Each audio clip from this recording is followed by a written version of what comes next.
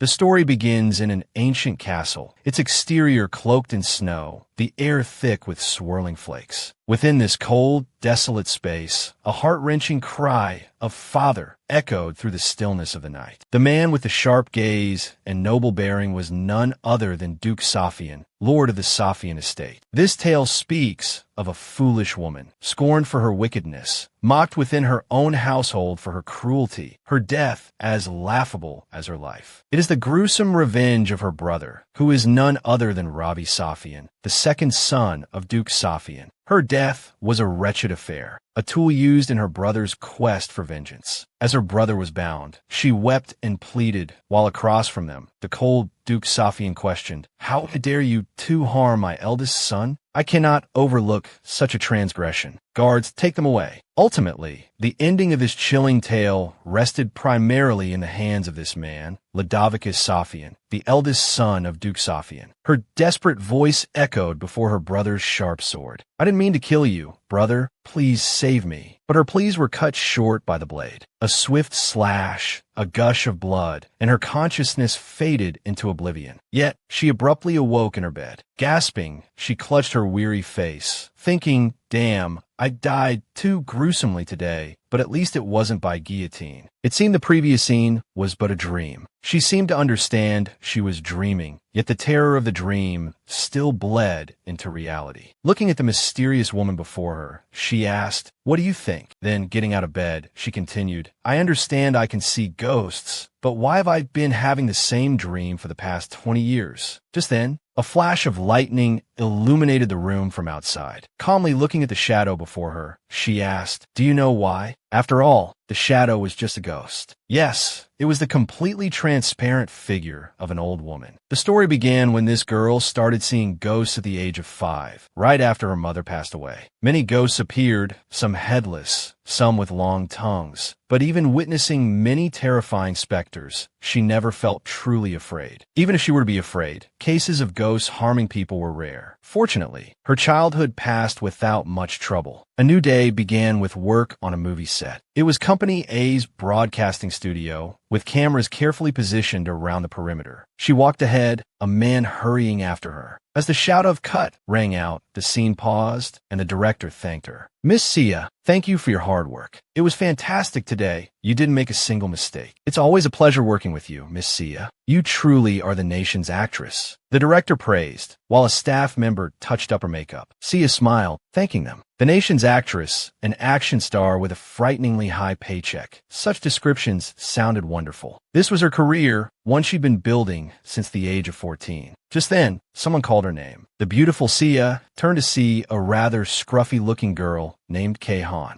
Kei-Han scratched her head, smiling. "Thanks to you, I had a good time." Sia asked, puzzled, "What are you doing here? Weren't you on vacation back home?" Kei-Han replied, "I just arrived in Seoul today, so I came to thank you." Gratitude filled Kei-Han's face. "Thank you for sending the funeral wreath. Thanks to you, I was able to send my grandmother off properly." Sia nodded in response. "It's nothing. I was just curious, because you weren't doing so well that day." Kei-Han huklid. "I heard you're good at predicting the future, Miss Sia. I never thought you'd foresee my grandmother's funeral." Sia, feeling awkward, gave a small laugh, thinking to herself, "Actually, it was your grandmother's ghost who came to my house, begging me for help all day. I had no choice. Do you know how many all-nighters I pulled with my busy schedule because of that?" But since they had worked together for a long time, she didn't hesitate to lend a hand. Thinking this, she forced a smile and continued to listen as Kei-Han said, "Oh, right, just like you said, I dug around the yellow rose bushes at Grandma's house." Kei-Han's tone turned serious as she recounted, "I found a jar of money and a letter written by Grandma. After reading it, I realized it was her will, leaving all her assets to me. Because of this," Kei-Han looked at Sia with pure adoration, and Sia could only respond with a few words. "Well, I guess I have good luck with treasure hunts." Amusing, but in reality, it was Kei-Han's grandmother's ghost who had persistently pestered Sia, urging her to help. Recalling the ghost's profound love for her granddaughter, Sia felt both pity and the urge to escape, so she quickly said her goodbyes. Sensing her haste, Kei-Han agreed. Just as Sia walked away, a cold breeze swept past her from behind, carrying a distant voice that froze her in her tracks. "Thank you so much. Please take care of Kei-Han." Sia turned around in surprise, asking, "Has she passed passed on. The words dissipated in the wind, vanishing into the unknown. Goodbye.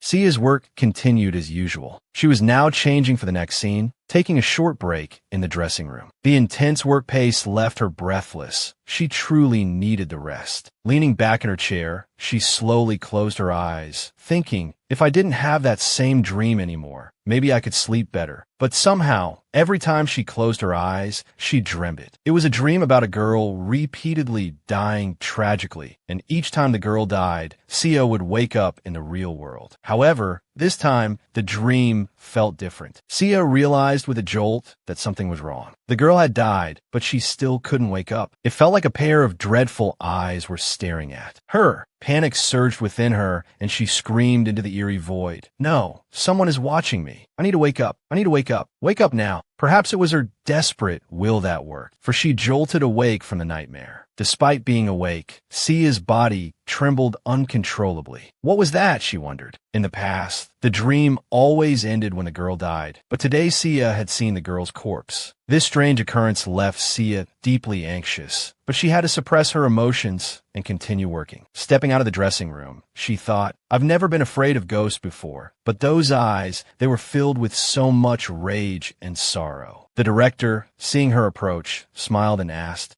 Miss Sia, you're early. Shall we start filming now? Though surprised, Sia nodded in agreement. The next scene was a classic one, a girl attending a party as the male lead's date, playing the role of a secretary. It was a simple scene, so Sia assumed it would go smoothly. But things didn't go as planned. The chandelier above her head began to sway precariously. Before anyone could react, it plummeted directly onto Sia. Naturally, she couldn't dodge, and the chandelier knocked her completely off her feet, blood splattering everywhere. Someone screamed in terror, "Call an ambulance. Sia is losing too much blood." In her painful haze, Sia's consciousness seemed to leave her body. She faintly saw a figure, a woman smiling at Sia's tragic state. Was that herself? Sia wondered, realizing her predicament, and cried out in anger. These ghosts have tormented me enough. Am I going to die because of them in the end? Please take it all back. Retract the statement that ghosts rarely harm people. Suddenly, her surroundings completely changed in an instant. Sia looked around the unfamiliar room in confusion. Why do I feel so light? Is my face okay? I'm not bandaged, she muttered, rubbing her head repeatedly and checking her body. But when she looked at the mirror beside the nightstand, Sia was utterly shocked. She saw the face of the woman from her dream. Just as I was struggling to understand what was happening, the door suddenly opened, and a man's voice rang out, "I told you to eat breakfast on time. Did you think I was joking?" When Sia saw the blonde young man standing before her, she was terrified, for she realized it was Ravi Safian. Faced with this unfamiliar situation and the person she had seen in her dreams, Sia froze, trying to process all the terrifying information. Am I still dreaming? And in this dream, I'm Camilla Safian, the young lady of the Duke's house. Seeing her continued silence, her brother, Ravi, turned around coldly, speaking harshly. "What are you doing? Come with me, quickly." His attitude irritated her, and she thought, why is he so grumpy when we just met? Why is he always ordering me around? There's something I've always wanted to do when I saw this guy. He felt inferior, so he wanted to use Camilla to kill the eldest son of the family. As the second son of Duke Safian, he was a piece of work. Camilla, with Sia's soul, didn't hesitate, rushing forward and giving her brother a powerful headbutt. Ravi, stunned by the blow, couldn't comprehend what had just happened. Ever since she first saw him, Sia had always wanted to knock this jerk in the head. Why did she suddenly want to hit Ravi? Well, anyone who had the same dream for 20 years would do the same. Ravi and Camilla's mother remarried the Duke, and Ravi became the second son of the Safian family. Although he had some talent in magic, he could never compare to Ludwig,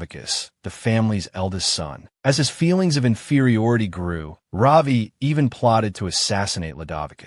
He was crazy enough to use his own younger sister, the insignificant little sister. He manipulated and deceived the ugly duckling Camilla, turning her into a killing tool. Every time Sia saw poor Camilla die because of his schemes, she felt a surge of anger. The more she looked at him, the angrier she became, truly wanting to slap his face hard. As for Ravi, still recovering from the shock, he muttered, What in the world? How dare you?" Facing him, Sia, in Camilla's body, immediately put her superb acting skills to use, tears welling up in her eyes. "I'm sorry, brother. What did I just do? I thought it was all a dream, since I'm not fully awake yet." Seeing his bewildered expression, Xiao smirked inwardly. "What are you going to do, staring at me like that? I said I'm not fully awake, so you can't do anything to me." As she expected, Ravi, though furious, nodded. "You must not be fully awake yet." Inwardly, he felt confused, thinking, she wouldn't hit me on purpose, would she? She doesn't even dare scold the servants.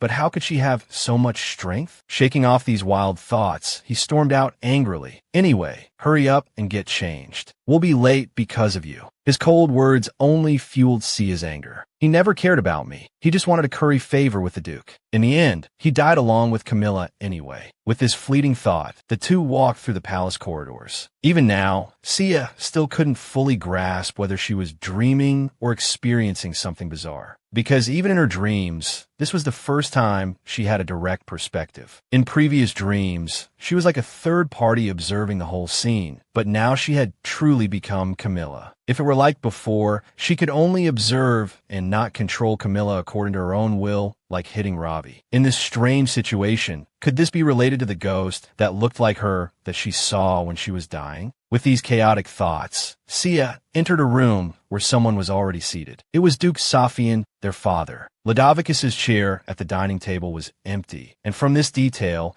Xiao realized this was the period when the Western Rebellion was rampant. Ludovicus would soon return with a glorious victory, and this was also the reason why Ravi's inferiority complex spiraled out of control. But if she couldn't wake up from this dream, it would be a big problem. Thinking this, Xiao glanced surreptitiously at the Duke, her father. He always had a cold gaze, and she had died countless times because of it. If she was trapped in this dream, she might die again. When both children were seated at the table, Duke Safian said coldly, "You're late." The father's words immediately startled Ravi, who was about to explain. But before he could utter anything, he was stunned to hear the words, "I'm sorry," coming from beside him. Camilla smiled sweetly at her father. "I'm very sorry, father. I didn't sleep well last night, so I woke up late." The Duke glanced at his daughter, offering no response, but a thought crossed his mind. She's usually so silent during meals, but today she seems different. Just then, the maids brought in breakfast. The maid smiled, placing the plate in front of Camilla. "This is your meal, Mississippi." On the surface, her tone was friendly, but as she turned away, the maid revealed a malicious smirk. Of course, with Xia's soul, she clearly sensed what was happening. Camilla had been bullied by the maids for a long time, and who would have thought they would dare to do this at the dining table? Xia thought, disgusting maids keep smirking. We'll see who's laughing tomorrow. What dish do they prepare this time? Meat as salty as seawater or a pile of pepper? After cutting the steak into small pieces, Camilla suddenly offered the plate to her father sweetly. "Father, I was late today, so I want to make it up to you. I've already cut the steak for you. Please enjoy." Not only was the Duke surprised by his daughter's actions, but Ravi was also completely dumbfounded. What's going on? Is there something wrong with her head? Despite his shock,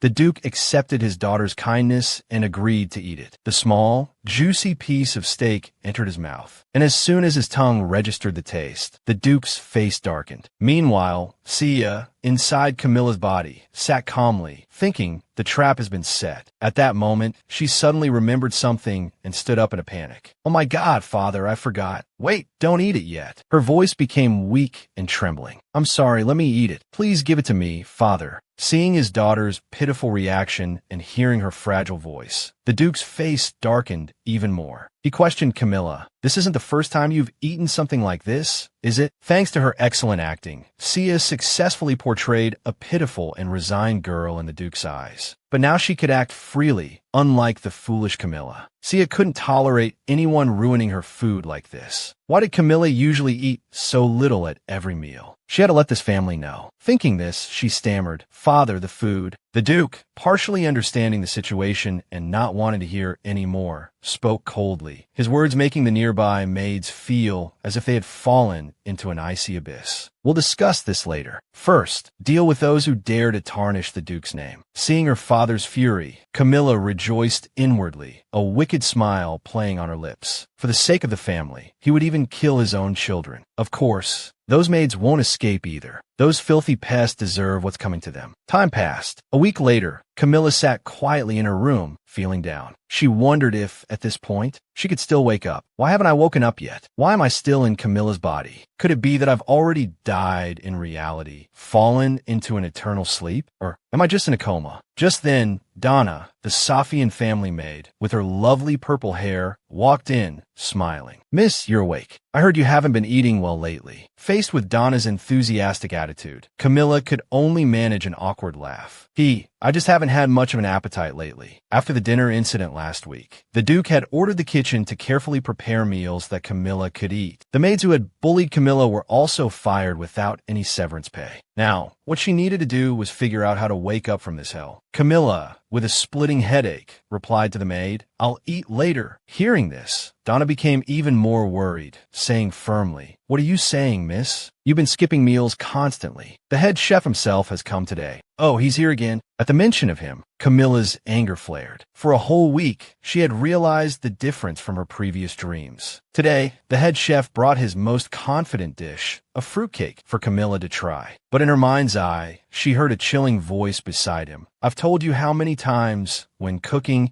you must first think of the person who will be eating it." But it seemed the head chef couldn't hear this strange voice at all. A spirit hovered beside him, nagging incessantly. "Camilla doesn't like apples, don't you know? This cake is missing 1 gram of cinnamon. You're a disgrace to your master, a useless waste of space in the culinary world." The spirit continued its tirade, but the oblivious head chef said confidently to Camilla, "Miss, I'll return after you've finished." After berating his apprentice, the spirit turned to Camilla and yelled, "You agree, right, Camilla?" As for Camilla, she completely feigned ignorance of the spirit's existence. As noisy and annoying as it was, she had to let it be. The bigger problem was, how could she see ghosts with someone else's eyes? The scene shifted to Faber Academy, where 2 male students were chatting. "Do you know her? Camilla Safian, the one crazily pursuing Pedro. There are a lot of rumors, you know? I heard she stole Beatrice's scarf and got caught red-handed. Scary, right? She always looks so gloomy, like a stalker. Last time at the party, she caused a scene and even grabbed the hair the Lady Pedro was escorting. That's why she's called the fake lady." The boy beside him quickly nudged the blonde boy, signaling him, "Hey, watch your words, or the Duke will have your head." Just then, the blonde boy spotted a figure ahead, and his expression turned to one of terror. His face paled as if he had seen a ghost. He hurriedly pushed his friend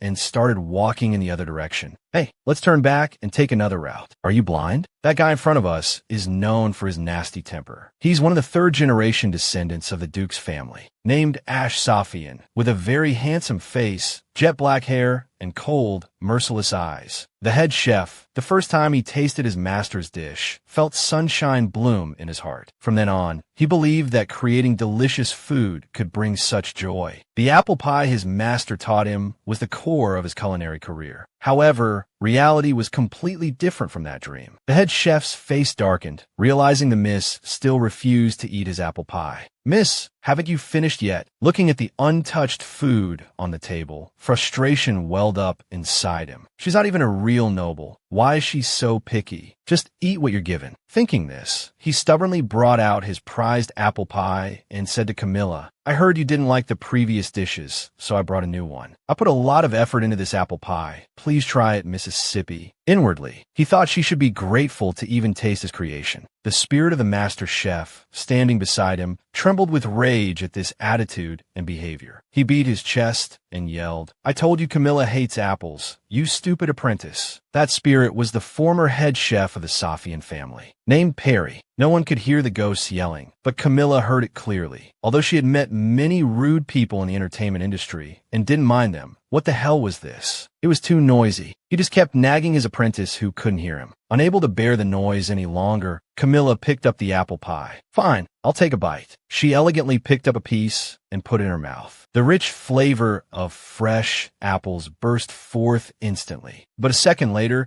Camilla coldly placed the fork back on the plate. Without hesitation, she turned and bluntly said, "It's not good. I won't eat it." Her comment shocked the head chef.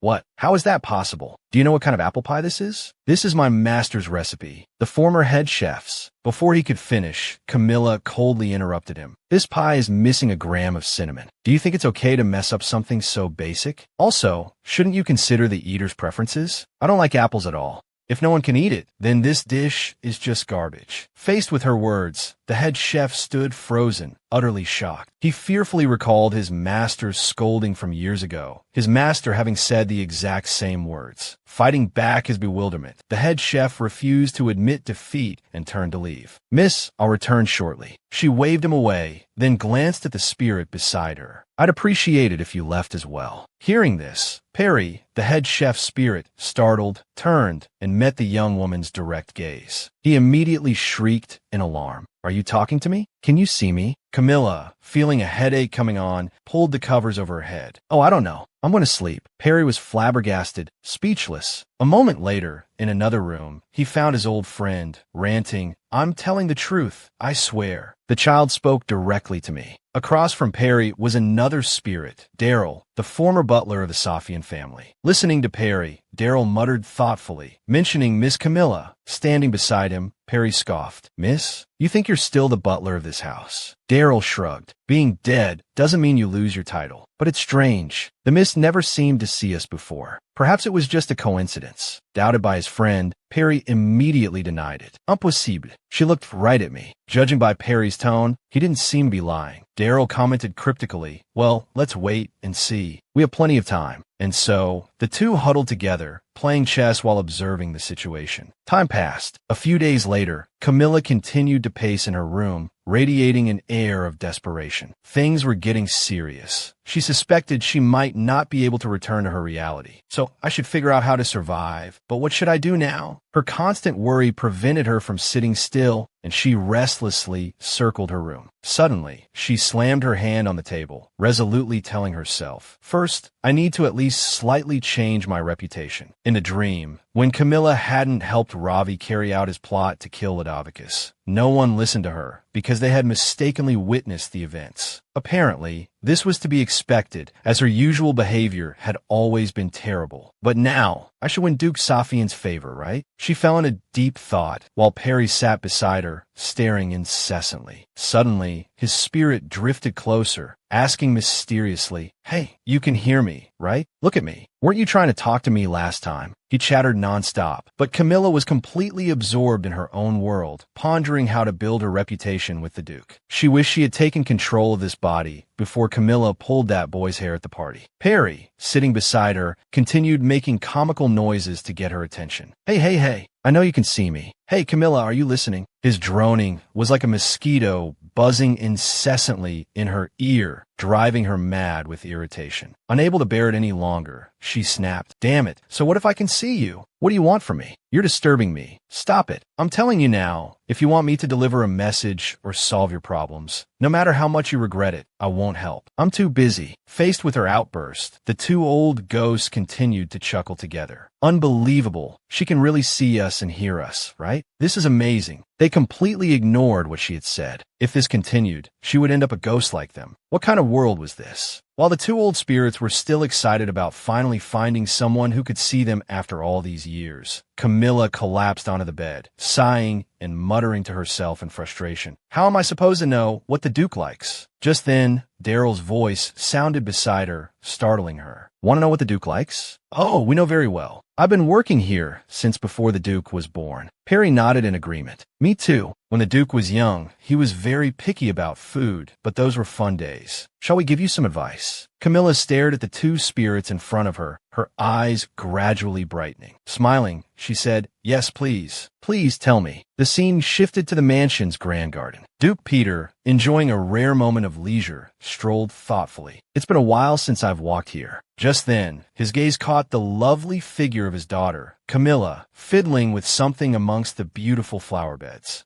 Is that Camilla? The sweet girl hummed a tune, cradling a fresh bouquet of flowers. Watching his daughter's actions, the Duke felt a pang of apprehension. Is she going to ruin the flowers again like last time? I don't know why, but she destroyed the entire rose garden last time. While I can replant those, the mist flowers are different. The Duke hurried over, grasping his daughter's shoulder. Camilla, what are you doing here? Startled by her father's worried expression, Camilla blinked, looking at him innocently. I'm picking flowers, father. The honest answer rendered the Duke speechless. Yes, father. I'm picking flowers to decorate your room. Don't you like mist flowers? Hearing his daughter's words, coupled with her sweet and compliant demeanor, the Duke was utterly bewildered. You mean for my room? Camilla replied with a smile. Yes, father. As she spoke, she subtly observed her father's expression. It was amusing to see his utterly shocked face. Oh, dear Duke, father, from now on, accept your daughter's filial piety. Father, I intend to decorate your room. You like mist flowers, right? The Duke remained perplexed by his daughter's words. Seeing her father's surprised expression, Camilla's eyes welled up with tears as she asked pitifully, Am I overstepping by doing this? Faced with her pathetic appearance, the Duke shook his head. Do as you please. Camilla immediately broke into a radiant smile. Thank you very much, father. I'll bring them to you in a vase. It was worth mentioning that the Duke's deceased mother adored mist flowers and had tended the mist garden herself, which was why the Duke held a special affection for them. Once finished, Daryl, the butler's ghost, floated closer curiously. Does the Duke like them? Camilla smiled and nodded. Yes, I think he does. His eyes definitely held a different kind of coldness than usual, though he still looked icy. With keen intuition, Camilla and the resident spirits sensed that something had shifted. Perhaps the father-daughter relationship couldn't be mended instantly, but there was hope. With this thought, Camilla stood before a door and opened it. Now, let's move on to the next step. Time passed. A week later, in the Duke's office, his aide, Chester, was giving a report. Ludwig has achieved great success again, Your Grace. That's good. Here are the related documents, Chester said. Hearing the news of his son's accomplishments, the Duke remained composed, betraying no emotion. His attention seemed now focused on the vase of flowers on his desk. Ever since that day in the garden with his daughter, she had been placing fresh flowers there daily. Thinking of his daughter, the Duke casually asked his aide, Has Camilla been eating well lately? As the Duke had never shown interest in this matter before. His aide, Chester, was caught off guard. Now, Chester didn't know how to answer, which slightly irritated the Duke. Chester immediately flustered, like a cat whose tail had been stepped on. I'll go and find out right away. Just then, a knock came at the door, and Ao, the butler, entered. My lord, it's me. I thought you might be here, so I've prepared. He then wheeled in a cart laden with delicious-looking food. Chester nodded with a smile. I imagine the Duke might be quite hungry now. You come at just the right time. A bowl of beautifully steaming soup was placed on the table, along with several other dishes. The Duke,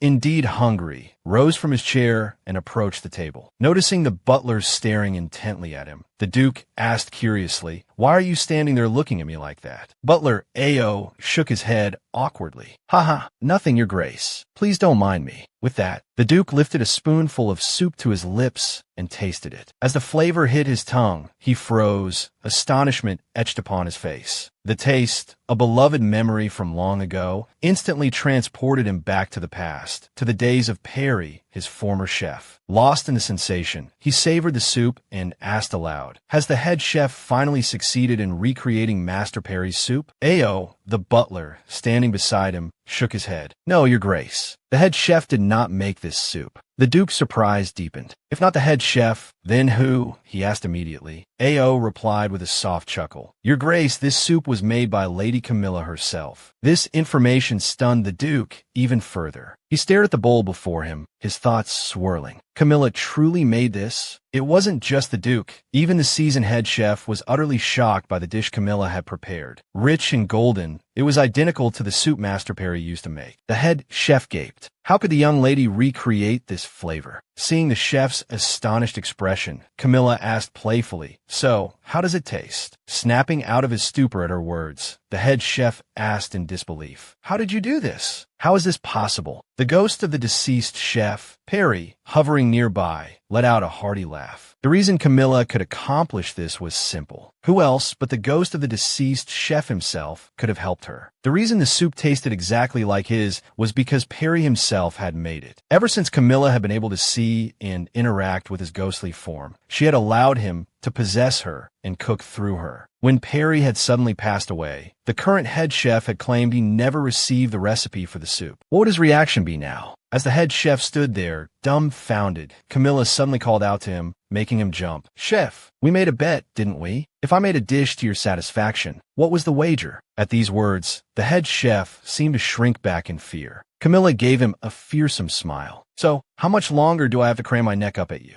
My neck is starting to hurt, you know." It had all started when she'd entered the kitchen and declared her intention to cook. The head chef, outraged at the time, had tried to stop her. "Camilla, how dare you speak of cooking in front of me? You just want to make some common dish, right?" He'd said with a sarcastic smirk. "Let's make a bet. If you satisfy me, I'll do anything you ask, even if you want me to kneel." Of course, his arrogant attitude had irritated Camilla, and she had agreed to the wager. Back in the present, the head chef's face flushed crimson, unsure how to express the turmoil within him. Finally, with a deep sigh, the head chef knelt respectfully before Camilla. "Alas, my lady," and that was how it happened. Now, Camilla sat leisurely, enjoying afternoon tea and some small pastries. After a few sips of tea, she gestured to the two ghosts hovering before her, startling them. Daryl, the butler, asked anxiously, "Do you have something to say to us, my lady?" The chef, standing beside him, added, "What is it, my lady? You're making me nervous." Camilla chuckled. "Now tell me what you want." After 20 years of living with ghosts, Camilla, or rather, Xiao, had realized one thing. No ghost helps a person without reason, including these two standing before her now. So she spoke to them generously. "Regarding the mist flowers in the garden and the soup, I truly thank you both for helping me gain the Duke's favor. I'm truly touched. And of course, I'll need your help in the future as well." She paused, her thoughts turning inward, recalling the dreadful fate she had dreamt of in the real world for the past 20 years. She needed help to survive in this place, to change Camilla's ruined reputation. She figured she could at least ease the regrets of a ghost or two. At her words, the two ghosts fell silent, staring at her intently. Camilla lifted her head, meeting their gazes directly. "All right, tell me what you desire." The sudden question surprised both of them. "What we desire," they echoed in unison, then burst into laughter. Their ghostly chuckles reverberated around Camilla, leaving her perplexed. The chef's answer was unexpected. Perry calmly replied that he desired only one thing: to cook. Camilla frowned, confused. "To cook? Do you mean you want to prepare offerings?" It turned out the chef's sole wish was simply to cook. Nothing brought him more joy, and above all, he wished for someone to enjoy the food he made. With that, he bowed politely to Camilla. "Thank you for allowing me to cook again." Touched by the chef's gratitude, Camilla responded shyly, "It's nothing." Though she didn't quite understand, she chose not to pry further, as these two seemed to harbor no ulterior motives. As she expected, Daryl also bowed before her. "I share the same sentiment, my lady. To use what I know to help this family is my greatest happiness. I'm glad I could bring the mist flowers back to the Duke's office." He must have been pleased.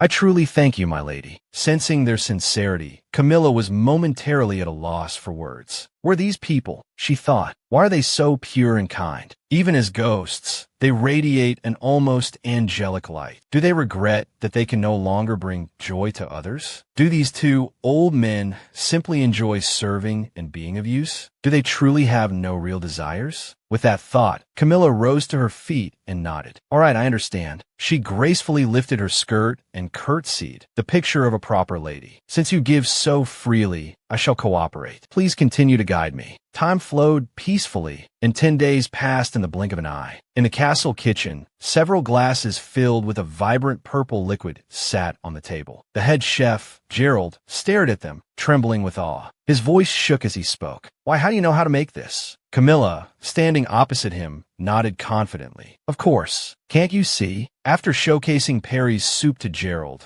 Camilla had begun cooking every night, or rather, Perry's ghost, possessing her, had been doing the cooking. Gerald once again found himself kneeling before her, his mind buzzing with questions. How did she achieve such a beautiful color? Did she discover some secret recipe left behind by Master Perry? And there were so many other strange occurrences. Gerald glanced up at the young lady before him. How could she locate tools and ingredients as if she'd worked here for years. What he couldn't see was the ghostly form of the former chef, constantly guiding her. Unable to find answers, Gerald gestured to the glasses on the table. "My lady, may I try some?" Camilla nodded. "There's extra. Go ahead." At her permission, Gerald immediately took a taste and couldn't help but exclaim, "It's truly delicious. Amazing. It feels unreal." He'd made similar dishes over the years, but none had ever come close to this flavor. Camilla stepped closer. "So is it good?" Gerald, stiff and flustered, replied, "It's not bad." Hearing his tone, she knew instantly that the stubborn man still clung to some of his pride. So, Camilla asked provocatively, "Do you want to know how to make it? If you want to know, you'll have to act cute and beg me." Ha! Though embarrassed and prideful, the temptation to learn the recipe was too great. Gerald gritted his teeth and put on his best attempt at a cute display. "My lady, like this?" Camilla nearly fainted from the sheer horror of his pathetic attempt. "Oh my God, stop it right now. Don't pout. It's disgusting." Just then, Ao, the butler, poked his head in. "My lady, have you finished?" Camilla quickly replied, "Just a moment, Ao, just a little longer." She then added a few more ingredients to the purple liquid in the glasses. Afterward, she handed the glasses to Ao. "I'll trouble you with this today as well." Ao accepted the glasses with a pleased expression and turned to leave. As he walked away, he smiled to himself, glancing back at the scene behind him. Camilla had Gerald firmly in her grasp, practically forcing him to kneel and plead, "My lady, my knees are still strong. They don't hurt a bit." The butler, Ao, chuckled inwardly at the sight. How had she managed to bring the stubborn Gerald to heel so easily? He didn't know why, but Miss Camilla had become quite entertaining lately. How had she changed so much so suddenly? Meanwhile, in the Duke's room, Duke Peter appeared busy entertaining guests. A knock echoed from the distance. "Enter," the Duke responded coolly. Ao, holding a tray of glasses, entered. "Master, Miss Camilla has sent this for you. She even prepared enough for the guests." At his words, one of the guests exclaimed in surprise, "Oh my, you mean the young lady made these herself?" They all began to sample the beautiful purple beverage. Though skeptical at first, they were taken aback after the first sip. "Oh, this is delicious. Did Miss Camilla truly make this?" The taste of fresh grapes burst in their mouths, as if they were biting into the juicy fruit itself. Even the most discerning guests smiled in satisfaction. "This is wonderful. I envy you, Duke." Despite the compliments, Duke Peter maintained a composed expression. Then, a small smile played on his lips. She said it wasn't necessary, but she insisted on sending it. A nearby guest immediately chimed in. "This is why they say having a daughter or two is a blessing. This is simply divine." Ao, having served the Duke for years, had a good sense of his moods. He'd wondered why the Duke had changed the meeting time, but now it seemed clear he'd wanted to show off his daughter's culinary skills. One of the guests, setting down his glass, nodded. "Truly excellent. It seems the ever-troublesome Miss Camilla has finally calmed down. I bet she felt guilty about the incident at the last banquet and specially made these refreshments for the Duke." He laughed loudly, his lack of decorum causing the man beside him to frown angrily. "You idiot, shut your mouth." The Duke's expression turned icy. He replied coldly, "Didn't you say you couldn't drink alcohol? Then I suppose you can't have dishes made with it either." The smile froze on the young man's face. The Duke gave him a chilling look. "I can't ignore my daughter's kindness, so I'll be taking yours. Take it away." Before the man could react, Ao, understanding the Duke's intent, swiftly snatched the glass from his hand. Everyone watched in silence, leaving the foolish man to wonder where he'd gone wrong. That evening, Camilla strolled through the castle corridors, chatting with the ghost of Perry. "What are you planning to make tomorrow?" Perry, floating beside her, replied, "I have a special sauce recipe I'd like to try for an appetizer." "Oh, really? Is it for meat or fruit?" Just then, she noticed a figure standing near the wall. Camilla stopped, speaking softly. "What are you doing here, brother?" Lavi startled at the sound of his sister's voice. He stepped out from the corridor, facing her. He thought for a moment, then asked in a cool tone, "Just what are you doing?" Camilla looked puzzled at her brother's question. "What do you mean?" He frowned at her. "You've been going to the kitchen every night. Why are you making such a fuss, doing something you've never done before?" At this, Camilla sighed and shrugged. "I'm just cooking. Why do you ask?" Lavi pondered for a moment, then ran a hand through his golden hair. "Do you think the Duke will suddenly treat you like family just because you do this?" His strange demeanor made Camilla uncomfortable. Who cares about the Duke? Why is he acting like this? Isn't everyone just living their own lives? He never cared about me like this before. It seemed Lavi sensed her confusion. His face darkened, and he spoke through gritted teeth. "They'll never accept us." His words startled Camilla. He was referring to their past lives, to their attempts to gain favor. Lavi's voice echoed with a hint of resignation. Stop doing these meaningless things. It's all futile in the end. Camilla smiled and nodded. I know. They don't care about us. And it's not like I'm trying to be recognized as part of the family or anything. I just don't want to die. I want to live. With that, she turned and left, ending the conversation abruptly. Lavi stood there, staring after his sister's retreating figure in surprise, bewildered by the exchange. Indeed, everything Camilla had done so far was solely to keep Thea's soul, residing within her, alive. Nothing more. Family, such a useless thing, she didn't need it. Thea had lived through countless dreams in this world, dying again and again under the weight of the concept of family. Her heart had hardened completely. The next morning, Camilla sat in her room, calmly enjoying a cup of warm tea, while the ghosts of the butler, Daryl, and the chef, Perry, whispered to each other nearby. Of course, Camilla noticed them lurking at the top of the stairs. She turned, a hint of exasperation in her voice. What is it? If you have something to ask, just ask. After a moment of hesitation, Daryl's ghost spoke. Yesterday, you told Master Lavi that you wanted to live. What did you mean by that? Are you unwell? Perry's ghostly form, hovering nearby, interjected indignantly. You can't die, miss. I still have so many dishes I want to make. Faced with their concerned questions, Camilla struggled to find an appropriate response. Should she simply say, I know I'm going to die in the future, so I'm trying to survive now? If she did, how could they possibly believe her? They would probably think she was mad and leave. So, Camilla put on her best act, replying, well, doesn't everyone want to live?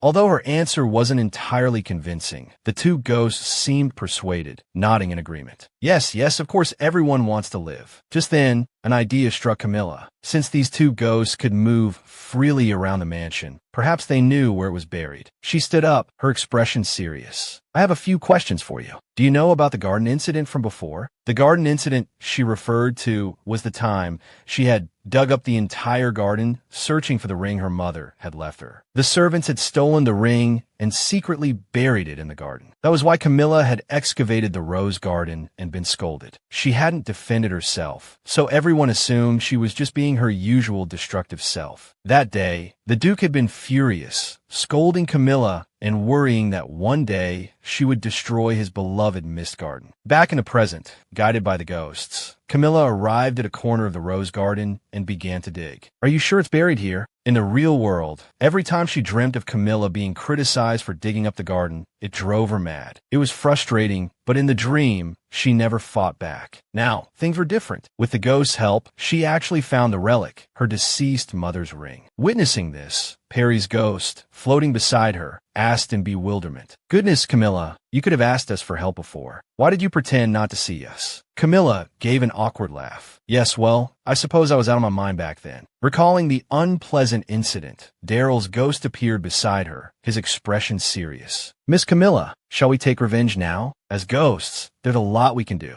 Seeing his expression, Camilla was speechless. After a moment of thought, she shook her head. No, I'll handle this myself. Thank you for telling me where the ring was. Her gaze lowered slightly, her long lashes casting shadows on her pale cheeks. It was you. You were the ones behind all of this, weren't you? Well, now you'll face the consequences. A twisted smile played on Camilla's lips as she returned to her room. A while later, 3 servants, 2 women and 1 man, were summoned outside Camilla's room. The man, the last to arrive, noticed his 2 companions and asked, Did she call you here too? The 2 maids nodded, whispering amongst themselves. Why did she suddenly call us here? Maybe she wants to scold us, since she's been getting along better with the Duke lately. Ha! Knowing her, I'd bet my earrings she'll throw a tantrum in front of the Duke and fall out of favor again. With these malicious thoughts swirling in their minds, the trio opened the door and entered the room. Upon seeing the scene within, all 3 wore expressions of utter terror, as if they had seen a ghost. A scream ripped through the air, quickly stifled as the 3 servants rushed into Camilla's room. To their horror, Camilla lay unconscious on the sofa, seemingly lifeless. What happened? Is she dead? Quick check. Amidst the chaos, the 3 servants sank to the floor, paralyzed by fear. One of the maids, summoning her courage, crept forward to examine Camilla. Her eyes fell upon the scattered pills on the floor, and she gasped. Did she take these? Did she kill herself? Her mind raced. She whirled around to the others. Quick, lock the door. They slammed the door shut, locking it from the inside. Silence, descended upon the room once more, heavy with a palpable sense of dread. Fear gnawed at their minds, and they peppered each other with anxious questions. Is she really dead? Just then, the maid closest to Camilla noticed something on the table. It appeared to be a letter, sealed with a crimson wax stamp, red as blood. The three huddled together, peering at the letter. It looked like a final testament, left behind by Camilla before her death. As they read the contents, their faces drained of color. The letter revealed that Camilla had dug up the garden because the servants had hidden her mother's heirloom there. As a noble lady, she felt humiliated by being bullied by servants and had pleaded with her father for retribution. Taking a deep breath to compose themselves, one servant quickly suggested, "We have to destroy this letter. If it gets into the Duke's hands, we're finished. We can't die with her." Just then, Camilla, supposedly dead, slowly opened her eyes, erupting into a strange, monstrous laugh. Simultaneously, her voice echoed, chilling the three servants to the bone. "Did you really think you were that lucky?" Slowly sitting up and caressing her seemingly blood-stained face, Camilla continued in a chilling tone, "Did you think you were always the first ones to discover everything?" The atmosphere in the room seemed to freeze, as if someone had pressed pause. Even the terrified expressions on the servants' faces were momentarily frozen in time. Then, a blood-curdling scream pierced the silence. "Oh my God, she's not dead. Is she a ghost?" Seeing them on the verge of fainting, Camilla nodded in satisfaction, explaining kindly, "My death-feigning skills are quite good, aren't they?" At her words, the three servants realized with a jolt that the person before them was indeed alive. She was fooling us all along? Impossible. How could that idiot Camilla do this? Watching their expressions shift through a kaleidoscope of emotions, Camilla feigned innocence. "I thought my performance was rather convincing.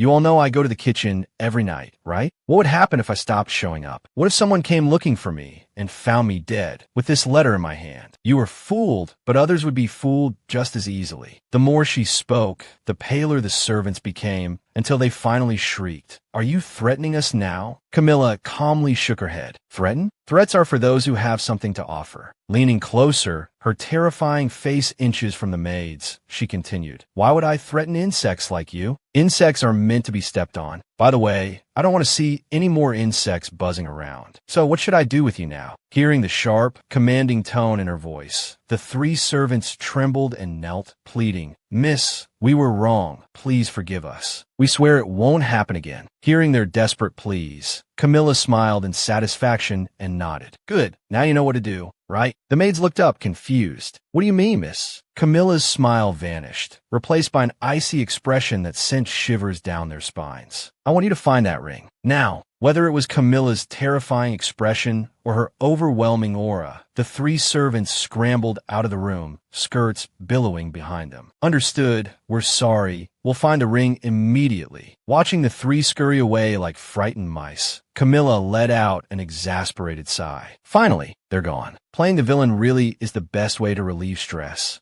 Though, putting on a performance like that is really tiring. She muttered to herself, then, noticing the two ghosts staring at her, turned to them. "Oh wow, that was startling. If provoked, she really might kill someone." Hearing Perry's comment, Camilla puffed out her chest proudly. "I won an award for playing villains, you know? I even outshone the female lead in the same movie."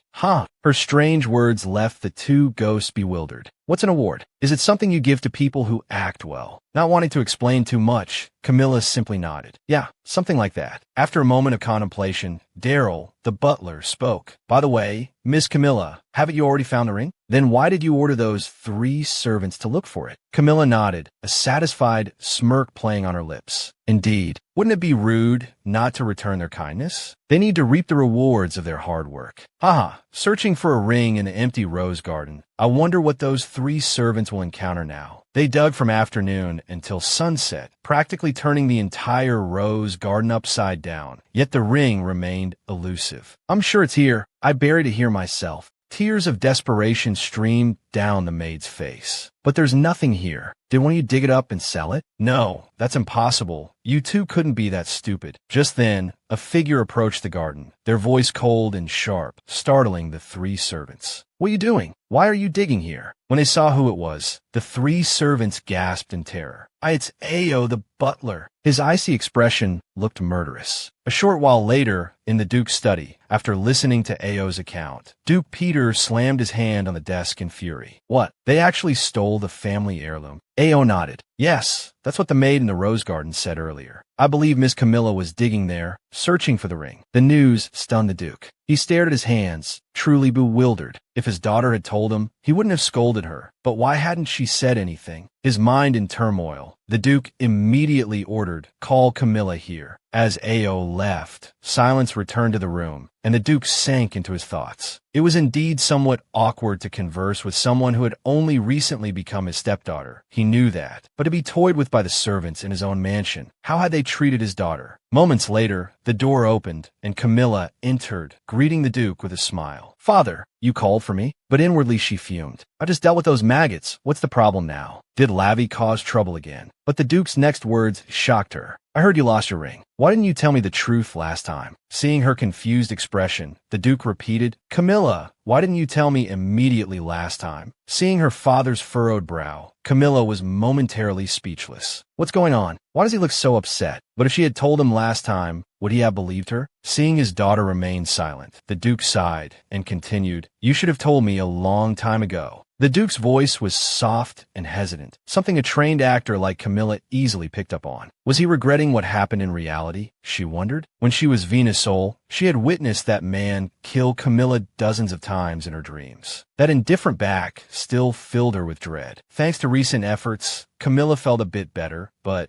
they weren't that close, were they? Lost in thought, after a moment, Camilla replied pitifully, "That's because you're always busy with your work. I didn't want to bother you with my problems. I'm really sorry for not being good enough. I try to handle everything myself." Hearing these words, the Duke couldn't control his emotions, standing up and slamming his hand on the table. "Why are you apologizing? The ones who should be apologizing are the ones who should." His voice softened, trailing off. "Camilla, next time, no matter what happens, you must tell me first, understand? You must tell me first." Faced with his words, Camilla could only stare wide-eyed. Why was he looking at her so tenderly? Hadn't she only aimed to restore enough of her reputation to avoid being killed? But if this kept up, she wouldn't be able to escape, would she? With that thought in mind, she returned to her room and continued to study the locations marked on the map. When the two ghosts inquired, she replied, "I'm looking at the map, thinking about where I should escape to if necessary." Perry, the ghostly chef, asked curiously, "Escape? What do you mean?" Camilla lifted her head, pouting slightly, her chin resting on her hand. "Don't worry." Camilla had thought that if things went smoothly, she wouldn't need to run away, but plans rarely went as intended. What trouble would Lavi stir up now? She couldn't fully trust the Duke's somewhat conciliatory attitude. Who knew when he might change his mind? More importantly, the time for that person's return was fast approaching. A key figure, the crux of this story, the Duke's eldest son and Camilla's older brother, Ludwig Vexofian. Camilla absolutely had to be wary of him, because once he returned, he would surely... Her thoughts were interrupted by the approaching footsteps of a maid. "Miss, the Duke requests your presence for tea." Glancing at Donna, the maid, Camilla nodded. "Tea? I understand." He was constantly inviting her for tea now. It seemed she was gaining more favor. It wasn't a bad thing. Everything was still under control. So, Camilla rose to her feet, preparing to leave. If there's nothing else, then it's time for tea. However, as she stepped into the room, a sense of unease began to creep in. This wasn't the usual company she kept for tea. Why was Lavi here? It was clearly the Duke who had invited her. Yet here were her brother and the Duke. Seeing his sister, Lavi offered a gentle smile. "You've arrived. Please have a seat." Camilla returned the smile. "Yes, thank you very much." But inwardly, she cursed him 10,000 times. "You two-faced snake, why aren't you this gentle when it's just the two of us?" Incidentally, compared to their last meeting, Lavi seemed to be in a particularly good mood today. Seeing his spring-like expression, she could guess what kind of mood he was in. But Lavi being in a good mood was a rare occurrence. Had something good happened? Just as she thought this, Lavi's voice rang out. "Father, my thesis has been selected for presentation." Hearing this, Camilla inwardly exclaimed, "Oh, that day has come." The Magic Tower invited mages to present annually, and only the most talented and experienced were allowed to showcase their theses each year. Simply put, Lavi being selected meant he was now among the elite. Camilla understood why the sly fox couldn't contain his joy. But what should she do? Because the time had come. Just then, Lavi turned enthusiastically to the Duke. "Father, if you have the time." His words were cut short as the door burst open, and a panting Jack, the attendant, appeared. "Your Grace, there's big news. We've received word that the young Lord Ludwig has located the rebel hideout and defeated them all. This great victory is thanks to Lord Ludwig's plan." Hearing this news, the Duke immediately stood up in excitement. "Is this true?" Jack nodded excitedly. "Yes, this news came directly from the royal palace. His Majesty is overjoyed and has personally sent a letter to Lord Ludwig." At this news, Lavi's expression darkened, while the Duke laughed with delight. "This is wonderful, isn't it? Your Grace, Lord Ludwig is truly remarkable." Listening to her father and the attendant chattering excitedly, Camilla silently glanced at her brother. In the end, what had she been looking forward to before? Her poor brother Lavi really had bad luck. To make matters worse, the celebration for Ludwig's return would coincide with the Magic Tower presentation.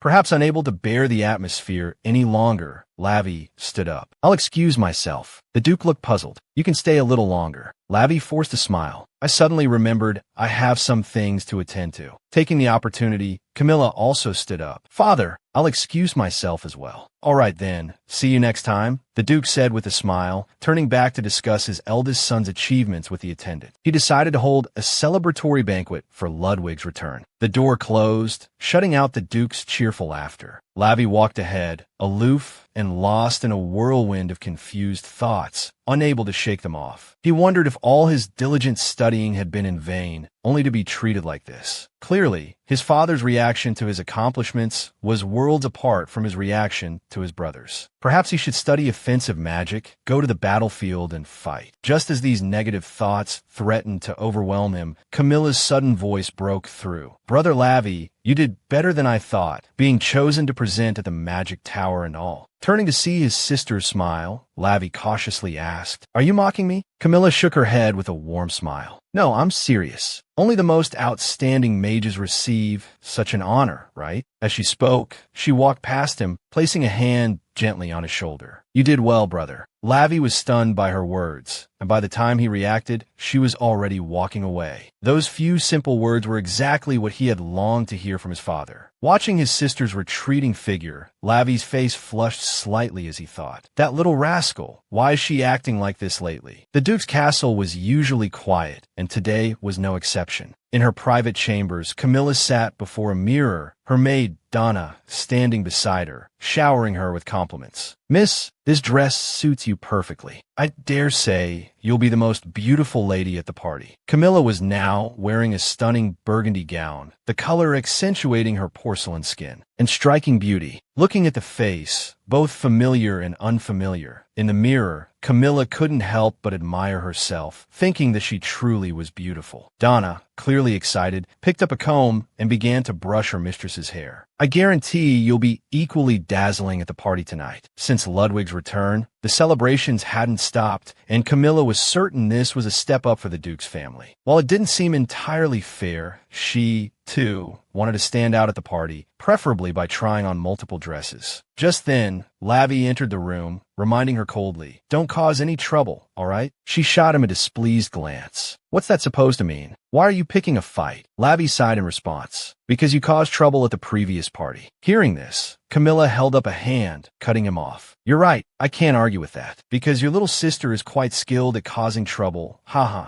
Seeing his sister's strange reaction, Lavi didn't know how to respond. Why wasn't she the least bit embarrassed? Usually she wouldn't say anything. Something was definitely off. Seizing the opportunity, Camilla asked Lavi curiously, "Do you have new clothes for the celebration?" Lavi looked down. "You don't think I wouldn't attend the party, do you?" Before he could finish, his sister's next words made his eyes widen. "I mean clothes for the presentation." Surprised that his sister remembered the date of his presentation, he turned his head, saying coldly, never you mind. Yet inwardly, his emotions churned, telling himself repeatedly, I must be crazy. What does it matter that Camilla remembers the date? Seeing her brother's reaction, Camilla offered a well-meaning reminder. If you don't choose a good outfit, you'll be compared, you know. Lavi shook his head. What's the point? No one cares about clothes. You should focus on not causing trouble at the party. At the mention of her past antics, Camilla nodded in agreement. I can't deny that, yeah. I did pull her hair. Seeing his sister clench her fists, Lavi felt utterly helpless. Good heavens, why did I even come here? Out on the bustling streets, everyone was preparing for the grand celebration. Amidst the laughter and chatter, Lavi wandered aimlessly. It seems the celebrations are happening outside the Duke's territory as well.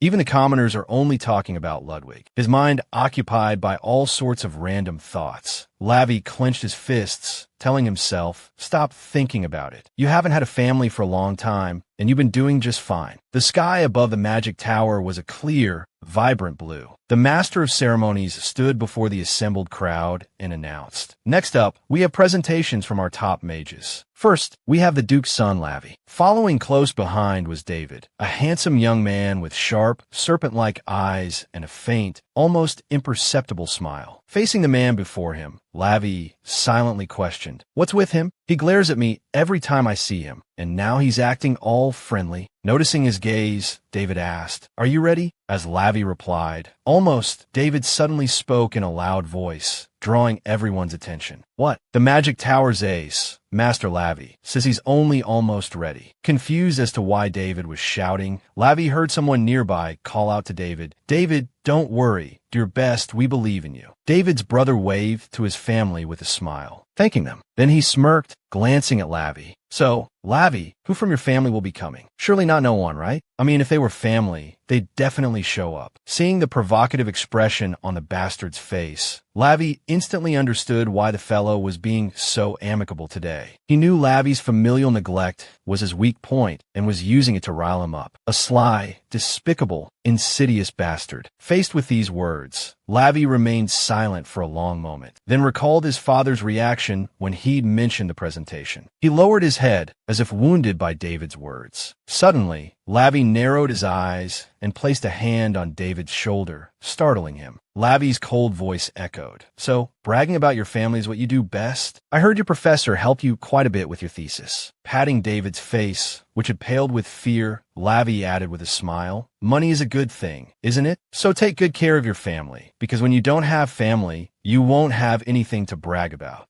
The words stung David to the core. He angrily grabbed Lavi's collar, shouting, you bastard. But just then, the sound of approaching footsteps interrupted him. Long hair flowed in the breeze, and the sweet scent of flowers filled the room. Everyone stared in surprise at the stunning figure of Lady Camilla, the Duke's daughter. Camilla had come to her brother's presentation. Seeing her brother's predicament reminded her of her past life as Xiao, a girl often gossiped about due to parental neglect. Her father was the man in the news, the one everyone whispered about, the one who had planned to kill his own child and then himself. Her parents argued fiercely. Her father convinced her mother was having an affair, certain the daughter he was raising wasn't his. This child isn't mine, is she? If she were, I wouldn't loathe her so much. Standing in the courtyard, little Xiao watched her parents quarrel in silence, a scene she had grown accustomed to. Every time she saw the Duke's two children, Xiao was reminded of her past life, a time when she received no love from her parents or anyone around her. At least in the past, Donna had taken good care of Camilla. If, in her past life, she hadn't become a beloved and famous actress, she was certain she would have ended up just as messed up as Lavi and Camilla in this world. That was why she was here today, making a grand appearance as part of Lavi's family. Ignoring the earlier commotion as the presentations began, it was soon Lavi's turn to showcase his thesis. Watching her brother walk to the podium, Camilla sighed inwardly, slightly annoyed that Lavi had used her to further his own agenda. Yet she is still worried he would remain forever alone within his family, just as she had been in her past life. Perhaps it was empathy between people in similar situations, even if they were in different worlds. So she had decided to support her brother Lavi in the body of Camilla she now inhabited. Neither should lose to these foolish people, wasting time on such unpleasantries. This time, let them live a different life, a life truly theirs, filled with genuine meaning. Xiao, having observed their 20 years within the dark confines of her dreams, now yearned to alter something within this predetermined fate. As the setting sun cast a warm glow upon the magic tower, the presentations of its most talented students concluded. Camilla, lifting her skirts to depart, was stopped by her brother's voice. He appeared irritated, his voice cold as he questioned his sister. "Just what did you come here for? And what's with that dress?" While Lavi was pleased by the displeased expression on David's face, the man utterly captivated by Camilla's beauty, his own presentation had gone terribly. Lavi felt a mixture of satisfaction and annoyance. "Camilla, when did you learn to use your looks like this? I knew something was off lately." Facing his brother's inquisitive gaze, Camilla replied coolly, "I don't know. I said I don't know why I came here." Lavi asked impatiently, "What kind of answer is that?" Camilla retorted, "I just came because I felt like it." Finally, they fell silent, glaring at each other. Exasperated, Lavi turned away, thinking, why did I even expect a proper answer from her? This silly girl. I should have held back, but now I regret asking. Clearing his muddled thoughts, Lavi reminded his sister, "Hey, you should go home. Aren't you going back? Hurry up." Camilla stared blankly at her brother, taken aback by his words. Then, unable to contain herself, she laughed at his expression, thinking, what's with that face? He's acting like he's been waiting for me all along. After a moment, she stepped forward, standing beside her brother, and said cheerfully, "Lavi, you know, your face is cuter than your neck." Seeing his sister's cheerful smile, Lavi was bewildered, unsure what to make of it. Night fell upon the Duke's castle, the sky twinkling with beautiful stars, capturing everyone's attention. The Duke, upon seeing his son, patted Ludwig on the shoulder, praising him. "You've done well. Make sure to enjoy the party there." Standing opposite the Duke was none other than the eldest son of the family, a handsome young man who possessed the same silver hair and aloof demeanor as the Duke. He lowered his eyes slightly and replied, "It was nothing, father."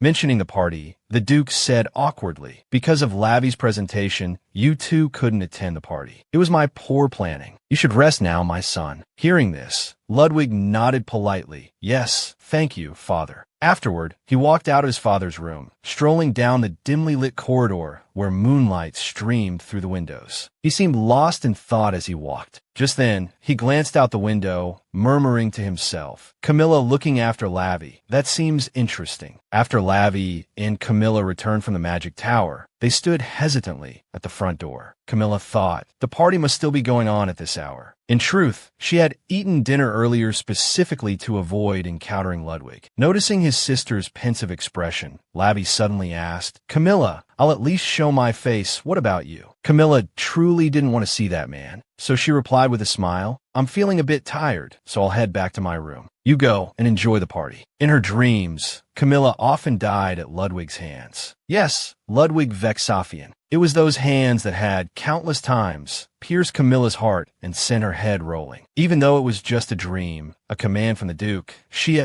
couldn't forget those innumerable deaths. The next morning, Camilla strolled through her father's misty garden, picking flowers and sighing. Looking at the flowers, she could at least guess the Duke's feelings. But as for Ludwig, she couldn't fathom him at all. It seemed to have rained earlier that morning, as the flowers appeared slightly damp and gloomy. Suddenly aware that she had been sighing unconsciously, Camilla decided to stop worrying about those things. At least for the time being, if she could win Duke Safian's favor, she wouldn't die. This challenging muddy path was nothing compared to her past life spent on the runways. Besides, if someone were to walk on a path paved with gold bricks. Just as she thought this, a deep voice called out from behind her, "Camilla." The moment Camilla heard the voice, she recognized it as Ludwig's. Startled, she stumbled on a small stone, but luckily, her innate showmanship allowed her to twirl like a dancer, regaining her balance. She offered Ludwig a smile. She had only guessed before, but now she saw Ludwig standing right behind her, arms raised as if to catch her. Camilla froze, completely at a loss for words. Fundamentally, she didn't want to see him. Why was Ludwig here, and what was with that posture? Thinking it best not to provoke him, Camilla tried to maintain her composure. Taking a deep breath, she put on her brightest smile, as if she had never felt any other way. "Dear brother, what are you doing here? I just picked some flowers as a welcome back gift. It's so good to see you. Please take them. So saying, she offered the sprigs of Julian flowers to Ludwig. He silently accepted the offering, lost in thought. Noticing his unusual expression, Camilla thought shyly, what's wrong? Doesn't he like the flowers? Why isn't he reacting? Feeling awkward, she decided to leave. I'll be going then, she announced. Before Ludwig could react, Camilla promptly fled. Moments later, Ludwig entered the house, met by the housekeeper's curious gaze. What are those flowers for? Ludwig considered for a moment before replying, a gift I received. This answer perplexed the housekeeper, who thought, who would give flowers to this cold-blooded man? Even the surrounding servants were gossiping about Ludwig receiving flowers. The butler, Ayuri, politely extended his hand. Please give them to me. I'll take care of them. Unexpectedly, Ludwig glanced at him indifferently and shook his head. No, they're mine. Feeling misunderstood, the butler quickly explained, I know, I'm not trying to steal them, but before he could finish, Ludwig stared at the bouquet in his hand and murmured, that child gave me a gift for the first time.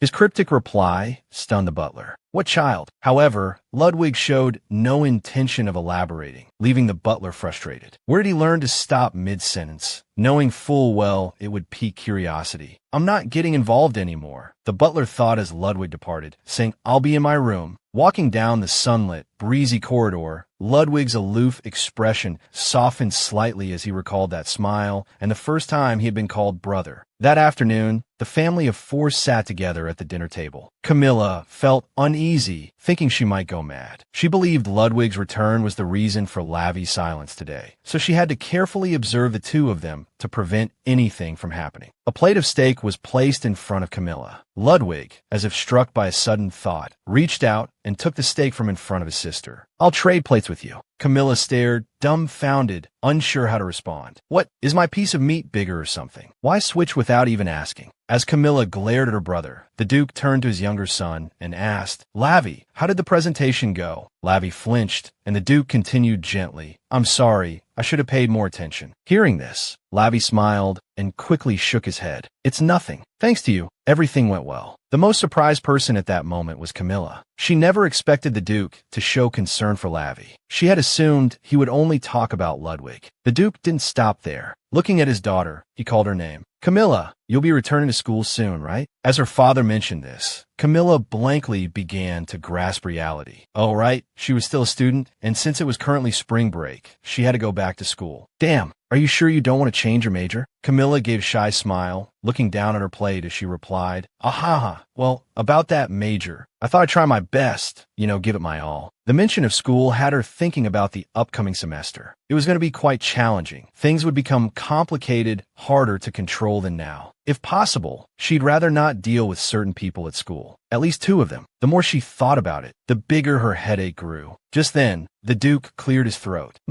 Also, we have new chocolates. I hear they pair well with tea. The Julian flowers are a bit wilted, aren't they? Hearing this, Camilla covered her mouth with her hand, smiling at her father under her brother's suspicious gaze. I understand. I'll bring some fresh ones to your room. Seeing his sister's carefree attitude, Lavi couldn't help but mutter under his breath. Don't you understand what he means? Camilla tilted her head, blinking owlishly. What do you mean? The chocolate and tea? Did I miss something? And as for the Julian flowers, I was late bringing them because I already gave some to Ludwig. I always have tea with father when I bring flowers. What's so strange about that? Deeming it nothing important, Camilla continued to enjoy her delicious meal. Noticing his sister's obliviousness, Lavi suddenly smiled to himself. This is the first time father has requested to share tea like this. He must really like Camilla these days. Thinking this, he abruptly froze, realizing, good heavens, why am I feeling so proud? A while later, in the Duke's study, Ludwig was reviewing his stack of ledgers when he suddenly asked, Father, what's the matter? I'm sorting out the dessert shops listed here. Since that child doesn't like apples, I'll remove this shop, all right? Hearing his son's words, the Duke asked curiously, how did you know that? Ludwig didn't answer the question, instead posing a different one to his father. I heard some servants tampered with Camilla's food. How did you deal with them? At the mention of this, the Duke thought for a moment before replying. I made sure anyone caught couldn't work in our household, or any other noble families for that matter. The conversation between father and son seemed to shift rapidly, turning to an unrelated topic. So it failed again. Ludwig lowered his head in disappointment, bowing to his father. Yes, I apologize. The Duke had already anticipated this outcome, so he waved his hand dismissively. No need to apologize. It's not your fault. Ludwig lifted his head, pulling a shimmering crystal pendant from his pocket. The spirit beast, we couldn't find it this time either. A sigh mingled with the wind, its origin unclear. In this empire, there were 3 ducal families possessing 3 guardian spirit beasts. The Safian family's white tiger, the Sepia family's black wolf, and the Devlin family's red hawk. The Safian family had also once possessed a spirit beast, but the previous Duke Safian had been suddenly poisoned, thus preventing the passing of the spirit beast to the next generation. The Duke knew that no one would be foolish enough to disregard the Safian family, simply because they lacked a spirit beast. However, the other 2 families still pressured him. For 3 generations, the ducal family had traveled with this pendant, but it remained useless. The Duke often thought wearily if he should give up the search. Ludwig,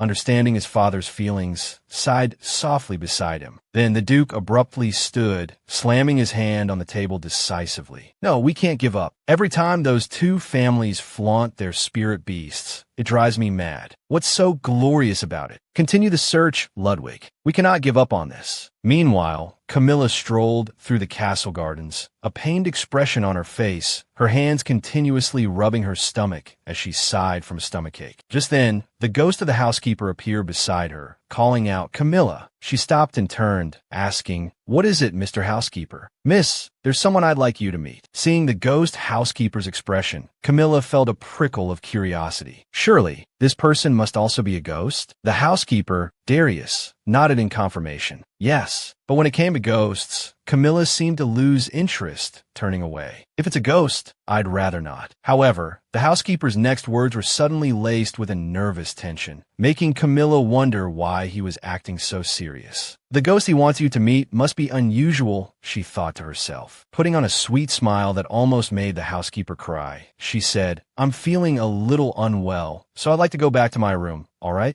Though she wanted to avoid the whole affair, Camilla still felt uneasy facing the housekeeper's pitiful expression, especially since he had helped her numerous times. But hadn't he said he had no lingering desires? Once ghosts started gathering in front of her, there would be no end to it. She had to set some boundaries. After resting, she tried to steel herself against the housekeeper's pathetic look, waving him off. "I'll see you later." Hearing the meek yes from his lips, Camilla smiled inwardly, assuming he would give up. It probably wasn't anything important anyway. Indeed, Camilla had assumed Darius would give up. However, for the next few days, from morning till night, he kept appearing before her with that same pitiful expression, even waking her up in the middle of the night to apologize. "I'm sorry to disturb your meal, but miss, that person really wants to see you. Could you come just once? Just one time?" His constant nagging by her ear was incredibly irritating. She had been too naive to think he would give up so easily. Had Darius always been this persistent? Unable to bear it any longer, Camilla finally snapped. "Enough!" Before her stood Darius, looking utterly miserable. "Miss, please. Woo, I'm begging you." Giving in, Camilla sighed, clicking her tongue. "Fine, I'll go. Just once." Hearing this, Darius looked like he might jump for joy. Thank you so much, Mississippi." Thinking about the ghost, Camilla asked bluntly, "Is it the earthbound type?" But it seemed Darius didn't quite understand what she meant. Earthbound refers to a spirit trapped in one place, unable to go anywhere else. That's why you can't bring that person here, right? Listening to her explanation, Darius nodded excitedly. "You're absolutely right, miss. That person can't move freely. You guessed it with just that much information, miss. Truly amazing." Ignoring the housekeeper's flattery, Camilla asked seriously, "So, where is this person now?" "Please rest assured, Mississippi, I, your housekeeper Darius, will personally escort you there shortly." Walking across the vast grounds of the castle, feeling the warm sunlight on her skin, Camilla mused. If one were to guess where an earthbound spirit might reside, they'd say a mortuary or a grave. However, usually ghosts didn't haunt such places as they didn't want to see their own corpses, so they avoided those areas. That's how it should be, but why were there so many ghosts here?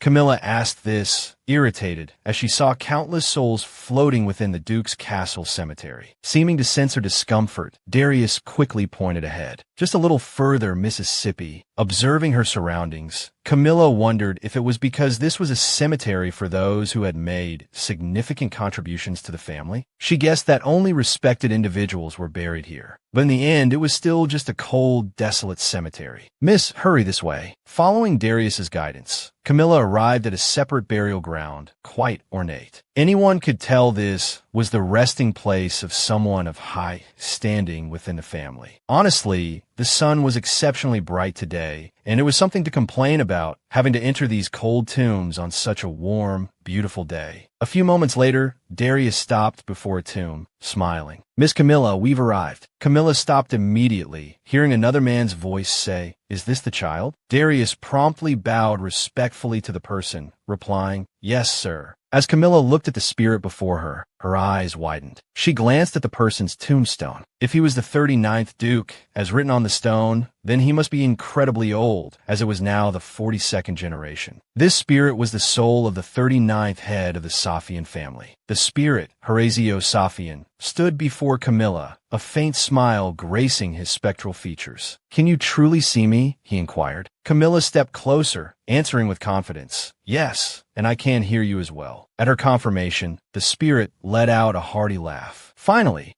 I can see results. This is why I wanted to summon you here." Before he could continue, Camilla politely interrupted. "Before that, may I ask you something?" Horatio, the 39th head of the Safian family, seemed a little surprised, but nodded his consent. "I wanted to ask, is it hereditary? The hair, I mean." It was a rather surprising question, considering Horatio's head was completely bald, gleaming in the sunlight. Skipping over the hair issue, the 39th head of the Safian family began to recount the past. The duty of the head was to pinpoint where the new spirit beast would be born, preparing it for the heir, but due to being poisoned, he was now unable to do so. Now, the opportunity has come. Hearing the solemnity in his voice, Camilla grew serious, listening intently, as he continued, "You are the only one who can find the spirit beast. Camilla, please bring the spirit beast back to the family." After clearly confirming everything, Camilla remained silent for a moment, then gasped in surprise. "What, me?" In her study, Camilla savored a cup of warm, fragrant tea. While she understood it was unfortunate, what did the 39th head expect her to do? After all, if she suddenly found the spirit beast that generations had failed to locate, what would they say? Setting her cup on the table, Camilla could partially guess the future scenario. Everyone, including the surrounding families, would raise countless questions, questioning how an ordinary girl from the family could find the spirit beast. This curiosity would put her in an extremely passive position. Just the thought of it sent shivers down her spine. She wondered if she should act like a fortune teller, showcasing predictive abilities. And in what? Tell everyone the spirit beast's egg was in a lake? They would surely say she was crazy. The more she thought about it, the bigger her headache grew. But who knew what would happen? If finding the spirit beast's egg could reduce her chances of being executed, wouldn't it be worth it? Was searching for the spirit beast alone a good idea? A new day dawned, and Camilla arrived at the cemetery where she had previously met the ghost of Herschel, the 39th head of the family. Darius, the housekeeper, flitted around her, showering her with compliments. "Miss, you look truly beautiful today." Hearing the praise, Camilla turned, giving an awkward smile. "So, you're saying I wasn't beautiful before?" The housekeeper waved his hands frantically. No, I just meant the black dress suits you very well." Lost in her thoughts, Camilla didn't notice a few people standing nearby. Seeing her, the group immediately began whispering amongst themselves. "I know we're here for your mother's memorial service today, Birdo, but why is Miss Camilla here?" They turned to ask Birdo,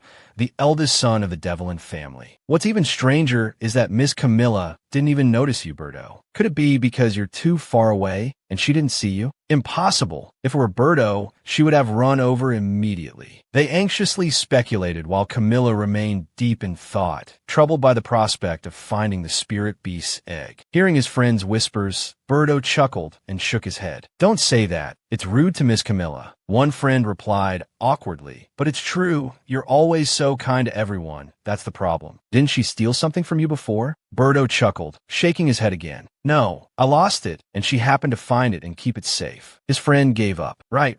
With your tidy personality, it was totally totally an accident, but I have to admit, she looks a little different today. Honestly, I can't take my eyes off her. They were completely captivated by Camilla's beauty, noticing how much her aura had changed. Not wanting to linger any longer, Berto walked away coolly. If you two are done, I'll be going. See you later. After taking a few steps, he paused, glancing back at Camilla with a small, secret smile. Camilla Sofian. Why was she here? Later that night, in the comfort of her room, Camilla lay nestled in her warm bed, the mystical glow of the moon illuminating the room through the window. In the dead of night, she awoke abruptly, parched with an unbearable thirst. Was it because she'd been thinking about water all day that she was so thirsty now? How could she get some water? Annoyed, she climbed out of bed, only to find, to her dismay, that the teapot in her room was empty. She couldn't call for Donna at this hour, so she had no choice but to fetch the water herself. As she walked down the corridor leading to the kitchen, Camilla looked like a princess bathed in the mystical moonlight. Arriving at the quiet castle kitchen, she was even more surprised to see a light inside. Who would be in the kitchen so late? She wondered.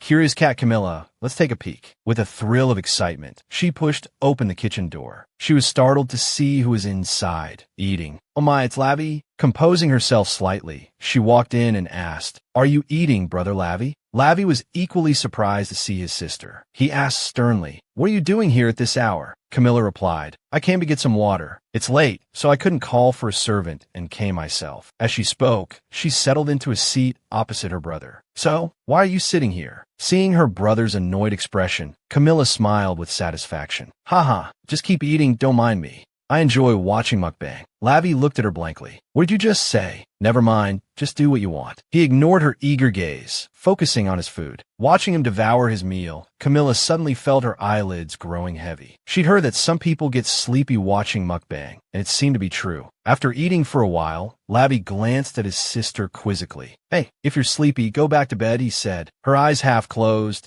she stubbornly replied, "I'm not, I swear." "Then open your eyes and talk." They are open. After arguing with her brother for a bit, she finally succumbed, slumping onto the table and quickly falling asleep. Goodness, she's already asleep? I can't believe it, Lavi muttered to himself. Normally, he'd be annoyed and leave her there, but now he felt strangely concerned. Lavi sighed and stood up, walking over to her. He couldn't bring himself to just leave her there like he used to. Seeing his sister mumbling in her sleep, Lavi was taken aback, thinking, is the kitchen cold? He wanted to take her back to her room. She couldn't sleep here. Just as Lavi was about to pick her up, a voice from behind startled him. "Keep eating, Lavi." He quickly turned to see his older brother, Ludwig, approaching. "I'll take Camilla back to her room," Ludwig said. Lavi quickly waved his hand. "No need, I can do it." But before Lavi could finish, Ludwig stepped forward, scooped Camilla up in his arms, and said, "It's all right, I've got her." Seeing this, Lavi felt like he'd seen a ghost. He couldn't understand why his brother, Ludwig, would do this. Hearing Lavi's startled tone, Ludwig shushed him. "Be quiet, you'll wake Camilla." But why was he being so considerate of Camilla? Strange things were happening, and Lavi had absolutely no idea what was going on. The next morning, Camilla awoke to the sun dancing on her face. Groggily, she snuggled deeper into the warmth of her blankets. Then, her awareness finally snapped into focus, and she began to think, when did I fall asleep? And more importantly, when did I get back to my room? I don't remember anything. The last thing she remembered was seeing her brother still eating in the dining hall. Oh my, did Lavi carry me back? I must have caused him so much trouble. She figured she'd probably get an earful from him when they next met, considering Lavi's personality. But last night, Camilla had a nightmare, one she hadn't experienced in a long time. In the dream, Camilla cried and pleaded, clutching tightly to Ludwig's cloak. "Please don't kill me. I really want to live. Please don't kill me." Facing her, Ludwig's expression was unreadable, but he replied, "I won't kill you." Hearing this, Camilla froze for a moment, then broke into a radiant smile. "Yes, that's great, that's great." Remembering the dream, she felt like she'd turned to stone, burying her face in her hands in shame. Why did I smile when he said he wouldn't kill me? So stupid. It was just a dream, yet I cried and laughed like a lunatic. Am I a child? What am I even doing? Later in the hallway, when she saw her brother's figure from behind, Camilla called out, Brother Lavi. Hearing his sister's saccharine tone, Lavi gritted his teeth. Can't you call me normally? She giggled. I'm calling you normally. He retorted. I'm going to hit you, you hear? All right.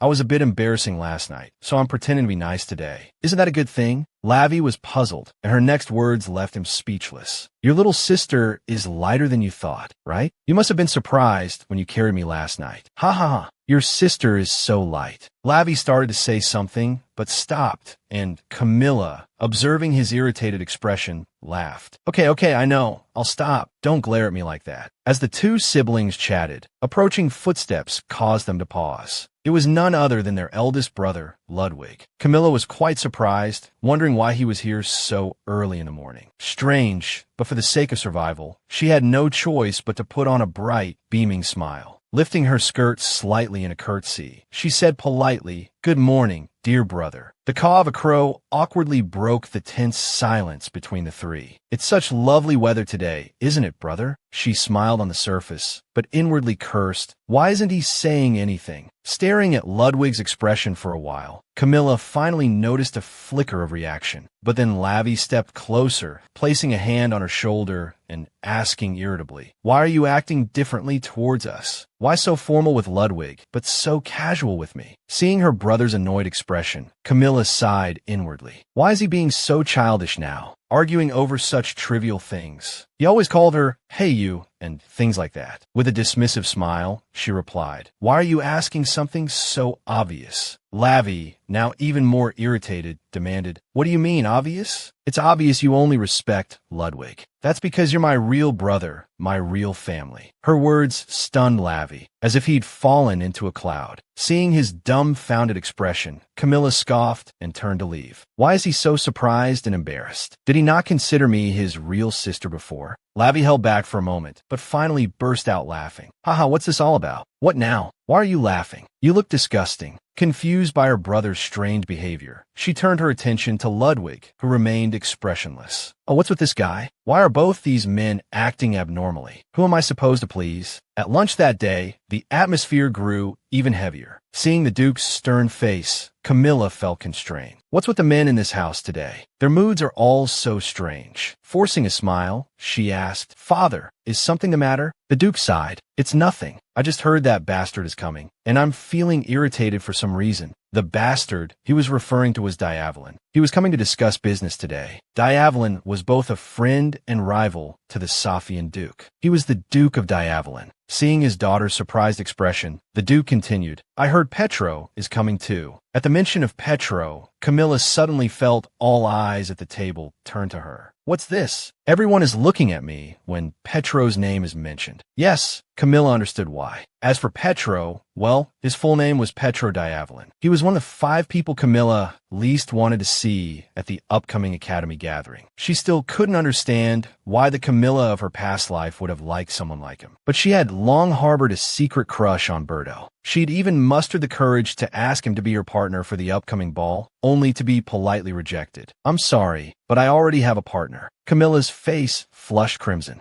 I understand," she stammered. "If that's the case, there's nothing I can do." Haha, it's really all right. Lord Berto already had a partner, so it couldn't be helped. He didn't reject her because he disliked her, right? Naive Camilla had optimistically clung to this thought until she saw the girl accompanying Lord Berto at the ball. "Oh, Miss Camilla, hello." Camilla awkwardly returned the greeting, her mind reeling. So Berto's partner is Chula. Chula left Berto's side and approached her with a malicious smile. "You look beautiful today, but you know what I heard recently? I heard you asked Lord Berto to be your partner, but he refused, right?" Camilla, naive as ever, quickly waved her hand. That's because he already had a partner. But before she could finish, Chula cut her off with a laugh. "That's not true. I asked him to be my partner just 2 days ago." Chula's words shattered the last of Camilla's illusions, leaving her frozen in place, Chula's mocking laughter ringing in her ears. "Oh, dear Lord Berto, if he didn't like Miss Camilla, he should have just said so. But really, who would want to be partners with a fake miss like you? You're nothing but a counterfeit noble woman, huh?" Every venomous word, coupled with Chula's cruel laughter, pierced Camilla like icy daggers, chilling her to the bone. The words dug deep, gouging into wounds buried deep within her soul. This was why Camilla had lashed out, grabbing Chula's hair and giving her a thorough beating, an incident that became infamous at the ball. Fortunately, everyone simply assumed it was typical, barbaric Camilla. No one knew she was trying to bury the sting of being called a counterfeit noble. Seeing his daughter's gloomy expression, the Duke gently advised, "If you're feeling unwell, tell me." Before he could finish, Camilla took a bite of her sandwich and smiled. "Don't worry, everyone. My feelings for Birdo are long gone. I've forgotten all about him, so there's no need to worry about me anymore. After all, it was that Camilla who liked Birdo, not me. While this is her body, the soul inside is actually Thea from modern times." Judging by their expressions, her family seemed utterly bewildered. Understandable, since the incident at the ball hadn't been that long ago, and Camilla had been following Birdo around like a shadow. It was only natural they wouldn't believe her. The Duke rubbed his forehead tiredly and sighed. "I don't know why Davin is coming here. I bet he's just using business negotiations as an excuse to show off his spirit beast." Spirit beast again. Just hearing the words made Camilla's headache throb, a sharp reminder that she needed to find a spirit beast of her own. But she couldn't even swim. At that thought, she let out a heavy sigh, drawing her family's attention. "Camilla, what's troubling you?" Camilla answered awkwardly, "Oh, it's nothing. I'm just worried because Father seems so concerned." Her sweet words successfully lifted the Duke's spirits, while her brother, Lavi, stared. Mouth agape. "Haha, don't worry, my daughter. Eat while it's hot." Camilla smiled and nodded. "Yes, Father. You should eat too." As they dined, the head chef pushed a cart towards the table. Noticing the new dish, the Duke asked curiously, "Gerard, what dessert is this?" Chef Gerard placed the dish on the table and replied, "This was specially requested by Miss Camilla, my lord." It was a grayish drink mixed with some small, black, round seeds and didn't look particularly appetizing. "It's black bean juice with cream," Camilla explained, as everyone stared at the strange concoction. "Black beans are good for your hair. While it might not be a hereditary issue, we should still be careful, right, Father?" The Duke didn't quite understand her meaning, but laughed nonetheless. "Isn't it better to have more hair?" "Ha!" Camilla wondered if Ludwig would drink it, but he continued eating in silence, not saying a word. That afternoon, as expected, a distinguished guest arrived at the Safian Duke's castle. A man with vibrant red hair and a crimson cloak clapped Ludwig on the shoulder. "It's been a while, Ludwig. I heard you returned triumphantly. You've become even more handsome since the last time we met, haha." The booming voice and ever-present grin belonged to Duke Davin, owner of the Red Eagle Spirit Beast. Turning to Duke Safian's irritated expression, Davin chuckled. "I suppose even without food, you're full with such handsome aura." Duke Safian replied coldly, "Cut the nonsense and come in." Just then, Davin's gaze caught two figures emerging from the mansion. It was none other than Camilla and Lavi. Upon seeing them, he let out a displeased humph and turned his head away. "Well then, let's go inside." Watching him walk away, Camilla felt the sting of his dismissive attitude. It was all the same to her. Davin didn't see the need to acknowledge her or Lavi, likely due to his obsession with bloodlines. She and her brother were merely outsiders, not related by blood to Duke Safian. Come to think of it, he probably wasn't too happy about her liking Birdo either, but sorry, old man, even if you offered your son to me now, I wouldn't take him. Lost in thought, a voice startled her from behind. "It's been a while, Miss Camilla." She turned in surprise to see a handsome man with the same bright red hair as Duke Davin. It was none other than Birdo. And yes, he was undeniably handsome. No wonder the old Camilla had been so infatuated. Knowing full well his friendly act would likely be misinterpreted, Birdo continued nonetheless. It was the type of person Thea loathed most, but outwardly, she maintained a polite facade. "It's been a while, Lord Birdo." Birdo spoke thoughtfully. "Yes, it has been quite some time since the last ball. I'm sorry I couldn't be of any help back then, but..." He trailed off, feigning embarrassment and covering his face. It made Camilla want to punch him, but she forced a smile. "I understand."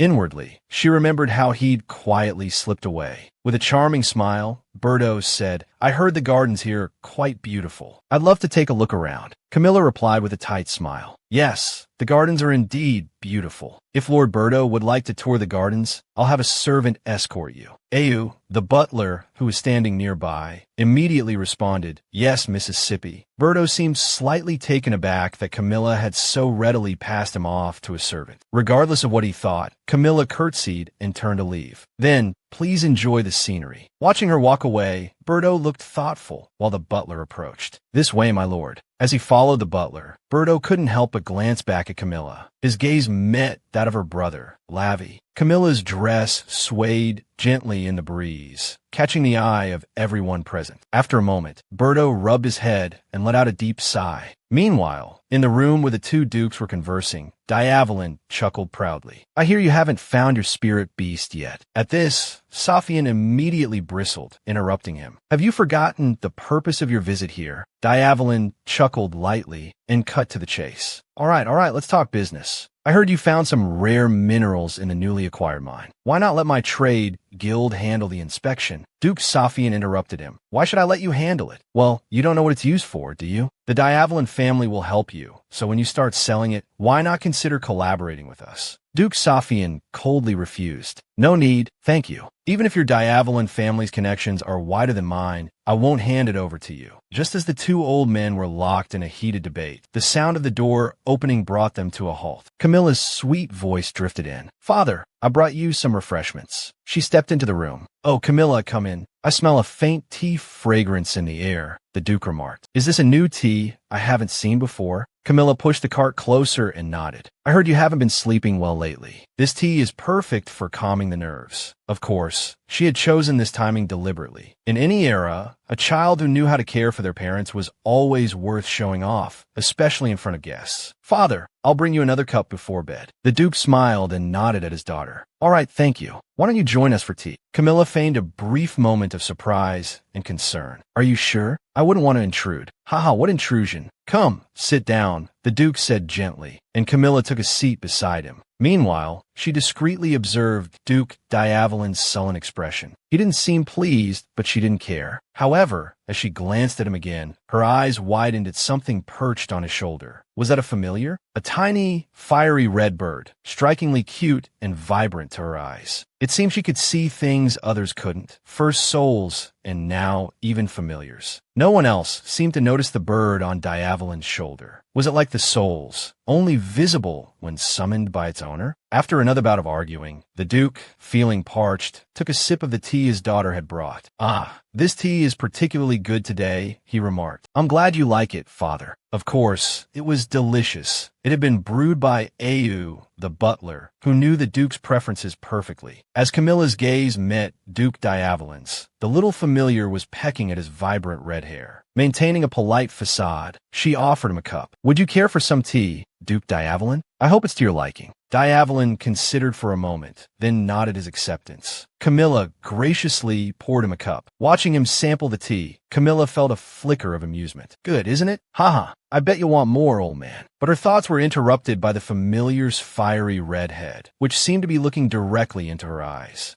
In the quiet of the room, the familiar's magical voice echoed, startling Camilla. "Can you see me, girl?" Oh dear, what was going on? She thought only the owner could hear a familiar's voice. Camilla forced a smile, pretending she hadn't heard or seen anything, but the familiar's voice continued. "Girl, you have a pure soul." Just as Camilla prayed the familiar would stop talking to her, Duke Davin's voice boomed. "Jesse." Instantly, flames erupted from his shoulder, and a magnificent, phoenix-like familiar was reborn from the fire. The bird perched on Duke Davin's shoulder, its eyes sweeping the room. It looked entirely different from its previous small, cute form. So the familiar's name was Jesse, like the Korean chocolate drink, Camilla mused, observing its transformed state. It was much larger now, only fully manifesting when summoned, just like the souls. Seeing his old friend summon his familiar, Duke Safian grew irritated. "Why did you suddenly summon your familiar?" Davin chuckled. "I simply wanted to admire it. You may not know, but familiars are beautiful creatures. Admire at home, then," Duke Safian retorted coldly. "Don't be so harsh."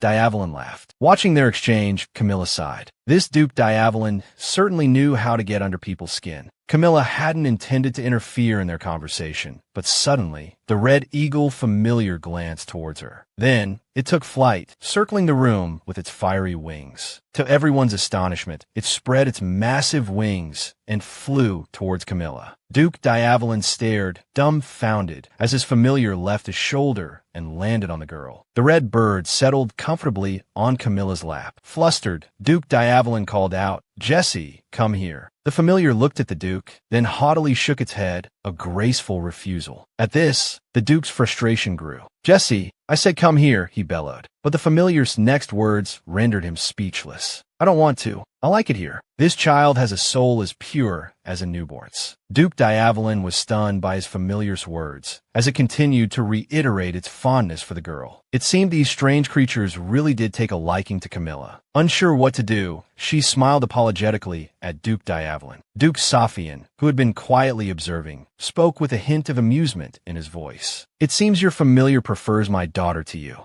Duke Diavolin's face flushed crimson. He rose to his feet, bellowing, "What are you talking about? It obeys me better than anyone. Come here, Jesse." Diavolin's voice was practically a roar, but the small bird remained stubbornly perched on Camilla's lap. An awkward silence descended upon the room. The tension finally broke with Duke Sophian's hearty laughter. "Haha, so much for obedience." Diavolin's composure began to crumble like a flickering candle in the wind. He called to his familiar again, but it didn't respond. Even Camilla, equally uncomfortable, was unsure what to do in this bizarre situation. Time passed. A few days later, at the Imperial Academy, Donna, the maid, stood anxiously by the carriage, addressing her mistress with concern. "Are you sure you'll be all right, miss? Perhaps you should change your major, like the Duke suggested." Camilla offered a reassuring smile and a gentle shake of her head. "It's fine, Donna. I'll be back soon." Looking at Donna's worried expression, Camilla thought, why is she so anxious? But it was understandable. Even Camilla felt quite isolated here. She had a lot to worry about, especially after choosing that major. In a deserted courtyard of the academy, the clang of steel echoed as students practiced their swordsmanship. They sparred under the watchful eye of a referee. This was the academy's swordsmanship department. The Sophian family was renowned for their swordsmanship, boasting two masters whose prowess was celebrated across the continent. That was why Camilla had chosen this major, to prove she, too, was a true Sophian. The thought brought a sigh of frustration to her lips. But you need talent for this major, she thought. Why was I so stubborn before? Why choose this when I'm clearly not good enough? Thea, of course, understood Camilla's earlier reasoning. Perhaps it had been a last-ditch effort to belong.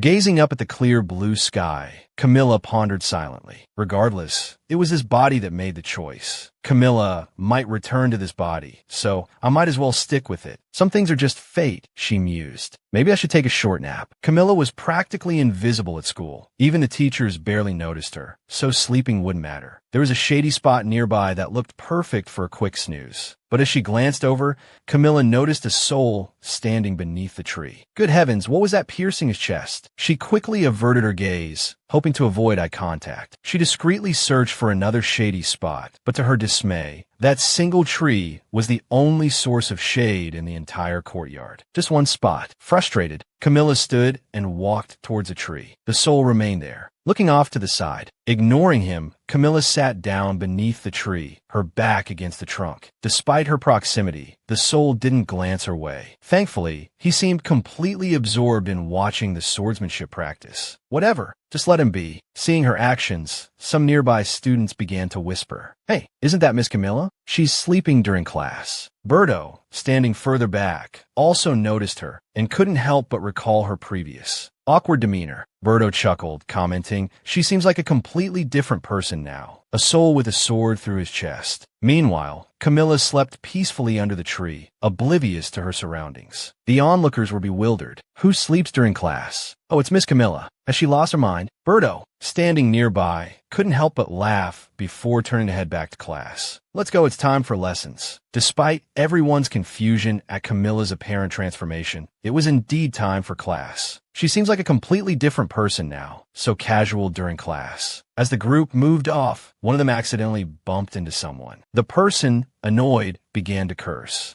What the hell? Hearing the curse, another person turned around sharply, their voice ice cold. "Did you just say something to me?" Realizing he'd bumped into Ashian, the person's face paled, and he quickly shook his head. No, I'm so sorry. I apologize." Ashian, with a deceptively friendly smile, replied, "Don't bother apologizing. I won't forgive you." People feared Ashian. The Safian family was a lineage of powerful mages, and Ashian, as the eldest son of the Zek family, possessed formidable strength. Unlike other mages, he also possessed exceptional physical abilities. His greatest flaw, however, was his lack of humanity. A notorious incident from the previous year involved a transfer student, unaware of Ashian's reputation, who challenged him. The student was beaten to near death. Just as the student was about to breathe his last, Ashian healed him, only to beat him again. This cycle of violence and healing repeated itself over and over. Those who witnessed and experienced it agreed that Ashian was insane. Back in the present, as the tension escalated, Berto stepped in to defuse the situation. "Come on, let's stop this. There's no need for a fight. It was just a misunderstanding, right, Ashian? He already apologized, so let's leave it at that." Faced with Berto's friendly smile, Ashian asked coldly, "What are you, some kind of clown? I wonder if you'd still be smiling if you were on the receiving end of my fists." Berto maintained his smile, pausing for a moment before replying, "I'm curious about that myself, but let's just drop it, Ashian." Ashian shook his head. "What if I don't want to?" As soon as he finished speaking, Ashian threw a punch at Berto, who managed to block it. Ashian's expression remained icy, his voice dripping with malice. "Don't address me so casually. I don't want to hear it." Just then, the irate voice of a nearby teacher rang out. "What are you boys doing?" With a teacher present, Ashian reined in his temper, clicking his tongue. "How annoying. From now on, stay out of my way." He walked away coldly, pausing briefly as he passed Camilla, still asleep under the tree, and stared at her for a moment. Muttering under his breath, he remarked that the girl's behavior was suspicious. Could she really see it? After a refreshing nap, Camilla woke up and headed to class. But she noticed something incredibly bothersome. Ghosts were floating everywhere in the school. In the courtyard, in the hallways, even on the rooftops, ghosts were everywhere. It was the same inside the classrooms. With so many ghosts around, wasn't this basically a haunted school? At times like this, she felt it best to just go back to sleep. As she rested her head on the desk, preparing to drift off, someone called her name coldly. "Miss Camilla, it seems my class isn't very interesting to you, is it?" Camilla wearily lifted her head, confronted by the sharp, irritating voice of the teacher standing before her. She remembered this professor. The woman couldn't even lift her head in the presence of Duke Safian, yet she seemed to derive pleasure from bullying Camilla. There were other students sleeping, so why was this bespectacled viper singling her out? Facing Camilla, the professor raised her voice. "Are you saying my class isn't worth your time? Or are you so confident that you can solve the problems on the board? Well then, come up here and demonstrate." Realizing the professor was deliberately provoking her, Camilla stood up, annoyed, and walked directly to the blackboard. These exercises were child's play to her. She'd already graduated from university in her past life. Actually, Thea had been an orphan, or more accurately, abandoned by her parents. She hadn't wanted to be a bad student because of that, despite barely having time to sleep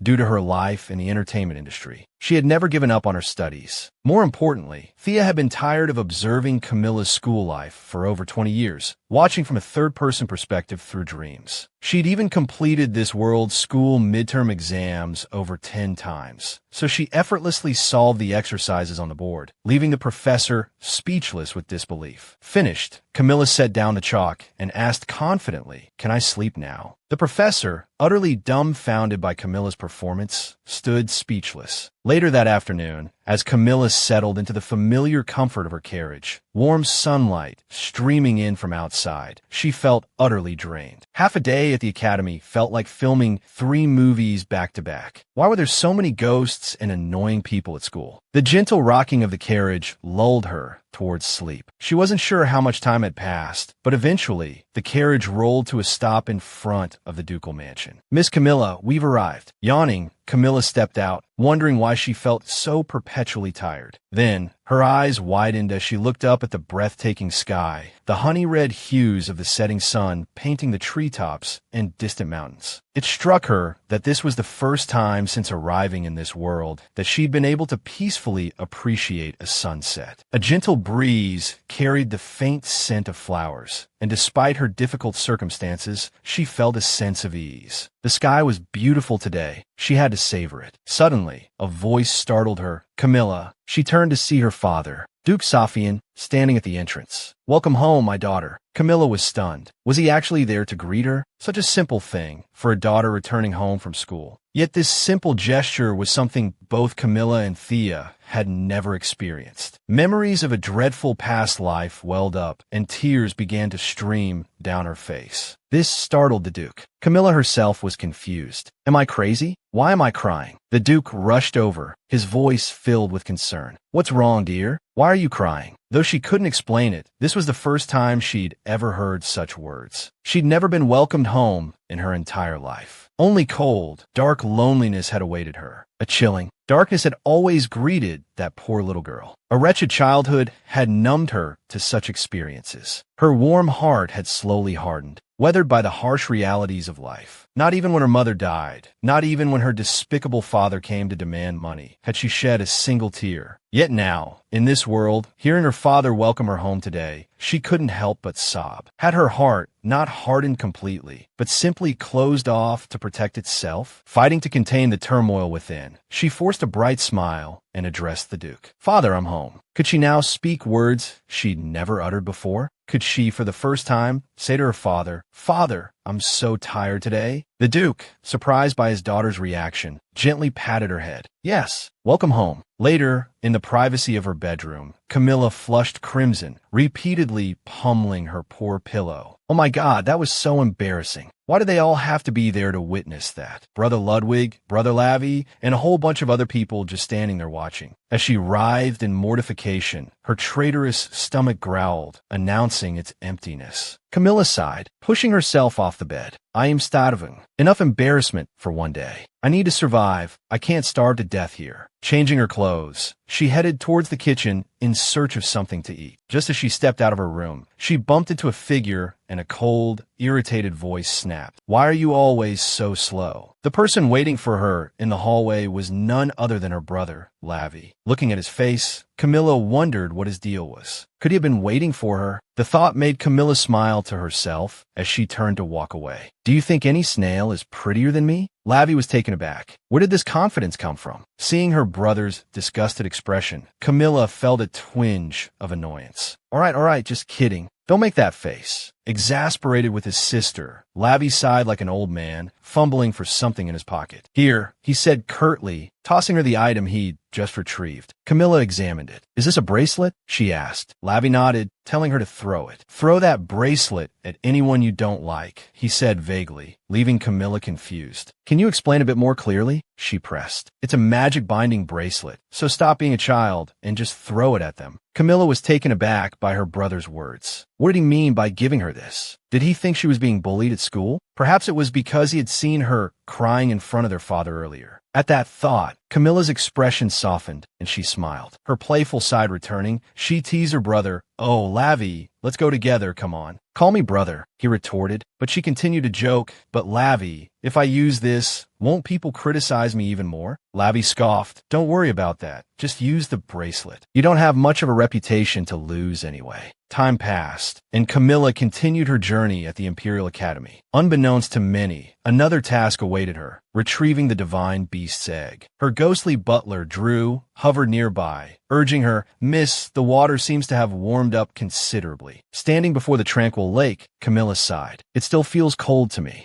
Drew, now wearing a mask, firmly explained, "It's not cold, Mississippi. Many people are playing in the water at this time." I know, Camilla replied glumly. There was no reason to delay the search for the divine beast's egg any longer. As the saying goes, the best hiding place is in plain sight, and now she stood before the Spirit Lake, one of the landmarks of the Imperial Academy. According to the previous head of the Herschel family, the divine beast's egg slumbered at the bottom of this very lake. Lost in thought, Camilla dipped her hand into the water. She'd heard Ludwig had graduated from this academy. Hadn't he come looking for the divine beast with the pendant? Well, who would go through all that trouble? Feeling the water on her hand, Camilla shivered. Goodness, it's freezing. That liar said the water was warm. Drew looked as if he might cry, pleading, "Miss, Lord Herschel is waiting anxiously." Camilla replied coldly, "Let him wait a little longer. He's already waited for hundreds of years anyway." "Oh, my poor miss," Drew lamented. Ignoring the butler's pitiful appearance, Camilla stood up and walked away. "Let's come back when the water's warmer. Stop lying and crying. I won't fall for it again. Do you always have to follow me to the academy? Drew, the ghost butler, floated behind her, quickly replying, Lord Herschel is waiting eagerly. Camilla sighed. I understand his feelings, but that lake is really deep. Miss, you don't need to worry about getting lost in the lake. I've already scouted the location of the divine beast's egg underwater. Please trust me and follow my guidance, he said, sincerity shining in his eyes, leaving Camilla feeling exasperated. I've never been afraid of water, but I'll do this later. As she walked away, she paused, hearing voices coming from near the forest. What's that? What did they just say? It turned out a man was pressuring a blonde girl to have tea with him. Camilla, overhearing, thought, what a lame pickup line, how disgusting. The blonde girl kept refusing, but the man wouldn't give up. Don't you know your place? Your family isn't powerful enough to refuse me. The man's cruel words stopped Camilla in her tracks, her expression darkening. Talking about family and respect, is he? The man now forcibly grabbed the blonde girl's hand as she struggled and pleaded for him to stop. At this point, Camilla coldly approached. Perhaps the problem isn't your family, but you being a jerk. Did you oversleep and miss literature class? No wonder your vocabulary is so limited, let alone your atrocious discernment. It's not that she doesn't like your family. She just doesn't like you, jerk. After listening to her tirade, the man finally recognized Camilla. I don't need your gratitude for recognizing who I am, she added after a moment of silence. The man approached, asking, Are you here alone? Then, with a dangerous smile, he continued, Hey, I can't believe you're both so stupid and unaware of your place. Don't you understand the situation you're in? This line is a duplicate of the previous one and seems to be an error in the original text. Shut up and get lost. Facing his threat, Camilla smiled, twirling a strand of hair around her finger. My situation? Shouldn't you be more worried about your own? She scoffed. Seth, second son of Count Hopre, barely 20 years old, born from a concubine, not the countess, and acting like a savage ever since you were a child. Her words enraged Seth. He roared, but Camilla ignored him, continuing, March 15th, 3 years ago, you kidnapped and assaulted Viscount Saba's daughter. I can't believe you're such scum. Of course, it was all covered up with a hefty sum of money. And it didn't stop there. Last year, the Baron's second daughter, reciting the litany of the man's crimes as relayed by her butler, Camilla felt a wave of nausea. Isn't he just utter trash? Listening to her list his misdeeds, Seth grew panicked. You're wondering how I know all this, huh? Well, I'm curious too. Camilla continued her seemingly illogical monologue. Seth's face darkened, his voice turning icy. Hey, I asked you a question. How do you know all this? He grabbed her by the collar. Answer me now. You know what I've done, so you should know what happens next. A stiff smile stretched across his face as he spoke. Strange, isn't it? Why those girls never spoke up, even after what I did to them. Their families quickly covered up the assaults. So what makes you think a duke's daughter will be any different? Just then, the blonde girl screamed, terrified. Stop. She didn't do anything wrong. Facing Seth's violence, Camilla thought furiously, I can't believe someone's mind could be this rotten. Since no one else was around, and she had no reputation to protect here, Camilla pulled off the bracelet her brother, Lavi, had given her and flung it at Seth. The bracelet instantly bound him, immobilizing him completely. He thrashed, shouting in a panic, What is this? Let me go. I said, let me go. With a casual flick of her wrist, Camilla lifted him into the air with the bracelet, making him nearly wet himself in terror. She recalled Lavi's advice. It's a magic binding bracelet, so stop being a child and just throw it at them. This bracelet is so handy. You're the best, big brother, Camilla thought, a surge of satisfaction coursing through her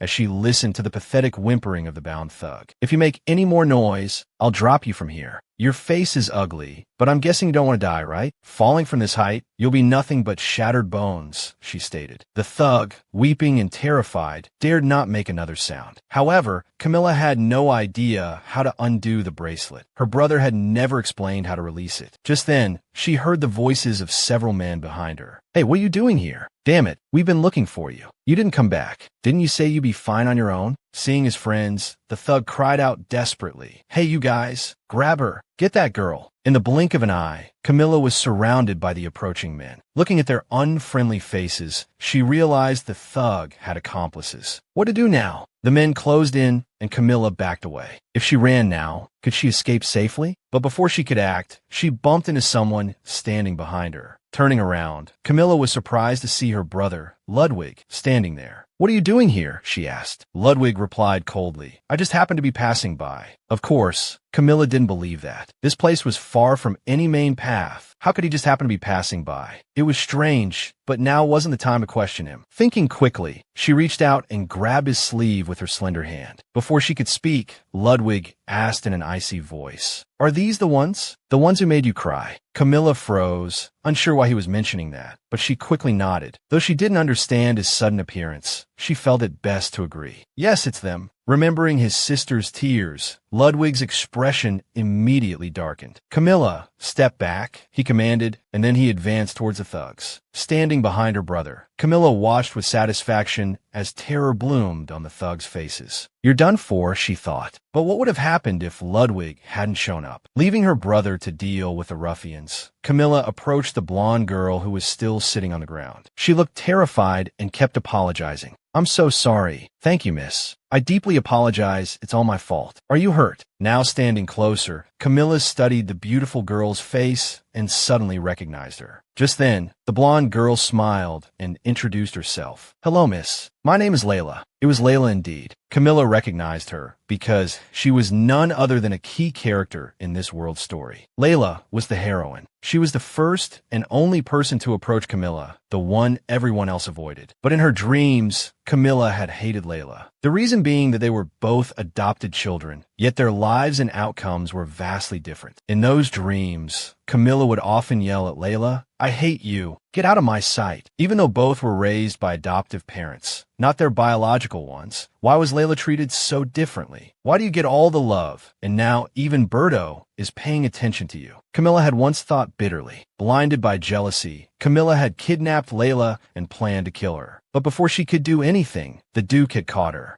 Facing her father's icy expression, Camilla had been truly terrified. "Camilla, you've crossed the line," her father had said. Back in the present, Camilla reflected silently. So, is this the moment? The moment the entire ducal family turns their backs on her. I guess the kidnapping and attempted murder can't be avoided now. Come to think of it, Layla had transferred to the academy right around this time. She was the one who talked to Camilla the most. Just then, Layla's voice rang out again. "You're Miss Camilla, right? Please forgive me." Hearing her gentle apology, Camilla extended a hand to Layla. "Are you going to keep sitting there? If you're truly grateful, don't follow anyone alone again, even if you're forced." As she helped Layla up, Layla smiled shyly and explained, "I wasn't following him." Confused, Camilla asked then why. Layla laughed sheepishly. "At first, I was following you, Miss Camilla. I want to know why you went into the forest alone. It's dangerous." Now it was Camilla's turn to be dumbfounded. "Huh, what? You know me?" Layla nodded enthusiastically. "Yes, of course. Everyone talks about you. They always discuss what clothes you wear, what jewelry you have on, or whether your hair is up or braided today. Everyone notices. I even know what you do in class in the afternoon." Layla giggled. Camilla became rather annoyed hearing this. While she was aware of the increased attention she'd been receiving lately, she hadn't realized people gossiped about her to this extent. But Layla wasn't finished. "So, I really wanted to meet you, Miss Camilla." "Meet me? What?" "Yes, you of course, miss." Looking at Layla's sparkling eyes, Camilla felt a strange sense of familiarity. These eyes, I've seen them before. They were the same as a new actor's when they first met Camilla. Those eyes were filled with adoration, like a fan meeting their idol for the first time. Just then, Layla clasped Camilla's hands tightly. "Please teach me more from now on." As for Camilla, she was utterly bewildered by everything that had just transpired. She was still trying to process why Layla was so fixated on her. "From now on, please teach me more." Everything was the complete opposite of what Camilla had imagined. After they chatted for a while, her brother's voice called out from behind her. "Camilla." Her dear brother had now dealt with the scoundrels, giving them a lesson they wouldn't soon forget. Indeed, as a master swordsman, he had ended the fight quickly. At the same time, Ludwig tossed the thug to the ground and returned her magic bracelet. "By the way, that bracelet's broken." "Sorry," her brother said. Camilla smiled and waved her hand dismissively. "It's fine, I'll have Lavi fix it." Hearing this, Ludwig casually asked, "Lavi gave you that? Why would he do that?" Camilla, taken aback, replied, "Why? If you really want to know, I have no idea. Maybe it's because he wants to look after his little sister, which is me. After all, he and I are blood-related siblings, she said with a friendly smile. But for some reason, this answer seemed to irritate Ludwig, who coldly crushed the bracelet in his hand. Sorry, I didn't mean to, he said. Inwardly, Camilla cursed. Damn it, why'd you break my bracelet? That night,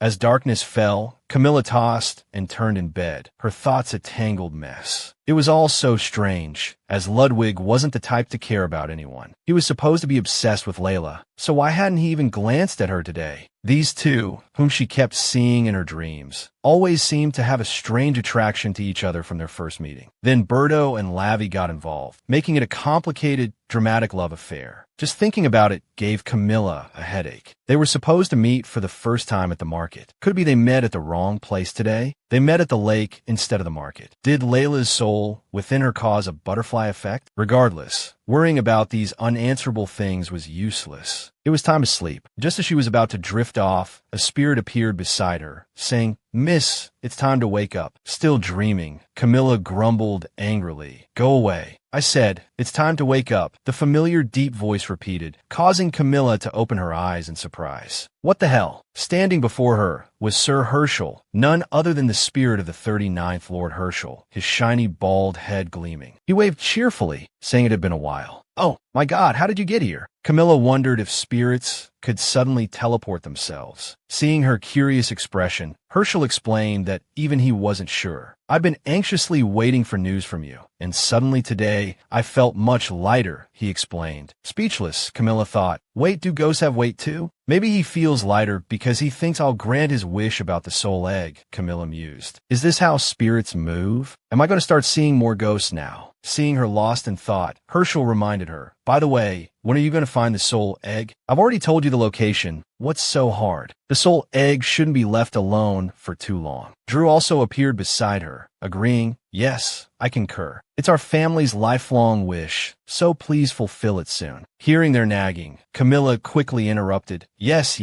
I'll find the soul egg soon. I just need to prepare." "Prepare for what?" the two spirits asked curiously. Under their watchful gazes, Camilla suddenly sat up straight, took a deep breath, and cleared her throat as if warming up her vocal cords. She slowly exhaled, then screamed at the top of her lungs. The ear-splitting shriek was so loud, it woke everyone in the castle. Her worried staff rushed to her room, banging on the door. Miss Camilla, what's wrong?" Donna burst in first, running to Camilla's side. "Miss, are you all right?" Not only the servants, but even the Duke, drawn by the scream, entered with concern. "Camilla, what happened?" "My dear." Facing her father's worried face, Camilla shed pitiful tears. "What's wrong, dear?" "Father." "In my dream," Camilla sobbed, explaining, "I saw a pile of cloth in your room, and then everything caught fire. I told you to come out, but you couldn't leave, even amidst the flames." At that moment, Lavi also rushed in, becoming even more confused upon hearing his sister's words. What in the world is going on now? After hearing the whole story, the Duke was both worried and amused. So you came to save me when I was trapped in the fire. Is that it? You must have been so scared." Camilla's tears were part of her superb acting, but there was another reason for her scream. Around this time, a fire broke out at a textile factory owned by the Safian family. Camilla didn't know the exact timing, but it was probably a week or so after Layla transferred. She did this to make it seem like she'd had a prophetic dream, gradually revealing her ability to foresee the future as a seer. Just then, a servant rushed in, anxiously shouting, "My lord, we've received some bad news. We've been informed that a fire has broken out at one of the textile factories in the back district. As it's already late, there are no casualties, but it seems the factory will be out of operation for a while." Hearing this, the Duke rose to leave. "Is that so? Let's return to my room and discuss this matter in detail." After he left, the surrounding servants began whispering amongst themselves. "Hey, did you hear that? What Miss just said is exactly what happened. It must be a coincidence, right?" "Yeah, probably just a coincidence." Listening to their murmurs, Camilla smiled with satisfaction. This was just the beginning. The next day, as Camilla sat in her usual carriage, she explained her plan to the two spirits. "You're saying this is bait?" they asked. We're not fishing. Why suddenly use bait? Camilla smiled and countered. You two should think carefully. If I suddenly find the soul egg, what will people say? Herschel, the family head, pondered for a moment before replying. They'll be delighted. Yes, they'll be delighted, but only for a moment. What happens after that? Won't there be countless questions about how I knew where the soul egg was? Honestly, if I tell them Herschel told me, what will happen? Won't they say the Duke's daughter has gone mad? That's why I need a perfect excuse to explain this information. Herschel, still deep in thought, continued. So you plan to claim you saw the location of the egg in a dream? Will people believe that? Camilla nodded with a confident smile. That's why we need to lay more bait.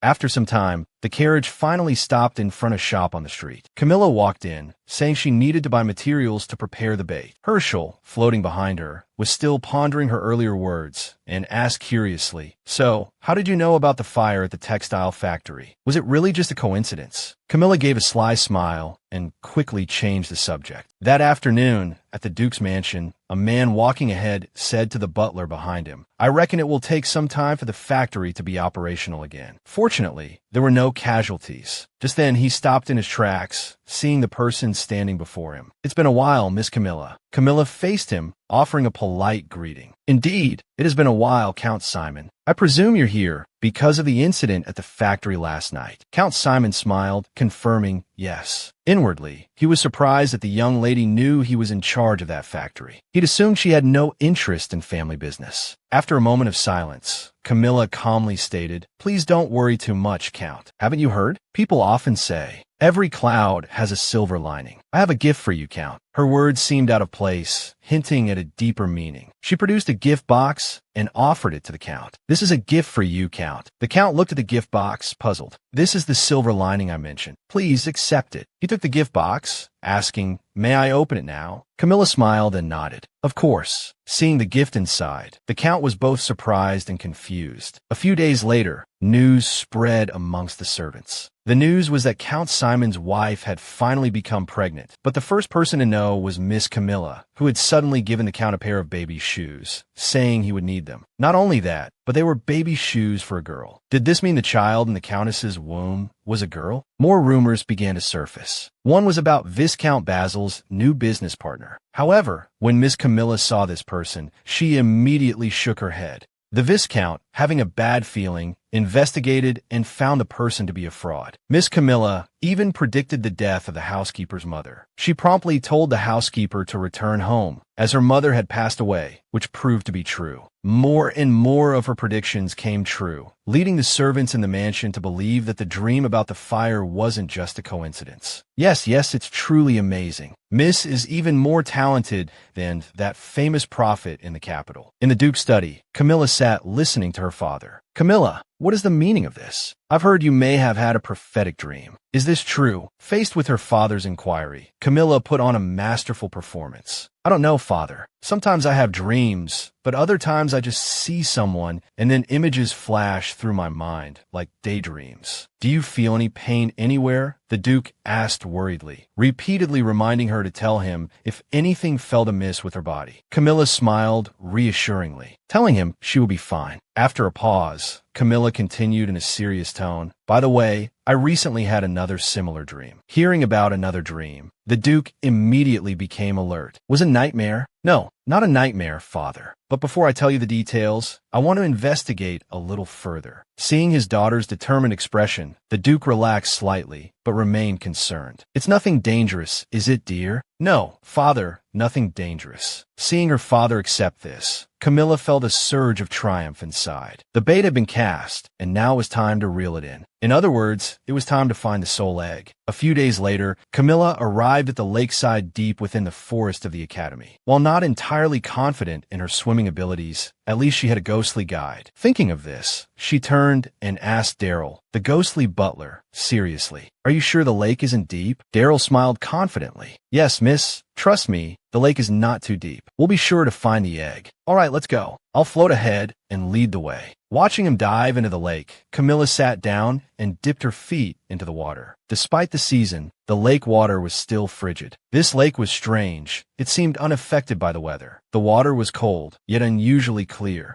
As Camilla immersed herself in the the butler surfaced, calling out, "Here, miss. The soul egg is here. I see it. I'm coming down." Taking a deep breath, she followed the ghostly butler's guidance and dove towards the lake bed. Her eyes scanned the surroundings, finally settling on a small, transparent sphere resting on the sandy bottom. "Is that transparent sphere the soul egg?" Camilla immediately reached out and picked up the small sphere. The sphere was remarkably beautiful, fitting perfectly in the palm of her hand. Her air was running low. She needed to surface quickly. Just as she was about to ascend, she felt a rush of water behind her and quickly turned. To her astonishment, she saw Donna, her maid, swimming frantically towards her. Moments later, Donna managed to pull Camilla to the shore, crying out, "Miss, you can't die." "I can't breathe," Camilla gasped, her vision blurring, until she gradually regained her composure. Donna, frantic with worry, kept asking, "Miss, are you all right?" In truth, Camilla had fainted more from Donna's fright than from lack of air. "At least I got the soul egg," Camilla said, irritated, checking to make sure it was still in her bag. "What are you doing here? How did you even get here?" Donna, in tears, explained, "Miss, how could you do this? Why did you jump into that lake? Were you trying to kill yourself?" Camilla was about to clarify the misunderstanding, but Donna's next words left her utterly stunned. "Miss, if you died this time, it would really be the end." Camilla's eyes widened in disbelief. "What did you just say?" "I said you can't go back to the past like you used to," Donna replied, her voice thick with emotion. A wild, terrifying thought struck Camilla, leaving her speechless, staring blankly at Donna. Back at the Duke's mansion, Camilla, drenched and shivering, walked inside, met by the worried gazes of the maids. Ludwig, her brother, appeared as if from nowhere, draping his cloak around her. "Are they back again?" he asked, his voice grave. Annoyed and unwilling to explain, Camilla headed towards her room. "I'm going to rest." Her dear brother, Ludwig, stood where she left him, watching her go. The moment Camilla entered her room, the spirits of Herschel and Drew appeared. The two spirits noticed Camilla's foul mood and approached to inquire, but she coldly warned them, "Leave my room. Whatever happens here, if you eavesdrop or interfere even slightly, I will never speak to you again." Her serious demeanor, unlike her usual self,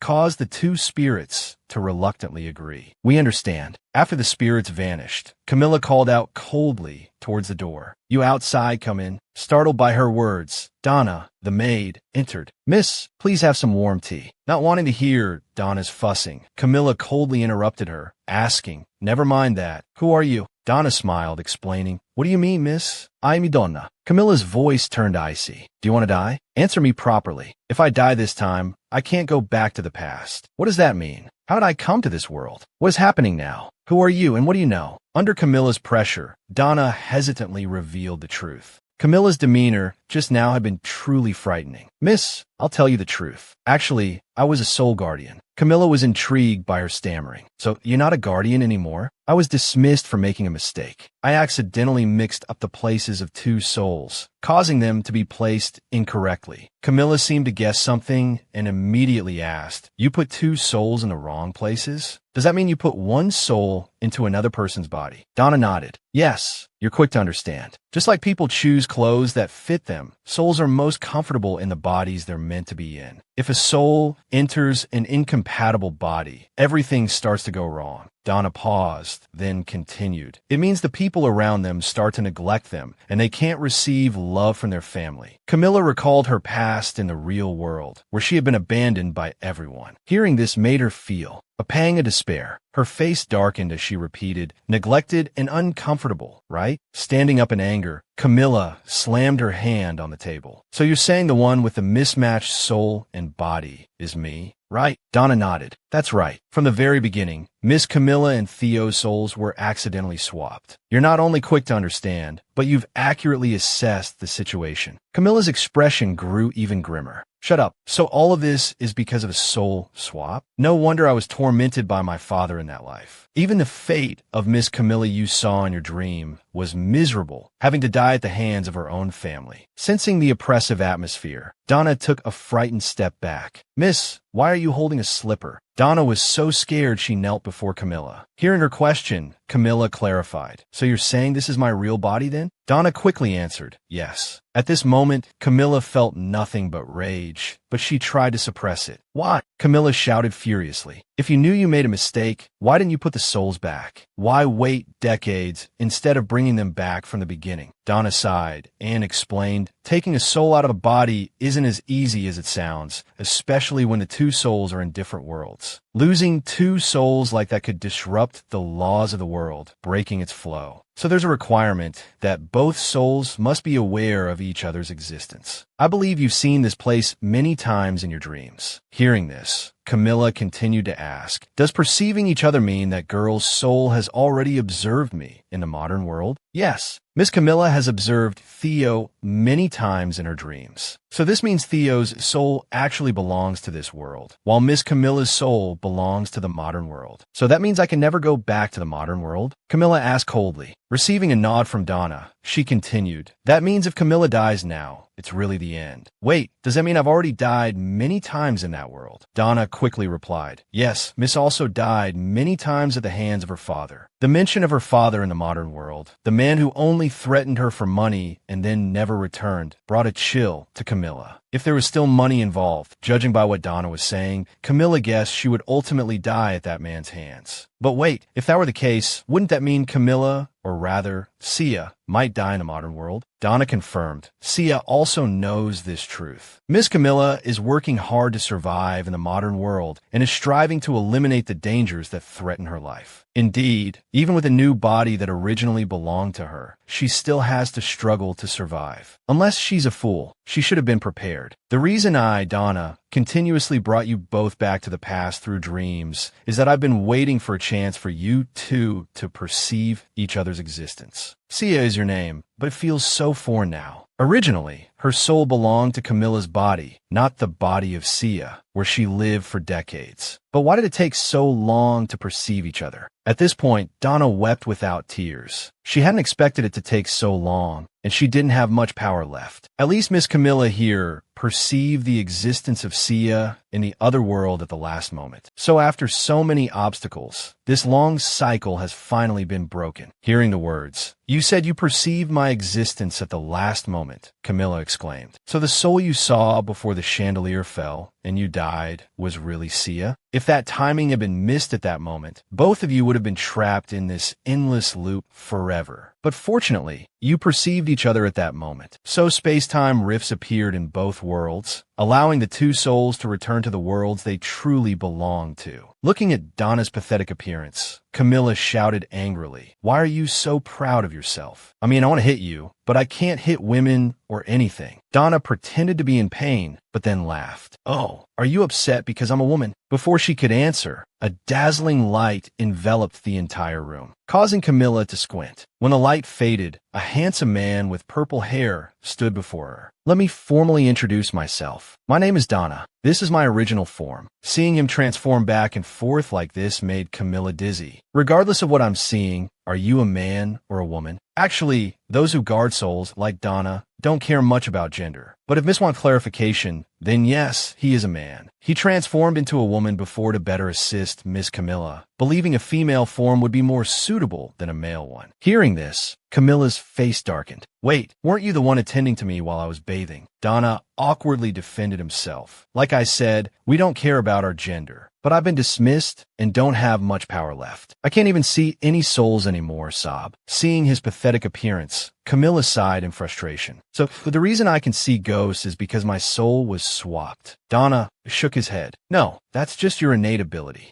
As long as both of you fully live the lives you're supposed to, then I can return to my job. Hearing the indifference in his voice, Camilla bristled. But both of us died painfully again and again, and it's all because of you. Call your superior right now, Camilla declared, her fury igniting like fire. The employee makes a mistake. The manager takes full responsibility, right? Call the person in charge. Donna continued to explain helplessly, but we've already done our best to fix the mistake. I mean, every time someone dies and their soul is sent back to the past, that's not something just anyone can do. We also did our best for both of you, allowing you to perceive each other's existence without harming either world. Listening to his long-winded explanation, Camilla coldly replied, "Stop explaining. I don't care. Donna sighed, persisting in his explanation. Xiao also has many talents because she was born with them. All we could do was bestow blessings and good fortune upon both of you. At the mention of blessings, Camilla thought of her accomplishments in her past life. Indeed, every movie she starred in became a major hit, widely loved by the public. Could this be the blessing and good fortune they bestowed upon her? Then what about Camilla? What did she have? Camilla suddenly asked, causing Donna to blush awkwardly. Speaking of which, it was truly embarrassing. He had her. He was here to help her. He had her. He was here to help her. Hearing this, Camilla felt a wave of disappointment. So, the benefit I have now is having you by my side? Damn it, get lost, you useless thing. Sitting in her private room, Camilla sighed, repeatedly vexed. So this meant Donna had been watching her all along. How wonderful. Should she be grateful that Donna had always been by her side, helping her? But if Donna hadn't made the mistake in the first place, none of this would have happened. So that guy really was useless. The more she thought about it, the angrier she became. At least she had safely obtained the beast egg, or was it the soul egg, amidst all this chaos. Was that supposed to be some kind of consolation? It was best to hand this egg over to the Duke now. The longer she waited, the more unfortunate things seemed to occur. As she opened the door, preparing to leave her room, Camilla was surprised to see Donna appear in his male form. Strangely, the maids around him didn't seem overly surprised by his gender or this odd appearance. What was going on? He greeted her with a smile. Miss Camilla. She immediately approached him and asked, "What's going on? Why are they so familiar with you despite your change in gender?" Donna excitedly explained the reason. "This is a rare, special ability I have when I'm with Miss Camilla. No matter what form I take, people won't question me." So this was one of those useless abilities he possessed. Camilla said irritably, "I don't care about you. You don't need to follow me. I won't die just because you're not around. Besides, if things were like this, you should have said something. If I had known this in my past life, at least I would have lived with the hope that everything would be all right because of the soul swap." Donna shook his head sadly. "I wish I could have, but it was beyond my authority. Revealing the truth before the two souls are swapped is forbidden because they are unstable and fragile." "Then what can you do for me?" Camilla asked coldly. "Oh, I can make you tea, or clean your room, or I can fold your clothes." Camilla stared at him, dumbfounded, realizing he truly was a useless little waste. Donna, hurt by her words, started to cry. "Miss, you're too cruel." Ignoring his dramatics, Camilla turned coldly and walked away. Strolling down the warm corridor where sunlight streamed through the windows, her mood lifted slightly. As she approached her father's room, she noticed a figure standing there. It was none other than the butler. "Is my father inside?" Camilla inquired. The butler nodded in response. "Yes, the Duke has a guest, Duke Davin." "Oh, I see." Camilla wanted to hand over the egg when her father was alone. As she pondered, the butler noticed her hair and asked, "By the way, are you all right?" "Your hair? Oh, right." Camilla remembered her hair was still wet. Unsure how to explain, she made an excuse. "It's nothing. I just went for a swim." This only confused the butler further. "You went swimming in this cold weather?" "Ahem," Camilla said. "I've been feeling rather hot lately." The butler chuckled. "If that's the case, should I have a fire lit in your room? It will be cold at night." Though she knew her reasoning was flimsy, Camilla feigned ignorance, while the butler remained thoughtful, finding her swimming in this season highly unusual. Not wanting to dwell on the topic, Camilla quickly changed the subject. "I was just looking for something." "Please don't look at me like that, butler." Her words reached Ludwig, who approached and asked, "You said you were looking for something?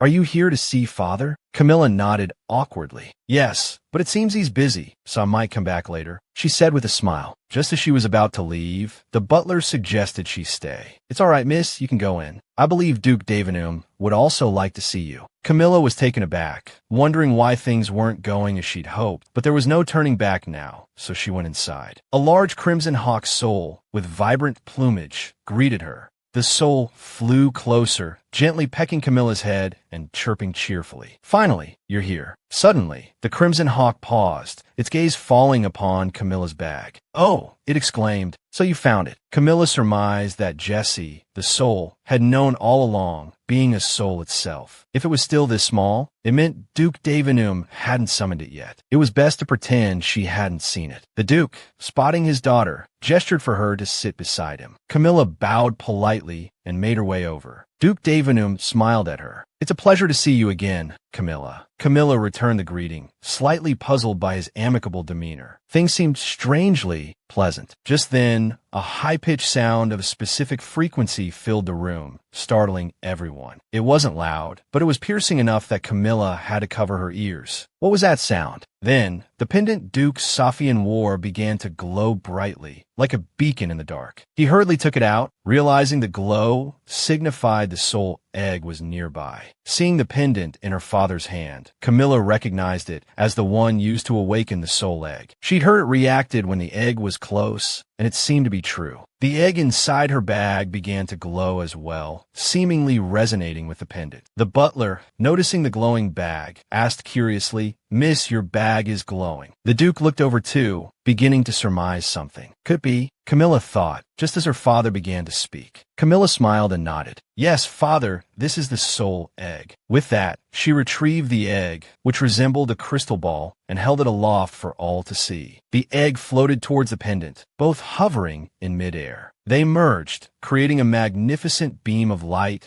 that took the form of a white tiger, the symbol of the Safian family. When a white tiger roared, enemies would be deafened, and a single step could cause rivers of blood to flow. A single step could cause rivers of blood to flow, its majestic paws bearing ferocious claws. However, when Camilla saw the tiny paws before her, she was struck speechless. What appeared before her was a creature resembling a white tiger, but it was as small as an adorable kitten. "Oh my, is that a kitten? Where's the white tiger? It's so cute. It even meows." Seeing the spirit beast, the Duke couldn't help but smile. Finally, after all these years. As for Camilla, she was a little disappointed with the spirit beast form. She had expected a majestic white tiger, not a kitten. "Oh, finally you've awakened, my little darling," Duke Safian said excitedly, while Camilla was still reeling from the previous revelation. Noticing her bewilderment, Duke Davin explained, "It hasn't awakened for a long time. It will remain this small for a while, but it will eventually realize its true power, so don't worry." Hearing this eased her mind somewhat, but why did it still look so silly? Meeting Camilla's gaze, the white tiger wagged its tail incessantly, then leaped towards her like a kitten, seemingly overjoyed. Holding the white tiger in her hands, Camilla felt slightly uncomfortable, but sighed. "Oh dear, can this chubby kitty move a little?" But no matter what she did, the little cat clung to her tightly. Meeting her father's gaze, Camilla could only offer an awkward smile, placing the white tiger on the table. The crimson hawk flew nearby, whispering incessantly, "I'm sure he likes you too." Hearing this, Camilla thought to herself that things weren't that simple. The spirit beast represented the head of the family. How could it be following her like this? Camilla tried to ignore the white tiger's cuteness, but as she noticed her father's expression, she grew even more perplexed. That expression indicated he was pleased, right? Hogio, standing beside her, nodded in confirmation. Of course he's happy. Think about it. For the past 100 years, our family has endured so much shame for not having a spirit beast. Oh, I see. Camilla mused. Perhaps from the release of anxiety, a sudden wave of dizziness washed over her. Her eyes grew heavy, closing tightly as she fainted, collapsing to the floor under the worried gazes of her father and Hogio. They watched as she crumpled, both calling out her name in unison. In her unconscious state, Camilla seemed to have fallen into a deep sleep, yet she could still perceive the happenings around her. Donna entered the room, calling her name repeatedly, hoping she'd wake up to take her medicine. His voice was loud enough to reach her even in her comatose state. Then there was Perry, the cook, his face etched with worry, saying he would make her some nourishing dishes if she awoke. She needed to see her father. He had been calling for the physician incessantly because she hadn't woken up yet. "Father, don't blame the physician," Camilla thought silently. "I just relaxed for a moment." Then, Hogio and Drew appeared by her bedside, chatting. "Wake up, I have something for you," Drew said, his voice thick with near tears. She could feel a warm hand gently stroking her hair. Was that Ludwig's? Ludwig came and went quietly, followed by Ravi, her brother, who seemed worried. "Hey, I fixed the bracelet, so get up or I'll break it again." I can't believe Ravi is being so rude to a sick person, Camilla thought bitterly. She didn't know how much time had passed, but Camilla lay with her eyes closed, basking in the warmth of the sunlight. Feeling something warm on her stomach, she woke up, pulling back the covers to find the white tiger. Camilla immediately jumped up in surprise, grabbing the white tiger's head. "Why is this thing here?" The little creature was startled awake, but not overly upset. It licked Camilla's petite hand, seeming genuinely happy to be near her. Camilla was at a loss, unable to do anything about the little white tiger's presence for the time being. Just then, she saw someone appear beside her. It was none other than Donna. Seeing her awake, he was deeply moved and immediately transformed into a gust of wind to fetch the Duke. Hearing that his daughter had awakened, the Duke rushed to her side. He worriedly placed his hand on her forehead, checking her temperature, still in the same sleepwear he'd been wearing. Looking at his daughter's delicate face, the Duke sighed inwardly. Though he had much to say, she had lost a lot of weight these past few days. With that thought, he turned to leave, reminding her, "Rest well now." Camilla quickly called out to her father, pointing at the white tiger in her arms. "Wait, what about this little guy?" Hearing this, the Duke responded with a smile. "It seems it doesn't want to leave you. When we took it outside, it just stood there meowing. Then we saw it come back here again. However, it must have recognized the Duke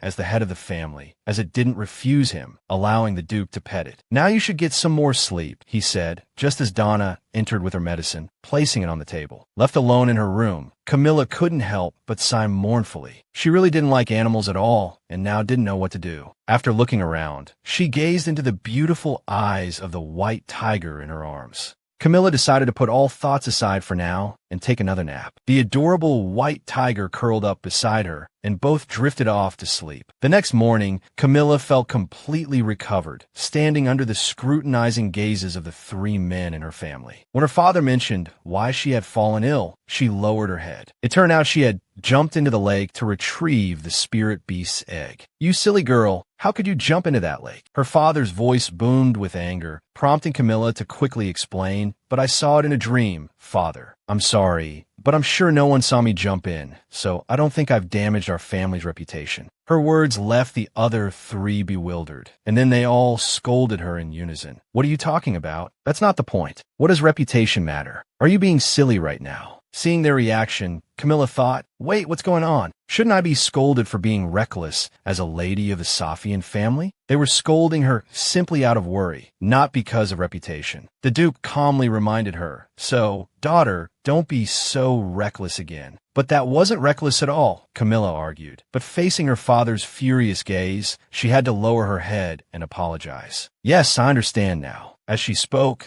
the little white tiger jumped on her back, acting affectionately. "Oh, my goodness, you again? Why do you keep following me?" Hearing this, the Duke explained, "That's because spirit beasts like to absorb the energy of others, so its affectionate behavior is due to sensing the pure energy within Camilla. Spirit beasts are similar to souls. They can sense the energy around them. A spirit beast's sensitivity is stronger than anything else in the world. That's why it chases after pure souls. That's also why the little white tiger keeps following her." "But why does it keep licking her?" "Is licking its way of gathering energy." The Duke, sitting beside her, chuckled and continued, "As long as it's near an energy source it likes, it can grow, so it doesn't need to lick you like that." "Really?" Camilla frowned, immediately pulling the white tiger away from her face. "Then please stop licking me." After a moment of contemplation, she continued to question her father about this important matter. "If the spirit beast keeps following me, is that all right?" The Duke didn't understand why she was worried, but nodded with a smile. "My dear, it's not just the head of the family who can accept a spirit beast." As he spoke, he reached out and stroked the little white tiger's head. "Usually, it's the head of the family who is chosen by the spirit beast because they usually possess the purest and strongest energy, which is what spirit beasts like. My daughter, it seems you are naturally endowed with celestial energy that makes all spirit beasts fond of you. Even that pesky spirit beast likes you." He added. Camilla, cradling the white tiger, realized her father's words referred to Davinum's Crimson Hawk spirit beast. "He asked to meet last time because that Crimson Hawk was looking for you.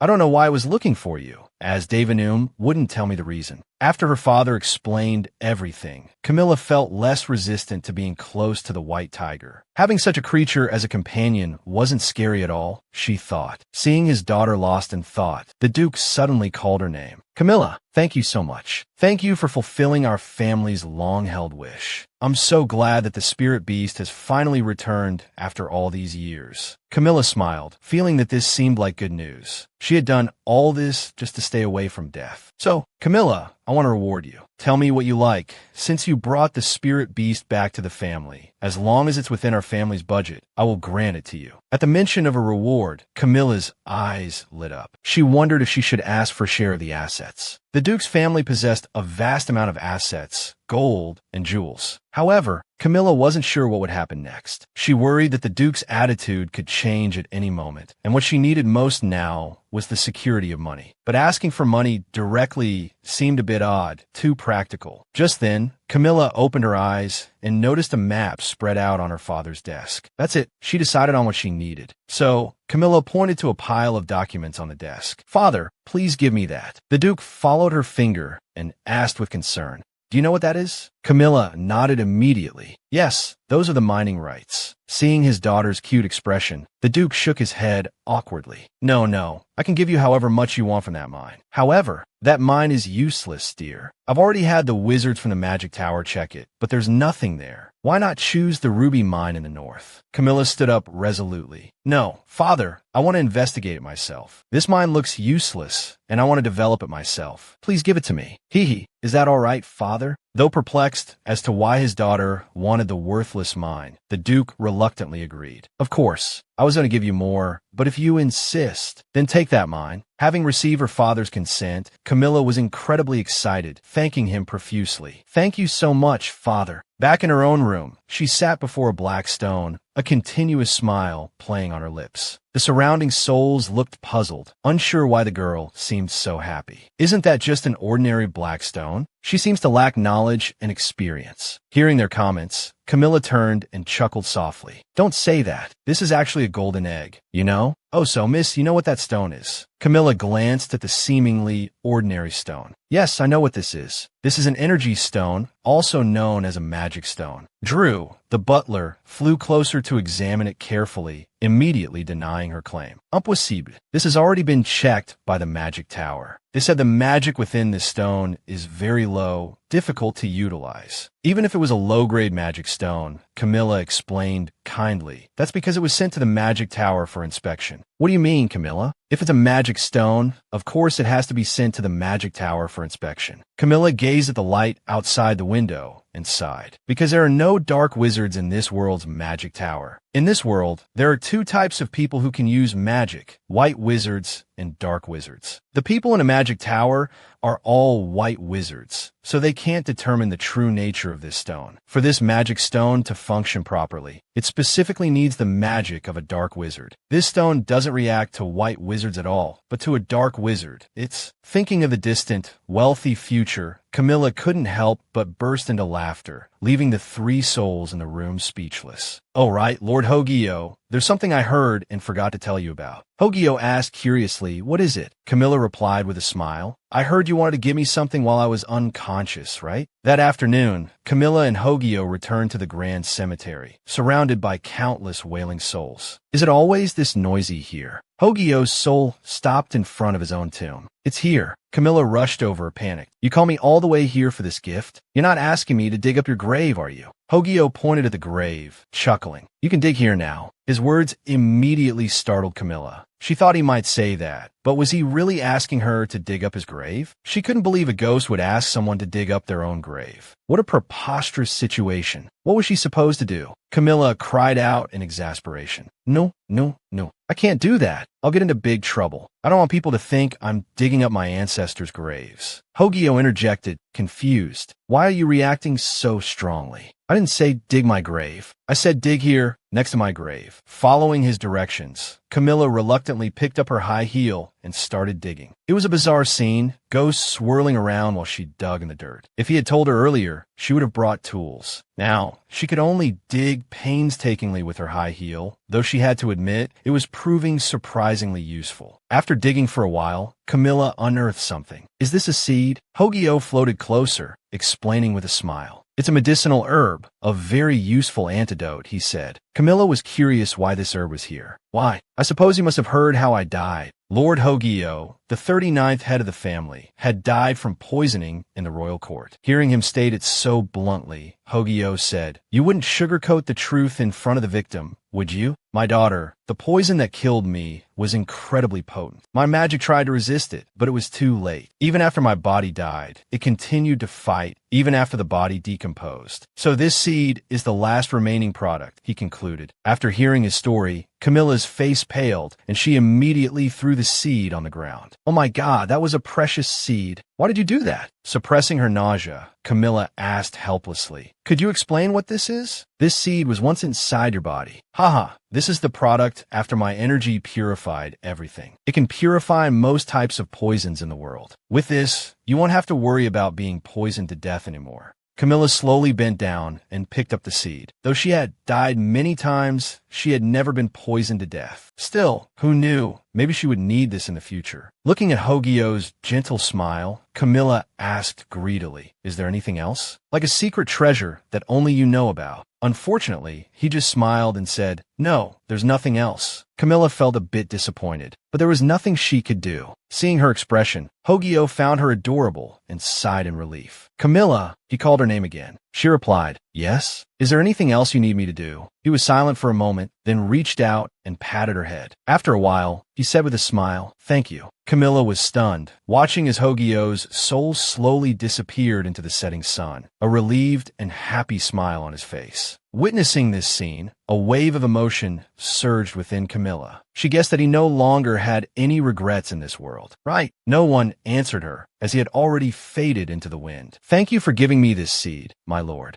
Another soul had let go of its attachments and ascended. This feeling of relief mixed with a hint of sadness was truly strange. The next day, in her noisy classroom, Camilla was still pondering a question that bothered her. What should she do with those magic stones? She needed to find a dark wizard. Suddenly realizing something, Camilla stood up and left the room. She quickly found a classroom that seemed quiet. When she opened the door and walked in, everyone was startled by her appearance. They recognized her as Camilla, but why was she coming to this class? This was the class where Betro was. Seeing her, he remembered how she used to constantly follow him around. But now she had become a completely different person. Ignoring everyone's gaze, Camilla walked to a desk where someone was sitting. This was the person who could help her solve her troubles. Facing him, Camilla remained silent for a moment, then revealed a beautiful, flower-like smile. "Excuse me, I have something I'd like you to take a look at. Do you have time?" The Dark Wizards formed a community living within the Branch Ducal family, which was the family of this indifferent fellow in front of her. If she wanted to sell the stones from that mine, she needed the help of the Branch family, and her only connection was Asha, sitting before her. Asha was notorious for his violent behavior, so she really didn't want to get involved with him, but she had to try to make money, and he wouldn't kill the Duke's daughter, right? Even if she was only a daughter in name, she still had the bracelet Ravi gave her. When she inquired, Asha remained silent, then suddenly stood up. He completely ignored her, yawning as he walked out of the classroom. Camilla was utterly bewildered. She hadn't anticipated this. No, she had to get his reply today, since she was the one who started this. "I have to hurry and catch up to him," Camilla thought. Just then, a hand grabbed her. Betro appeared behind her, saying gently, "Miss Camilla, is there something you need? Do you need to see Asha?" Camilla hurriedly tried to pull her hand back, replying,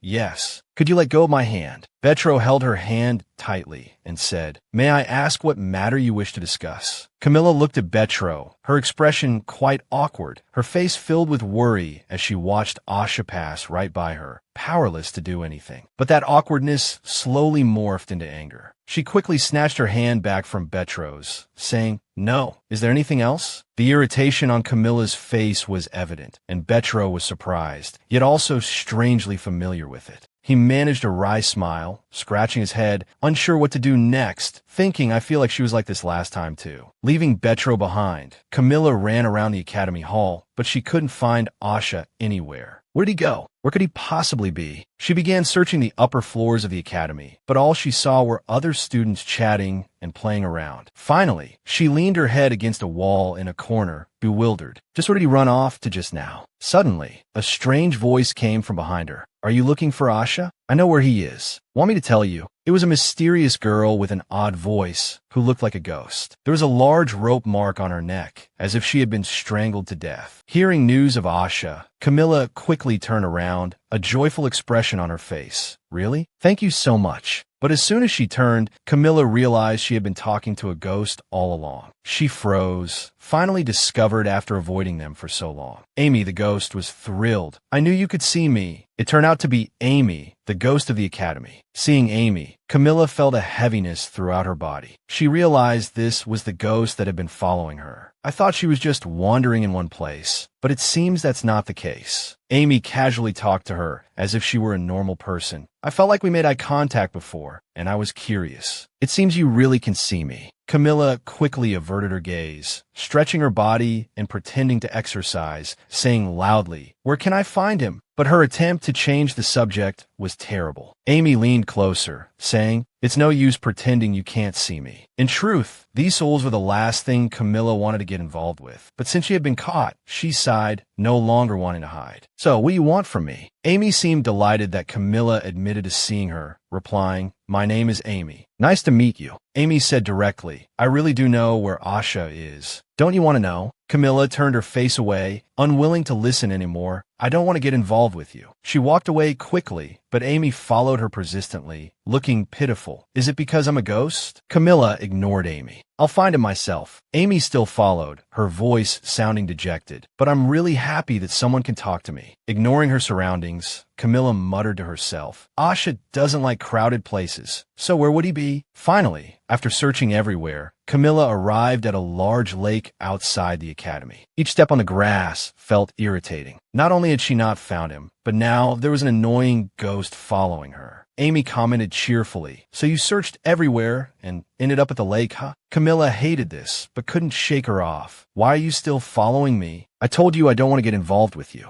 Camilla started waving her hands to shoo her away. "If you're a ghost, go play with other ghosts." Amy replied, "I would, but the ghosts here aren't fun at all. Unbelievable. So what do you want me to do?" Amy quickly answered, "Just chat." This request annoyed Camilla. "Do you think I'm free?" Camilla couldn't wait any longer. She cut straight to the point. "You said you know where Asha is, right? Where is he?" "Over there." Amy pointed behind Camilla. Sure enough, there was the figure of a black-haired man. Camilla's face paled, half in disbelief. "What?" Camilla slowly turned her head, and the moment her eyes met his, she realized, since when had Asha been looking at her with the same indifferent expression? Amy, giggling as always, muttered to herself, "He was there from the beginning," which meant he had heard her talking to a ghost. Camilla clenched her fists, realizing she was in an awkward situation. She had to find a way to distract him. She straightened up, looked directly at Asha, and then put her hand to her cheek, feigning obliviousness. "See? I like talking to myself," she said foolishly. Her lie was like a flashing beacon. Who would believe such a ridiculous excuse? She knew it herself, her inner voice crying, "There's no way he'll buy that." After a moment, Asha finally spoke. "So you can see them too." Camilla, already regretting her conversation with the ghost, was startled by Asha's words. "You can see them?" she asked. Asha's voice was the same as always, but now it sounded colder than before. He narrowed his eyes, sensing the gravity of the situation. "All of them." At that moment, Amy immediately recoiled, hiding behind Camilla. Both girls were clearly frightened, but Camilla was the one who confronted Asha's attitude. "Wait, what are you doing? You scared her. Are you threatening a ghost as a test?" Camilla turned to comfort Amy. "Are you all right?" The ghost, still shaken, replied, "I thought I was going to die." Amy echoed, "I thought I was going to be erased." Asha narrowed his eyes, watching the two of them converse, utterly perplexed. Amy spoke first. "I know you and I are natural enemies." Camilla was still a bit confused. Natural enemies? Now she was starting to understand more. She quickly reached out to protect Amy. "You can destroy souls, and yet you're talking to that thing." The two exchanged bewildered looks. This made things even more awkward. Both Asha and Camilla fell silent, neither speaking, while Amy quickly hid behind Camilla again. Finally, Asha abruptly turned his face away. "Why would I do something so troublesome?" It was as if he was denying his previous threatening demeanor. "Can't you see how scared she is?" The more Camilla spoke, the more unexpected things seemed to happen. Asha suddenly paused, as if hearing something. "You can even see their faces?" Camilla was puzzled. "Is it strange to see their faces?" "Of course I can." Asha suddenly closed his eyes. "For me, I only see black fog." His honest confession left Camilla quite surprised. She was surprised both by her own abilities and Asha's. At that moment, Camilla clenched her right arm, thinking, so Asha can't see ghosts completely. She stood up for the underdog, despite her previous reluctance to get involved, now wanting to act like a heroine. You really shouldn't do that, especially when you don't even know what kind of ghost they are. Why glare at them so threateningly? Asha was speechless, and Camilla couldn't believe her own actions. I can't believe I'm defending a ghost. But they can be cute too, she thought, remembering other friendly ghosts. As she silently reveled in her own bravery, a realization hit her, and her face grew increasingly red. Wait a minute. She covered her mouth, feeling like she'd made a mistake. This guy has a terrible personality. Why am I yelling at him? Should I take it back? However, Asha remained calm. Can you see this? The thing next to me, he added. Camilla, confused, said, there's nothing next to you. But after looking for a moment, she glanced at his feet and jumped back with a start. The ghost of a frightened child was hiding behind him, its small head just barely peeking out. The child looked at Camilla with innocent, pure eyes, and she couldn't help but wonder whose child this was. She stared at the child, who looked lost. Are you talking about this boy, about 7 years old, next to you? She asked. The child clung tightly to Asha's pants, looking at Camilla with a hint of worry. Hearing that the ghost behind him was a child, Asha froze, his face stiffening. What? He looked utterly shocked. Camilla clutched her left arm. Why is he so surprised? She thought, seeing the hand he had near the ghost trembling uncontrollably. The shock seemed to be too much for him. Asha turned and walked away without a word. Hey, where are you going? Camilla called after him, but he ignored her. Exasperated, she muttered, what? Why did he just leave without saying anything? I finally found him, and now he's gone again. That night, she returned to her room. It was nearing midnight. Already changed in her night clothes, she sat on her bed, pondering the day's events. Boredom gnawed at her. How did that child die? Looking so frail, she wondered. This is why I don't like children. I always end up worrying excessively over little things. Just then, her familiar suddenly appeared, startling her, but also feeling timely. Kane, you're here. I named my familiar as Father wished. I hope it grows healthy and strong among familiars, so I named it Kane. Ravi teased me, saying my taste is strange, but at least it's better than a chocolate brand name. Right? She cooed, stroking its head gently. You like the name too, don't you? It seemed to smile contentedly. She placed it on her lap, petting it absently, but her mood didn't improve much. I don't think I'll be able to find Asha again. If I delve any deeper, I feel like something bad will happen. Why do all dark wizards have to come from that family? Asha's family controls darkness with their familiars. Even the clans can't interfere. She admitted to herself, that's why I approached Asha in the first place. Let alone getting answers. I haven't even shown him the stones yet. But what does controlling darkness even mean? She began to contemplate how it worked. Even though I've lived this life many times, I've never had any contact with that family or Asha, but I've heard many rumors. Their familiars are black wolves. Wherever their power passes, death follows. She vividly pictured the scene in her mind. It was a terrifying thought,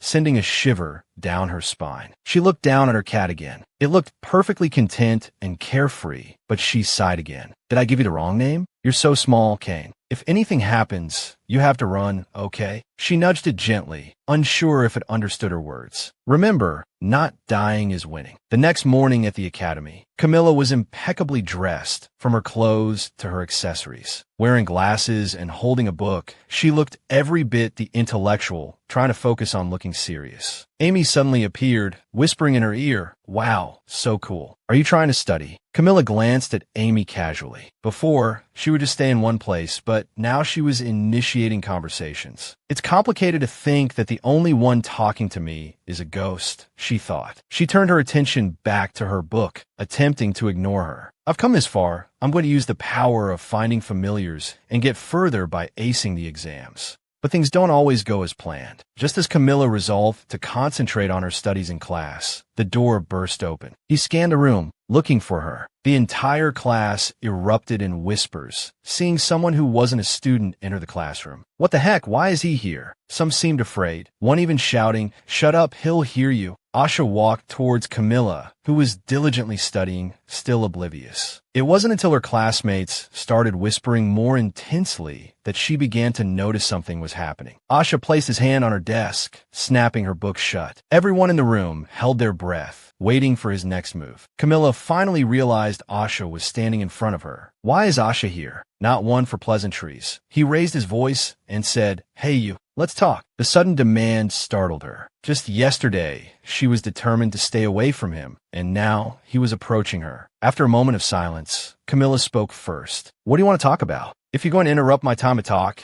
you have to give me something in return," she said, trying to sound tough. "Anything," Asha replied, his words surprising her. "I'll do anything you want," he repeated. Camilla was taken aback. It was strange. She was only pretending to be tough, but what had possessed him to say something like that? Something felt off. They left the room together, eventually arriving at the same spot they'd talked yesterday, the grassy area by the lake behind the academy. Silence fell between them again. Camilla wasn't sure whether to feel pleased or uneasy. He looked serious, though. Finally, Asha spoke. "You could talk to them, right? Ghosts? If you mean I can converse with the dead, then yes." Asha glanced at the small ghost behind him, then asked him. His tone was sharp, demanding an answer. "Who is this?" Camilla observed the child for a moment, then sighed. "He's the same as yesterday. No change. This boy is really frail." She slowly approached the child. He was no longer hiding behind Asha, but facing her. Camilla smiled brightly and reached for her waist, as if retrieving something. It was a candy. She placed it in her hand and offered it to the boy. "Hello there. Want some candy?" It's the easiest way to make friends with a child. Xiao stared, amazed at the small, glittering object in Camilla's hand. "What's that? Can I eat it?" "It's candy," she replied. He didn't even know what candy was. What was going on? Camilla grew more convinced that this boy must have lived a difficult life. To anyone else, Camilla's actions would have seemed bizarre. Asha, too, questioned her. "What are you doing?" She maintained her smile. "This boy seems hungry." Asha couldn't help but wonder, can ghosts really eat? "Of course not," Camilla said, just as the candy in her hand began to disappear. "They can't eat, but they can absorb the energy within it. Better than nothing." "He seems to like it," she continued cheerfully. "Does it taste good?" "Want more?" Xiao quickly replied, "Yes." Now that she'd befriended him, Camilla asked the important question. "What's your name?" He was silent for a moment, then softly said, "My name is Xiao." Camilla purposely spoke loudly for Asha's benefit. "So your name is Xiao." Hearing the name, Asha's eyes widened. "Did you say Xiao?" Camilla nodded, and Asha immediately called out Xiao. He dropped to one knee, facing the small, invisible shade. Although he couldn't see Xiao's face or eyes, Asha looked directly at his soul, softly calling his name. Hearing his brother's voice, the child lowered his head. Xiao began to cry, tears streaming down his face. He whispered, "Brother." The two stood in the corner of the courtyard. "Brother?" He said brother. Camilla overheard Xiao's words. It was a name Asha hadn't heard in what felt like a lifetime. A precious memory, one of a time long gone, began to surface in Asha's mind. A child's voice echoed between iron bars. "Brother, eat this." Another voice, Asha's reply, "I won't." Xiao was trying to get him to eat, but failing. Xiao stared at the dry piece of bread in his hand, deep in thought. Finally, he'd come up with an idea. "How about we share it?" But Asha still refused, turning away. "You eat it." Tears welled up in Xiao's eyes. He took a large bite of the dry bread, crying as he spoke. "I'm sorry, brother." Asha watched Xiao with profound sadness. It was his little brother, giving him his only food. They only received a small piece of bread and a cup of water each day. He wondered how much longer Xiao could survive under these conditions. His father's words came back to him. "If you want to live, kill him. Only one can leave this prison. Only then can you fully control the darkness." Was he really supposed to kill his own family for this foolish power? Asha began to cough violently, the result of giving his bread to Xiao countless times before. Xiao worried over him, but Asha quickly patted his head. "I'm Fine. If I die, I die," he thought. But he would never let Xiao die. Never. That night, ragged breathing suddenly filled the prison cell. Xiao had developed a fever. His breaths came fast and heavy, his body burning up. Asha rushed to his ailing brother's side. "Xiao, what's wrong?" His temperature climbed higher by the minute, the fever intensifying. Asha held Xiao close, his fists clenching in anger. Asha cried out in desperation. "Open the door. Please, open the door. Open it, I beg you." In his arms lay a life more precious than his own, but it was slipping away. "Please, open the door." Asha wept, but no one came from beyond the prison walls. Just then, Xiao suddenly smiled. Despite his pain, he forced a smile. "Why are you smiling now?" Asha approached. Xiao replied, but I'm happy because you'll be able to leave here soon. He felt happier than he ever had.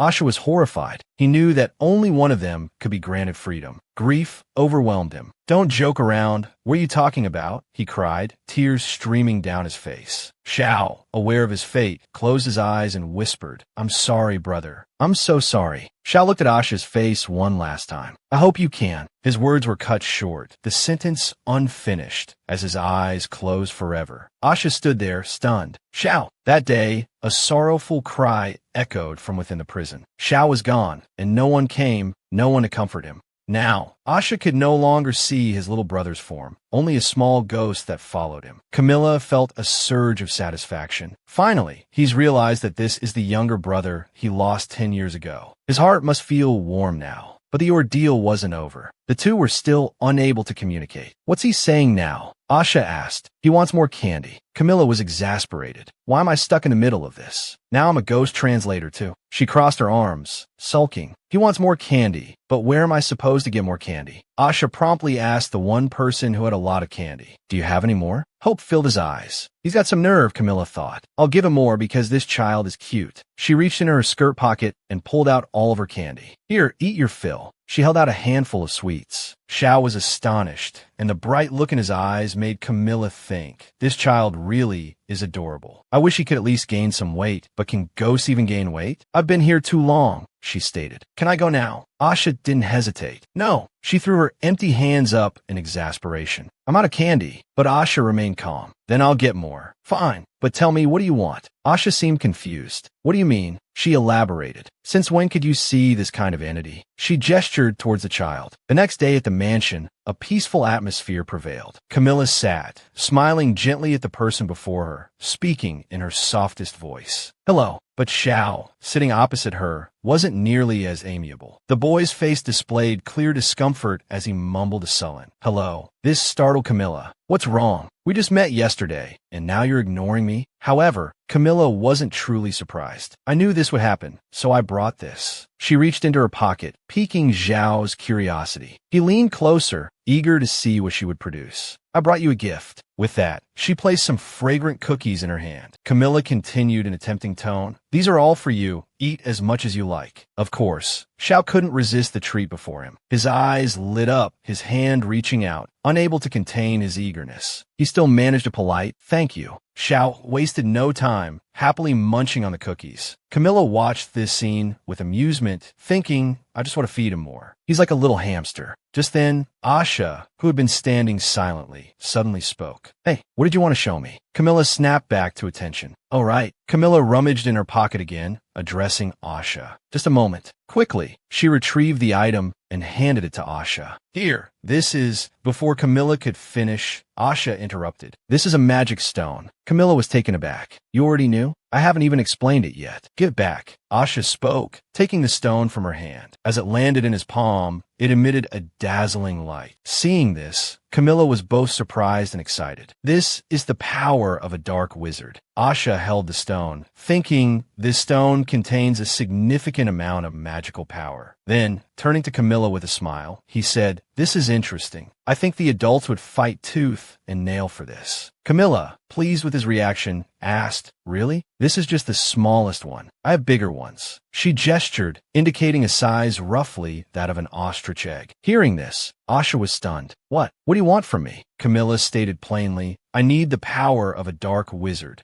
Because, she continued, I've discovered a mine filled with these magic stones. Asha remained silent. Seeing this, Camilla pressed on. I'm sure you understand, but these stones only react to the magic of a dark wizard. Of course, after purification, white wizards can use them as well. Asha held the stone up, examining it, and said to Camilla, So you want me to be the liaison, correct? Camilla eagerly replied, Exactly. Asha said, I'll talk to that person. At this, Camilla looked confused. That person? Asha noted her puzzled expression, but didn't answer. The scene shifted, the magic stone now neatly placed on a table. Asha's voice rang out, Father. It was Duke Severa, Asha's father. He took the stone his son offered, asking, "What is this?" Asha replied, "A girl asked me to give this to you." Severa held the stone for a moment, immediately recognizing its qualities. "Is this a low-grade magic stone?" His expression shifted rapidly, a gasp escaping his lips. "This is..." As a man of experience, he quickly regained his composure and asked his son, "What does the girl want?" Asha answered without hesitation, "A deal." Severa, not wanting to miss this opportunity, immediately told Asha, "Bring her to me." Asha replied, "I'll bring her tomorrow." He then turned to leave the room, but Severa stopped him. "Asha," in a contemplative tone, he asked, "How much longer must I wait for you?" Asha didn't answer. The air grew thick with tension. Severa continued, "How much longer do I have to wait? This is getting tiresome, so I expect you to finish this quickly." Asha still didn't reply, but his expression darkened. He clenched his jaw, suppressing his emotions, then abruptly left the room, leaving Severa alone. "That child mentioned a girl just now. It seems someone asked him for a favor. This is the first time I've seen him do something for someone else," Severa thought. "He talked about meeting me, without even needing to be summoned." Severa stopped his train of thought, unwilling to delve any deeper. The next day, true to his word, Asha brought Camilla to the mansion. As they approached, Camilla commented, "This is much more ordinary than I expected. I thought it would be scary, full of ghosts." As they reached the door, a maid hurried over, greeting them respectfully. "Please come in." Seeing how ordinary the maid was, Camilla felt a twinge of disappointment. Even the servants are ordinary. She followed Asha upstairs, toward Severa's office. Soon they arrived. Asha opened the door without hesitation. Camilla was surprised. "What? He didn't even knock." The man before her quickly caught her attention. Was this Duke Severa? She stared at the middle-aged man, thinking, will Asha look like him when he grows up? Camilla then stepped forward, offering a formal greeting. "Hello, my name is Camilla." Severa suddenly said something seemingly unrelated. "This is strange." He continued, "I'm sure this stone is useless without a dark wizard, right? Do you think 10% is reasonable?" It turned out Severa was getting straight to the point. Seeing this, Camilla didn't hesitate to dive into the negotiation. However, this stone would be very tempting for a dark wizard. This is going to be a tough negotiation. But so what? Don't you want it? Should I just throw it in the trash so no one can use it? Of course, Camilla only kept these thoughts to herself. After a brief silence, Severa spoke. "If you promise to sell to us first, I'll agree to this deal." Hearing this, Camilla was overjoyed and quickly agreed. Severa and Asha were confused by what she had just said. Then, Camilla awkwardly clarified, "Oh no, I like that, then I'll be back after I finish the contract, okay?" Just as everything seemed settled, Severa suddenly added, "By the way," as a dark creature approached Camilla. Severa continued, "Our little one seems to like you." Camilla responded nervously, "Yes." She thought, bewildered, what's happening? I pretended not to see it,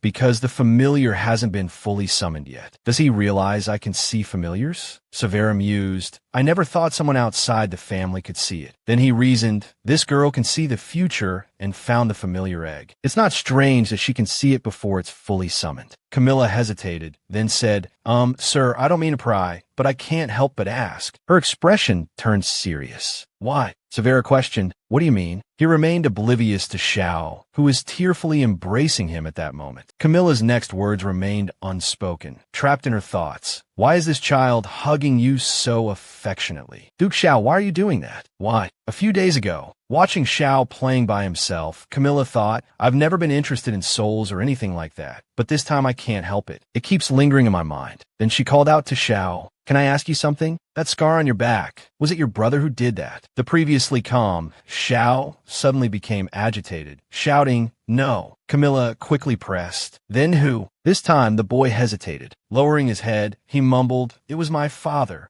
He said it was to make me the familiar's master. Camilla thought, Xiao's story about the Severa family is so shocking. I'm sure no other family is this twisted. My brother was always beaten by our father. One day, to protect my brother from harm, I stood in front of him and I got this scar on my back. Only through hatred, disgust, and resentment can one become the master of a familiar. So everyone who becomes the head of the family is raised this way. Xiao finished his story. In the end, we were locked up for 3 months. My brother wasn't released until I died. Camilla felt her heart break even more. They won't release anyone until the other one dies. The Severa family is completely insane. Poor child, at least I should give him lots of cookies. Thinking this, she offered Xiao some more. Here, have some more. Xiao replied happily, thank you, sister. Back in the present, in Severa's office, Camilla was utterly confused by Xiao's actions. I don't understand. I thought Xiao would strangle him because he hates his father. But what's this? How can he hug the father who caused his death? It seemed even Severa could sense Xiao's presence now. He called out uncertainly, Xiao? Is Xiao crying? Camilla answered softly yes. Severa's expression turned unpleasant at this answer, and he remained silent for a long moment. Asha, however, was clearly displeased, his face a mask of deep displeasure. Asha couldn't hold back any longer. He addressed Severa. Is that all? Don't you have anything else to say? Severa replied bluntly, no. At this, Asha's fury erupted. He slammed his hand on the table. Really nothing? The son you killed is standing right in front of you, and you have nothing to say? Severa responded calmly. Should I say something? Hearing this, Asha let out a disbelieving laugh, fueled by rage. Camilla tried to calm Asha down. Please calm down. But Asha, still furious, snapped at her. Mind your own business. Camilla persisted. I'm not trying to interfere in your family matters. But can't you see Xiao is protecting him? Xiao, tears streaming down his face, whispered, I'm sorry, brother. Camilla relayed Xiao's words to Asha. Hearing this, Asha became even more agitated. Why are you apologizing? Xiao hesitated, then said, I told you I would do this. I told you I would enter the tomb. At this, even Camilla was surprised. Xiao, what are you talking about? She asked. Xiao then confessed everything. It wasn't because of our father. I did it because I knew I only had a few months left to live. I overheard father talking to the doctor. At most 6 months, at least 3 or 4. So I said I would participate in the final test. I wanted my brother to become the head of the family. I didn't want my brother's suffering to be in vain. My death wasn't our father's fault. That was the first time I saw our father cry. Camilla relayed Xiao's whispered words, her voice catching slightly on the raw emotion. Severa sighed, a weariness etched onto his features. I was just tired of it all. Nothing more. He pushed himself to his feet, his gaze distant. Now I understand why all the previous heads of the family looked forward to death so much. His voice dropped, taking on a chillingly matter-of-fact tone. This family's familiar is always found in the same place, inside the head of the family. We have to cut open the body to find the egg. A heavy hand landed on Asha's shoulder. In this family, Severa continued, his voice devoid of warmth, the most useless thing is emotion. Being beaten from a young age, watching your younger brother die. It's all to eliminate useless emotions. What you need is hatred, rage, and resentment, so you'll kill me and take out the egg. That's what you have to do. Severa's grip tightened on Asha's shoulder, his words a chilling echo. This family's familiar is always found in the same place. It's inside the head of the family. You have to cut open the body to find the egg. He patted Asha's shoulder, the gesture devoid of any affection. In this family, the most useless thing is emotion. He turned to leave, his voice trailing behind him. Being beaten from a young age, watching your younger brother die, it's all to eliminate unnecessary feelings. What you need is hatred, rage, and resentment, so you'll kill me and take out the egg. That's what you need to do. Camilla, frozen in place, felt a wave of nausea wash over her. The casual cruelty of Severa's words made her stomach churn. Silently, she rose to her feet, unsure how to intervene in this horrifying family ritual. Wait, what's going on? She whispered to herself, her voice laced with anxiety. Am I supposed to be hearing this? A desperate plea echoed in her mind. I just want to go home. By now, Camilla had indeed reached the familiar comfort of her own home. She pushed open the door to Ravi's study. Ravi, what is it? He glanced up from his work, a quill poised over a thick, leather-bound book. What are you doing? Camilla asked, her voice still slightly strained. Ravi gestured to the book and quill with a slightly exasperated air. Can't you see? He retorted. Then, noticing the tension in his sister's posture, he added, By the way, what's wrong? You rarely come here. Camilla walked over to his desk, clearing her throat nervously. Do we need a reason to visit each other? Her voice was tight, and Ravi looked up at her, a flicker of concern in his eyes. Nothing, she replied, her gaze fixed on him. Then, abruptly, Ravi, what kind of person was our father? He stared at her, taken aback by the unexpected question. Huh? He paused, resting his chin on his hand. What are you talking about? You've been the closest to father recently. Camilla perched on the edge of his desk, shaking her head. No, she corrected. I'm talking about our birth father. Confusion clouded Ravi's features. Birth father? Why are you suddenly asking about him? Camilla closed her eyes briefly, searching for a plausible explanation. Oh, just thinking, she murmured, the image of the brutal scene from the other world flashing through her mind. Her father's cruelty towards her mother. I wonder if he was as cruel as the father I saw in that world. I've been observing for years. She mused silently, but I've never heard anyone mention Camilla's birth father, not even once. The vague silhouette of a blond man's back lingered in her memory. Ravi shrugged, his expression equally vague. I don't remember much either, he admitted. Why are you suddenly curious? Camilla hesitated, still searching for a convincing answer. Just because, she began, but Ravi cut her off, a faraway look in his eyes. That ring, he said, his voice soft, the one that was lost. A gold ring with a bright red diamond, intricately carved. That was the ring our birth father gave to our mother. The very same ring Camilla had discovered nestled amongst the roses in the garden. Having offered this small piece of information, Ravi turned back to his work, dismissing her. That's all I know. I have work to do, so you can go. Camilla hopped off the desk, turning back to face him. Ravi, what is it now? Clearly irritated by the interruption, Ravi slammed his hand down on the table, turning to face her with an exasperated glare. Are you serious? Just say what you want to say. I'm Busse. Camilla grinned mischievously, reaching into her pocket. Want me to make you even busier? A bead of sweat trickled down Ravi's forehead, his eyes widening with uncertainty. With a playful flourish, Camilla produced a magic stone. Here, she announced brightly, a present. She thrust it into Ravi's hands. He took it, bewildered. A present? This is a mage's. Ravi's words trailed off as recognition dawned. He stared at the stone, astonishment replacing his confusion. Where did you get this? He exclaimed. Camilla, already turning towards the door, offered a mischievous smile over her shoulder. It's a secret. Her flippant reply only served to further irritate Ravi. Where did you get this? He demanded again. Camilla, now at the doorway, waved cheerfully. Bye, she chirped, a silent chuckle accompanying her departing thought. I'll leave the distribution to you, Ravi. Later that day at school, Camilla sat in class, a sheet of paper clutched in her hand, a wide grin plastered across her face. Amy, seated behind her, peered curiously. What's that? A contract. Camilla's grin widened, her thoughts a whirlwind of excitement. This is amazing. I can't wait to make money. Soon I'll be able to leave that house and live the life I want. Still basking in her anticipated financial freedom, Camilla began to review the contract. First, I need to finalize my contract. I also need the Duke's signature. D.A. Ray, hovering beside her, offered his assistance. You should add this part here, he pointed out. Suddenly, a small voice broke through Camilla's concentration. Sister, startled, she turned to see Xiao. The young boy stood before her, slightly out of breath, as if he had run all the way to the classroom. Camilla clapped her hands over her mouth, realizing she'd voiced her thought aloud. Amy, noticing the boy, remarked, What's this? Isn't that the kid who's always clinging to Asha? Camilla leaned down, still covering her mouth to avoid speaking too loudly.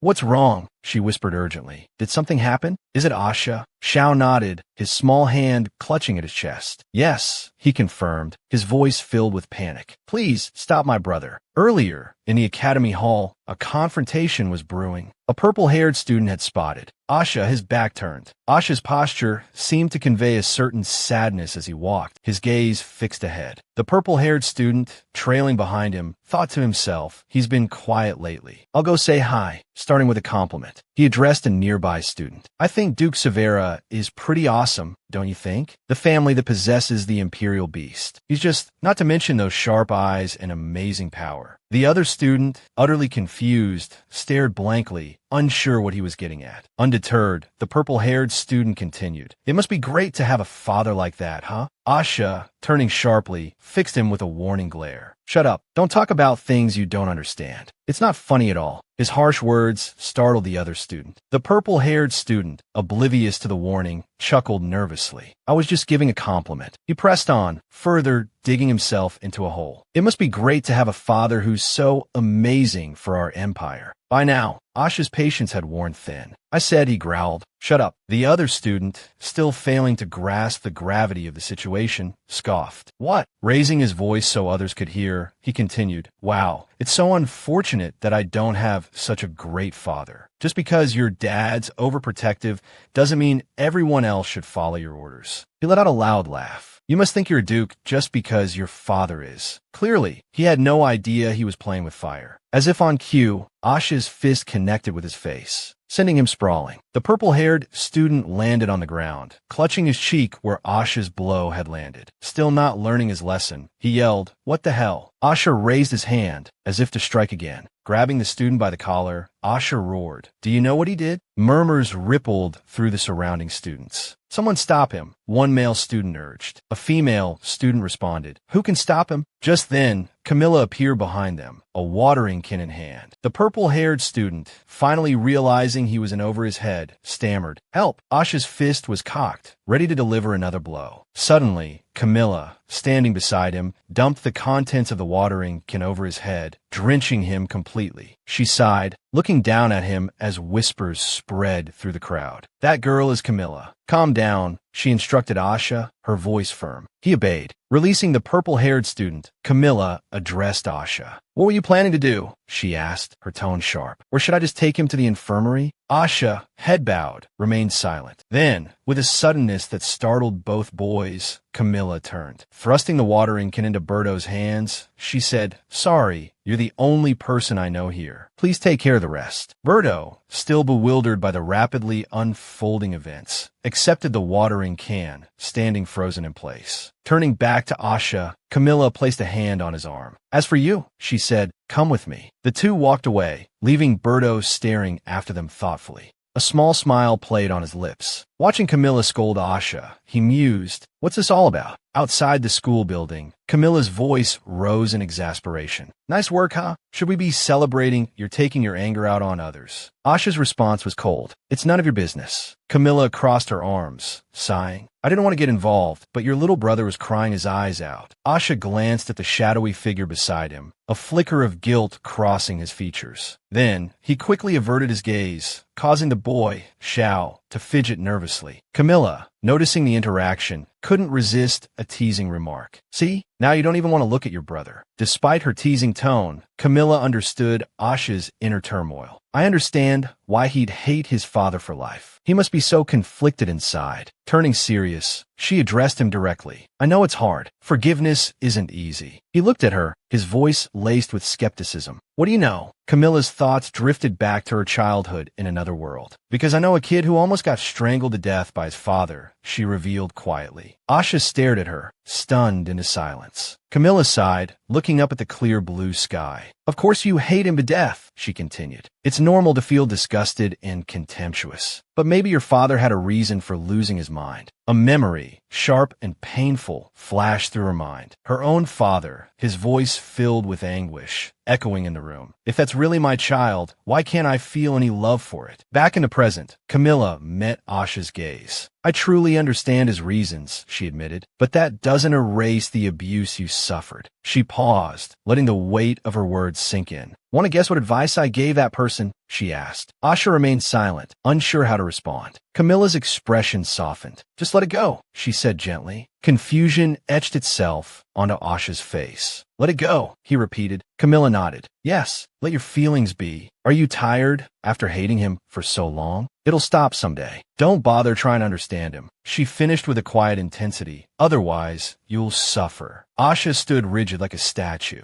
Camilla, recognizing a kindred spirit in his pain, thought to herself, a victim who says they want to hate him forever. Who can blame them? In the end, we're the ones left with the permanent scars. Why we have to think so deeply about it? It's not fair. Not fair at all. Suddenly, her eyes caught sight of something. Blood welling up on Asha's hand. Reaching into her pocket, she asked, when did you hurt your hand? Gently, she took his injured hand in hers. Don't make Xiao cry anymore, she reminded him softly. As she wrapped a handkerchief around his wound, she added, you know he cries when you're hurt. Asha froze, surprised by her gentle touch. All right, Camilla announced, straightening up. I'm leaving. His hand was neatly bandaged, the purple silk tied in a delicate bow. Moments after leaving, a wave of embarrassment washed over Camilla. I forgot he has healing magic, didn't I? Wasted a handkerchief. Is this when Duke Severa died? No illness or accident. He died suddenly. And after that, Asha became the new Duke. The school was full of rumors. The image of Xiao's words flashed through her mind. Father always said you have to get stronger quickly, so you can kill him. Lost in thought as she walked, Camilla recalled Xiao's chilling certainty. I'm sure Asha killed the Duke. A father telling his son to kill him. It's insane. Ahead, she spotted a familiar figure with golden hair. Camilla started towards him, her thoughts still preoccupied with Asha's predicament. After all, after Duke Severa's death, there was only one person who could control and restrain Asha. That person was none other than Layla, the girl with the beautiful face and striking golden hair. Camilla's resolve hardened. I have a feeling it's a good idea to look into this. Suddenly, Camilla brought her hands to her face, her cheeks flushing. I really want to thank her properly, she thought. Would a gift be a good idea? Her musings were interrupted by the approach of two girls, their faces bearing expressions of ill-concealed malice. Layla, there you are, the brunette began, her tone sugary sweet. We've been looking everywhere for you, her companion chimed in. What are you doing? The brunette asked Layla, her eyes narrowed. Layla, glancing up from her book, replied calmly, just reading. You must not be busy then. The brunette continued, her voice dripping with false concern. Finished with the homework? Layla, a flicker of surprise crossing her features, asked, homework? It's due this afternoon, they replied in unison. Oh, that, Layla said brightly. I've already finished it. The other girl feigned a thoughtful expression. Lucky you. We haven't even started. The two girls launched into a well-rehearsed performance of distress. You see, there was a family emergency yesterday, one began. Me too, the other added, her voice laced with dramatic exhaustion. I didn't have any time to do it. What are we going to do? They wailed. Oh no, I think we're in big trouble. My father said I can't fail again. Layla sat quietly, listening to their theatrics. Finally, she picked up her bag. I'll help you, she offered. Really? They exclaimed, their faces brightening. Yes, Layla replied. Why don't you just use the homework I've already done? As Layla retrieved her work, the two girls showered her with gratitude. We knew we could count on you. Layla responded with a strained smile. Handing over her assignment, she cautioned, don't copy it word for word like last time, or we'll all get in trouble. Of course not, they agreed quickly. We won't do that this time. Thank you so much, one of the girls exclaimed, clutching Layla's homework. Her words were cut short as the papers were snatched from her grasp. She whirled around, startled. Who did that? Camilla, now holding the homework, raised an eyebrow. Are you a doormat? She inquired coolly. The girl's eyes widened in recognition. Why you, Miss Camilla? The girl crossed her arms defensively. Miss Camilla, she began, her voice wary. It's been a while, hasn't it? Camilla sighed dramatically. Oh, do we know each other? Please give that back, the girl hissed, lowering her voice. Is it yours? Camilla countered. The girl faltered. Camilla's gaze intensified. If it's not yours, why are you so confident in demanding it back? Miss Layla, the girl sputtered. Lend it to me, the girl finished lamely. Camilla leaned closer, her face inches from the girl's, causing her to flinch. You've probably heard the rumors, haven't you? A sly smile spread across Camilla's face. The Safian family prophecies are quite something. The girl's face paled. Has that story not spread yet? Camilla continued, her voice laced with amusement. I wouldn't mind going back to my old ways. Why you? The girl stammered, but Camilla cut her off. Shall I guess what you two were doing last night? She paused for effect. Out carousing with those young gentlemen after school, weren't you? Caught red-handed. The two girls quickly covered their mouths. Camilla stood, arms crossed, continuing her speculative assault. Probably up until the wee hours of the morning, which is why you didn't finish your homework. Realizing they'd been completely exposed, the girls exchanged panicked glances.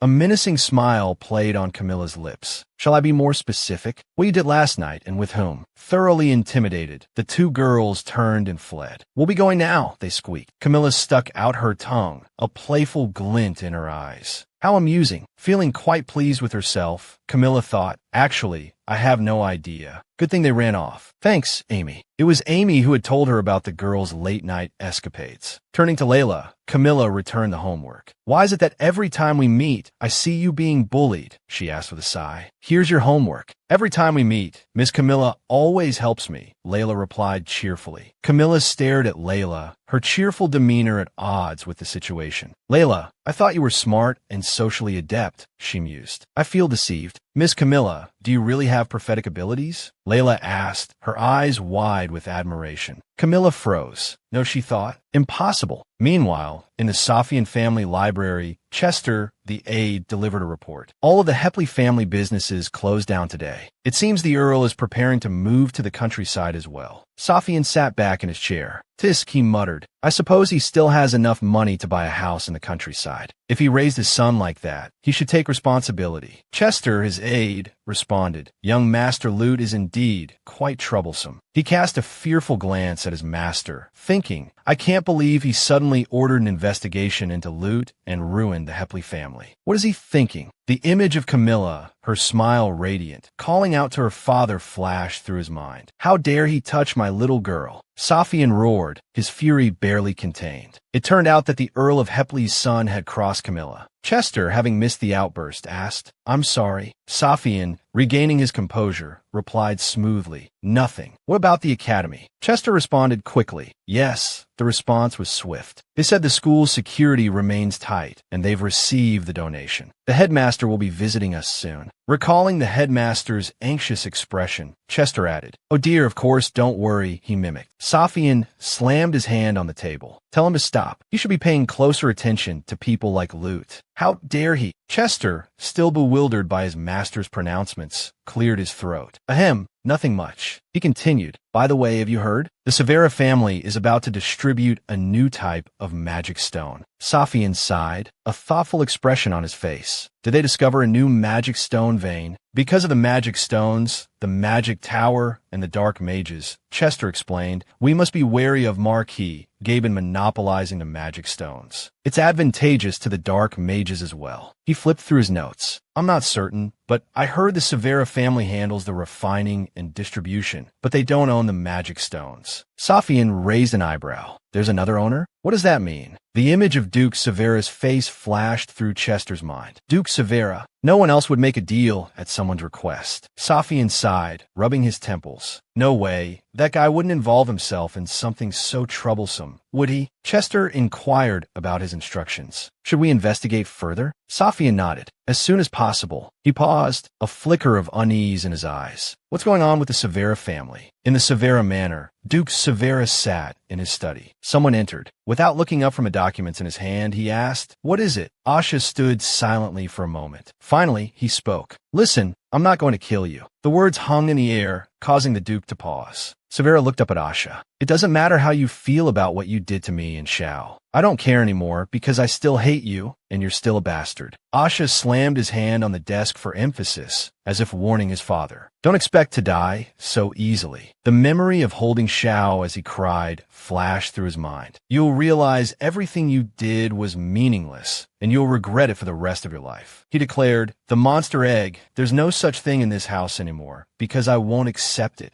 Turning to leave, he continued, I'll prove to you that I can become stronger even without it. Asha turned to leave, saying, Even without that monster, I'll be stronger than anyone. Duke Severa sat, listening in silence. As Asha walked out of the room, he sighed, feeling a strange sense of relief at the conversation. He recalled Camilla's words at school. That girl went through all that, and she doesn't blame him. But that doesn't erase what happened to her. A small smile played on his lips. I should have done this sooner. There's no need to be bound by this family, or this father. A few days later, at school, someone sat under a large tree, sunlight dappling through the leaves. Asha sat there, his clothes completely soaked. Camilla sat beside him, her brow furrowed in curiosity. Why are you all wet? Did you go swimming? Suddenly, she noticed something and poked his arm. He looked at her, puzzled. What are you doing? She replied, startled and slightly embarrassed. Sorry, it's just that you're really well built. She admired his physique, thinking he's really trained well. Look at those muscles. Reaching out, she murmured, You've been working hard, haven't you? Her hand brushed against Asha's cheek, and a blush crept up his neck. Your face is still red, she observed. After a moment of thought, she asked, Are you sure you're not sick? He caught her hand, about to pull it away from his face, and started to say something. But but then turned away, releasing her hand. Never mind, he mumbled. Camilla, puzzled, tilted her head. What? Opening the basket she had brought, she continued. By the way, why does a mage train so hard with a sword? A swordsman would be embarrassed. Is this why Ravi doesn't like Asha? She wondered. It must seem strange to a mage that Asha doesn't focus on one thing. Asha remained turned away, seemingly shy. She gave a mischievous grin. Of course, this personality is one of the reasons too. Camilla's smile broadened, radiant in the sunlight. What are you smiling about? Asha asked, his brow furrowed in confusion. Nothing, she replied, her eyes twinkling. They continued to sit under the tree. He gestured towards the basket. What's in there? Noticing his hand reaching for it, she swatted it away playfully. It's not yours, she reminded him. Turning to Xiao, who was sitting beside Asha, she said, I made this for you. Xiao looked up, a flicker of surprise in his eyes. Wow, the boy exclaimed, his face lighting up with excitement. Camilla pulled out a sweet cake. Here, eat up, she said cheerfully. Having been swatted, Asha retracted his hand and glanced at Xiao, who was beaming back at him. Seeing the two of them like this, Camilla thought, Xiao's complexion looks brighter. It must be because Asha's calmed down. Xiao, his eyes fixed on the cake, said, I don't need to eat anymore. He then stood up and walked over. I'm not hungry, he added. To Camilla's surprise, Xiao ran to her and reached out, throwing his arms around her neck and planting a loud kiss, a resounding mwah, on her cheek, leaving Camilla stunned for a few seconds. As she touched her cheek in surprise, Xiao said, Thank you, sister. Thank you very much. Xiao, Camilla exclaimed, bewildered. Xiao, smiling contentedly, waved as if saying goodbye, his form beginning to shimmer,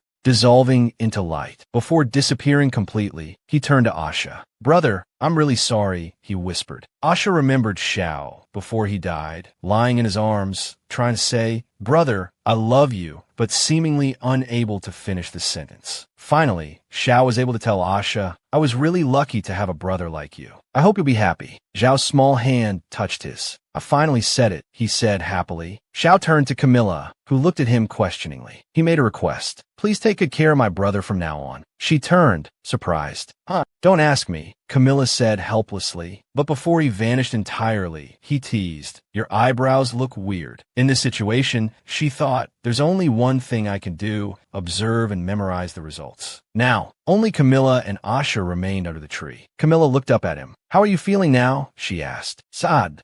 Asha stared at the hand Xiao had touched, his expression calm. Not really sad, he replied. Suddenly, Camilla offered him the cake from earlier. I made this for you. Eat it when you're sad and hungry. I thought you said it wasn't for me, Asha questioned. He covered his mouth with one hand and pushed the cake away with the other. You'll be punished if you don't finish your food, she threatened. The scene shifted to the Safian estate. Suddenly, Duke Devlin appeared, exclaiming cheerfully, Oh, good, you're home. Are you doing well? My weekend is ruined, Camilla cried internally. At the same time, Duke Severa also arrived. Camilla greeted him with a polite smile. Hello, Your Grace. Inwardly, however, she was dismayed, wondering why they were here on a weekend. Safian, standing between Devlin and Severa, asked, What are you two doing here? Severa replied casually, He asked me to come along. For that reason, Safian questioned Severa. Meanwhile, Camilla thought, I've rested enough. I think I'll go shopping. Is there a problem? Duke Severa countered. Safian sighed. You're not the type to come here for a quiet nap. Slipping away from the group, Camilla said, All right, carry on. Wait, both Duke Devlin and Duke Severa exclaimed in unison, each grabbing one of her arms. Camilla exclaimed helplessly, No, why? Duke Devlin, beaming, explained, I came here today because of you, so how can I not speak with you? With that, they dragged her into the room. Let's go inside first, Duke Devlin declared. Duke Severa added, Come on. Poor Camilla was pulled along, thoroughly unwilling. Safian, flustered, called after them. Hey, where are you taking my daughter? Her mind raced. Duke Devlin has been like this since last time, but why is Duke Severa acting this way too? Asha and Berto stood off to the side, Berto waving at her. No, why are you two just standing there doing nothing? Camilla thought, exasperated. Berto, smiling brightly, made no move to help. Asha's face, as usual, remained impassive, showing no sign of intervening. Glaring at the two of them, Camilla fumed. Hey, just you wait. Finally, only Asha and Berto were left in the hall. Berto spoke first. So what should we do now? Shall we take a walk in the garden? I saw it last time. It's quite beautiful. Asha, looking annoyed, questioned, with me. Berto continued to smile politely. Why not? Berto asked. I'm quite agreeable, aren't I? You're crazy, Asha retorted. Just as the two were about to leave, someone called out, Hey, you two. They turned around. If you're free, the voice continued. It was Ludwig. Why not take a walk with me? He suggested. What a bother, Asha thought irritably. Berto, however, maintained his bright smile. Deity burrowed into Camilla's hair, chirping excitedly. Yay! Below, Luna rubbed contentedly against her skirt. Camilla sat in a chair, King cradled in her arms, fuming. Deity perched on her shoulder, Luna at her feet. Duke Devlin, arms crossed, chuckled. I'm sorry. That child caused you a lot of trouble. King tried to swat Deity away.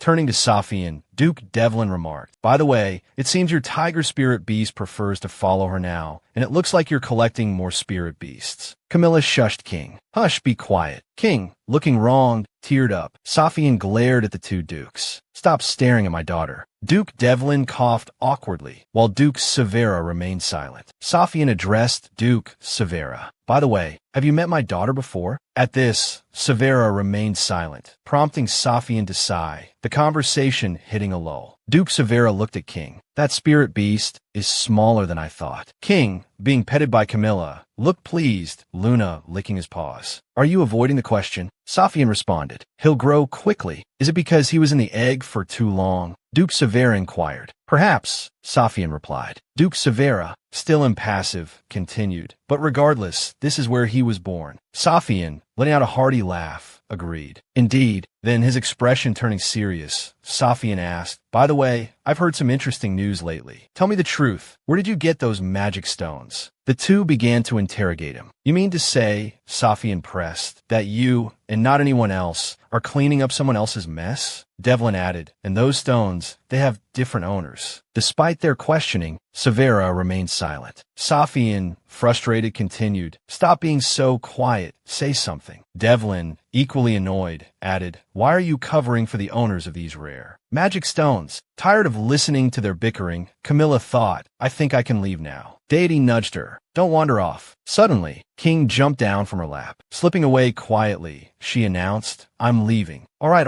Safian replied dismissively. Devlin, still curious, pressed Severa, You should let us know more. Leaning against the door, Camilla sighed in relief. Phew, finally escaped. Turning, Camilla thought, time to go shopping as planned. Suddenly, something caught her attention. What are you doing here? Camilla asked the butler. He turned at the sound of her voice. Miss Camilla, I was just on my way to see young Master Ludwig, Mr. Berto, and Mr. Aiden, he replied. Those three together? Camilla questioned, surprised. Yes, they're all taking a walk in the garden, the butler replied. Camilla pictured the three of them strolling along, struggling to find common ground for conversation. She sighed. What on earth could those three possibly talk about? Dismissing the thought with a wave of her hand, she declared, Never mind, it doesn't matter. I have my own errands to run in town. The sky was clear, with clouds drifting lazily across its expanse. Camilla was now outside, strolling through the streets. Donna waved to her. Miss, this way. Camilla smoothed back her hair, thinking it doesn't matter. But as Donna drew closer, she murmured, They're still following us. Aiden, Berto, and Ludwig trailed behind her. Why are you following me? She wondered, abruptly turning to fix them with a stare. Berto, noticing her gaze, replied cheerfully, I happen to be going to the market as well. Ludwig, looking concerned, added, It's dangerous to walk alone. Aiden, blunt as ever, stated, I'm bored. Camilla thought in exasperation. Don't these guys have anything better to do? Fine, she conceded, then took off at a run, leaving the three of them in her dust. Whatever, let them follow if they want. Later that afternoon, she and Donna stood before a market stall. As she passed one particular vendor, something shimmered, catching her eye. Donna leaned in and asked, Do you want to buy it? Camilla considered for a moment. Yes, she decided. Donna appraised the item.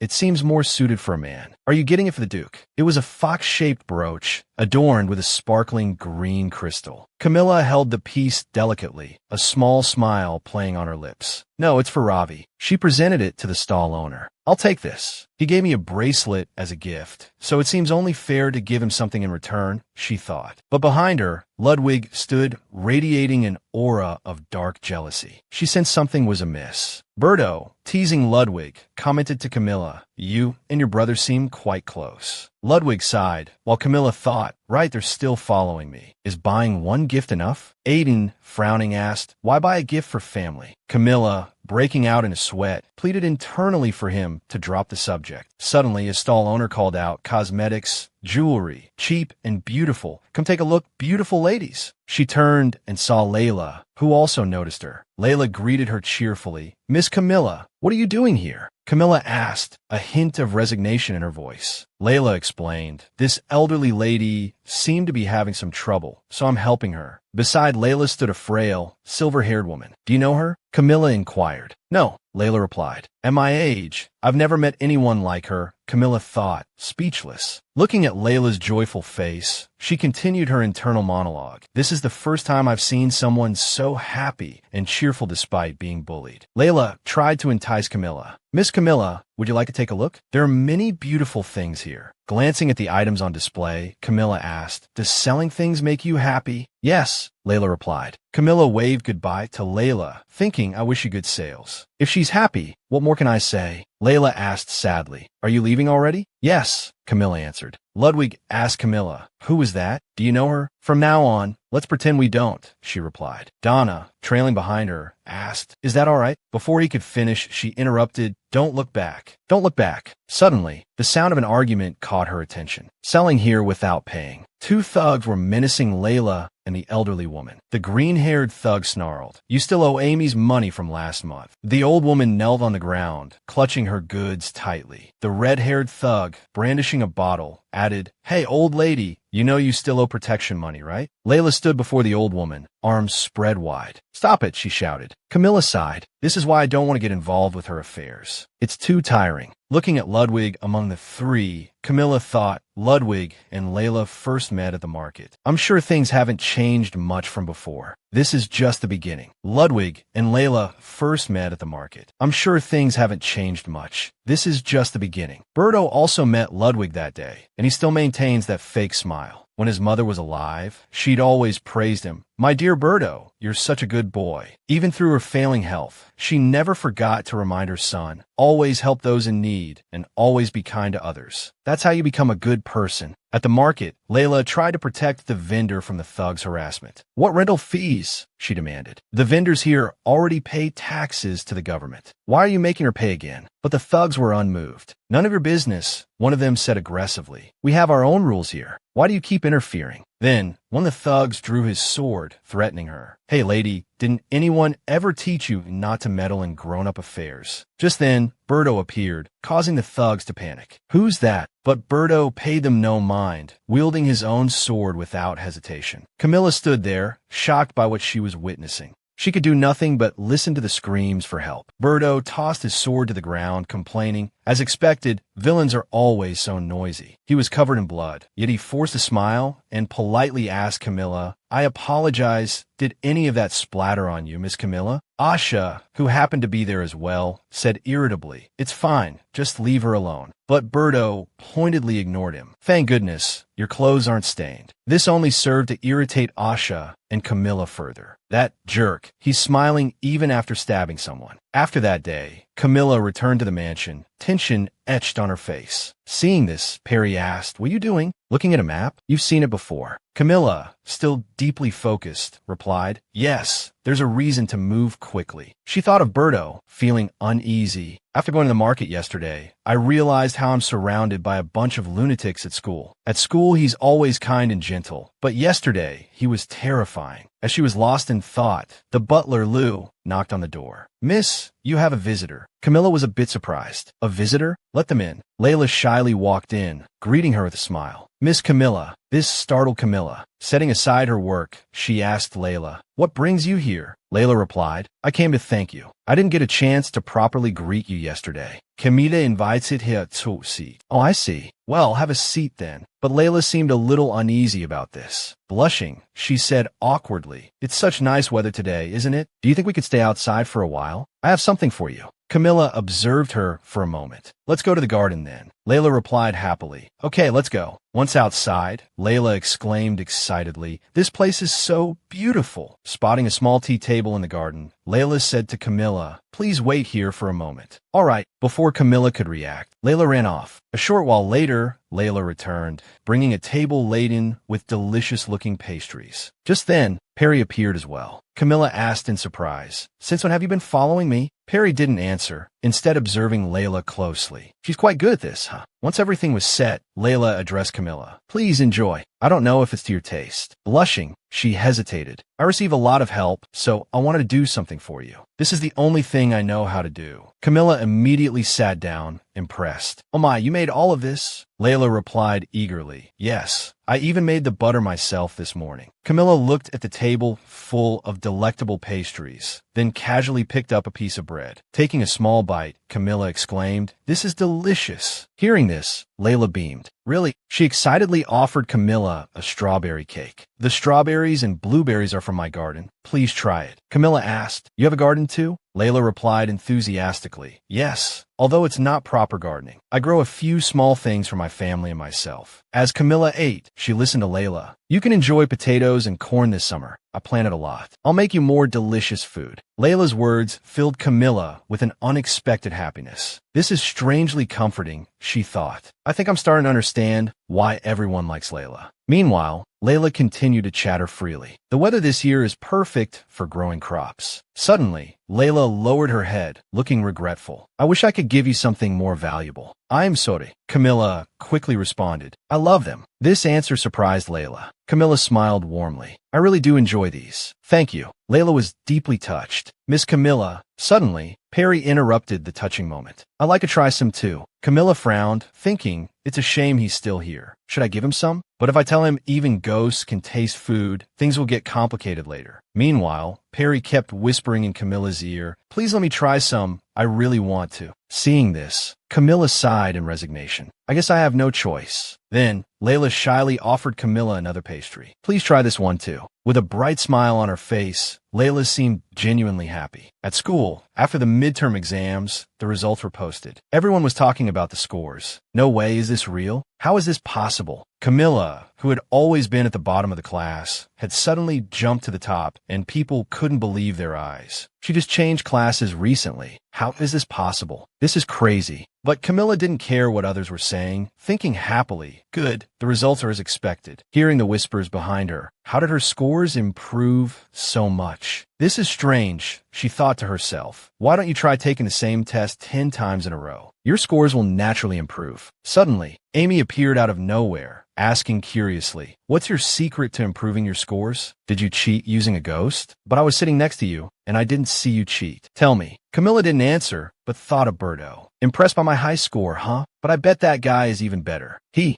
always gets first place." On top of that, she checked the transcript again and saw a name that surprised her. "That guy who always hands in a blank test. I wonder what happened." Asha's score is unexpectedly high this time. Just then, Asha appeared. "Me? Are you surprised by my score? Have you ever seen a wizard who isn't smart?" Camilla replied coldly, "Yes." "You." Seeing Amy, Asha continued, "Who's that next to you?" Seeing him, Amy seemed annoyed. Camilla replied, "You can see him, right? That's the one you tried to exorcise last time." Asha leaned close to Camilla's ear and said, "So, why is he still hanging around you?" Camilla replied nonchalantly, "Who knows?" Aiden continued, "My father said you should visit our house. He wants to start selling that item, but he wants to discuss a few things first." Camilla thought it must be about the magic stones, then told Aiden, "I understand. Tell him I'll visit soon." Aiden nodded and left. "Got it." She thought, "This is interesting. I thought those two would never talk, but it seems they do exchange a few words occasionally." Suddenly, Camilla heard Layla calling her. "Miss Camilla, congratulations."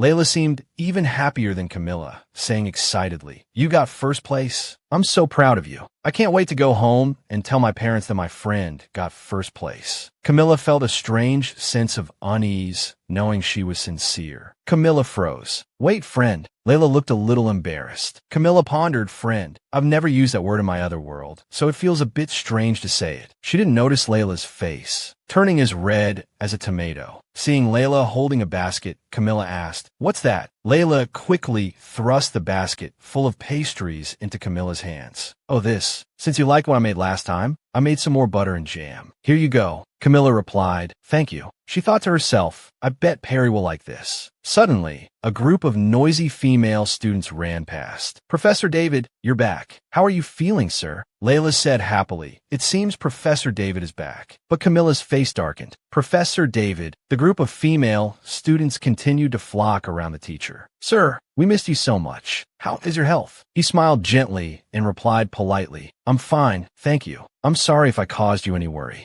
Layla looked genuinely happy. It's so good to see him healthy again. Camilla muttered under her breath. Another one. This confused Layla. Miss Camilla, what do you mean by another one? Camilla said nothing, feeling a sense of frustration. Back at the mansion, Camilla hesitantly asked, Ravi, are you busy? Ravi remained silent, trembling slightly. He suddenly stood up. No, I'm not busy at all. What is it? Camilla said, you know, there's this serial killer. Ravi suddenly moved closer to Camilla, his expression serious. What did you just say? Did you see something? This startled Camilla, and her face turned pale. No, I didn't say I. Ravi frowned. Are you sure? Camilla trembled, looking at her brother's suspicious expression, thinking, I just wanted to ask how people in this world deal with serial killers. But he's reacting so strongly. Ravi warned sternly, I'm warning you again, don't put yourself in danger. Father won't forgive you so easily this time. Camilla replied, I understand. Ravi calmed down and asked, what's the matter? Why are you asking me this? Serial killers aren't exactly light conversation. Following her brother's lead, Camilla said, well, my friend happened to find out that someone they know is a serial killer. Ravi responded, then report it to the authorities. Camilla added, but there's no proof. Ravi sat down at his desk. Then how do you know they're a serial killer if there's no proof? Camilla continued, while there's no concrete evidence, based on the feeling around that person, it's pretty obvious. I just have a feeling someone was killed, but my friend doesn't know what to do. Ravi asked, how much does your friend know about the killer? How likely is it that the killer's next target is your friend? Camilla replied, not much. Ravi leaned on his hand, calmly saying, then tell your friend to stay out of it. If they are the killer, someone will die eventually. Ravi explained, you said there's no evidence, so how can they report it? Rather than putting themselves in danger, it's better to pretend they don't know anything. If a murder happens, the security team will investigate. Just stay out of it. Camilla looked down, saying nothing, thinking, I guess the answer is to stay silent. If I get involved, I might become the next target. She pulled a small box out of her pocket and handed it to Ravi. Thanks for the advice, Ravi. Ravi took the box curiously. What's this? He looked a little surprised. A fox. Camilla asked, it's pretty, isn't it? Ravi replied coldly, it doesn't seem very useful. This annoyed Camilla. If you don't want it, give it back. Ravi frowned. You're so impatient. He suddenly paused. Wait, why a fox? He asked again, why a fox? Camilla hesitated, muttering to herself, then suddenly ran off. I'm leaving bye, leaving Ravi alone, feeling frustrated. After she left, he sighed and chuckled. She didn't have to do that. On her way to school, Camilla kept thinking about Ravi's words. You said there's no evidence, so your friend can't report it. It's better not to take the risk. Just pretend you don't know anything. If someone is killed, they'll investigate.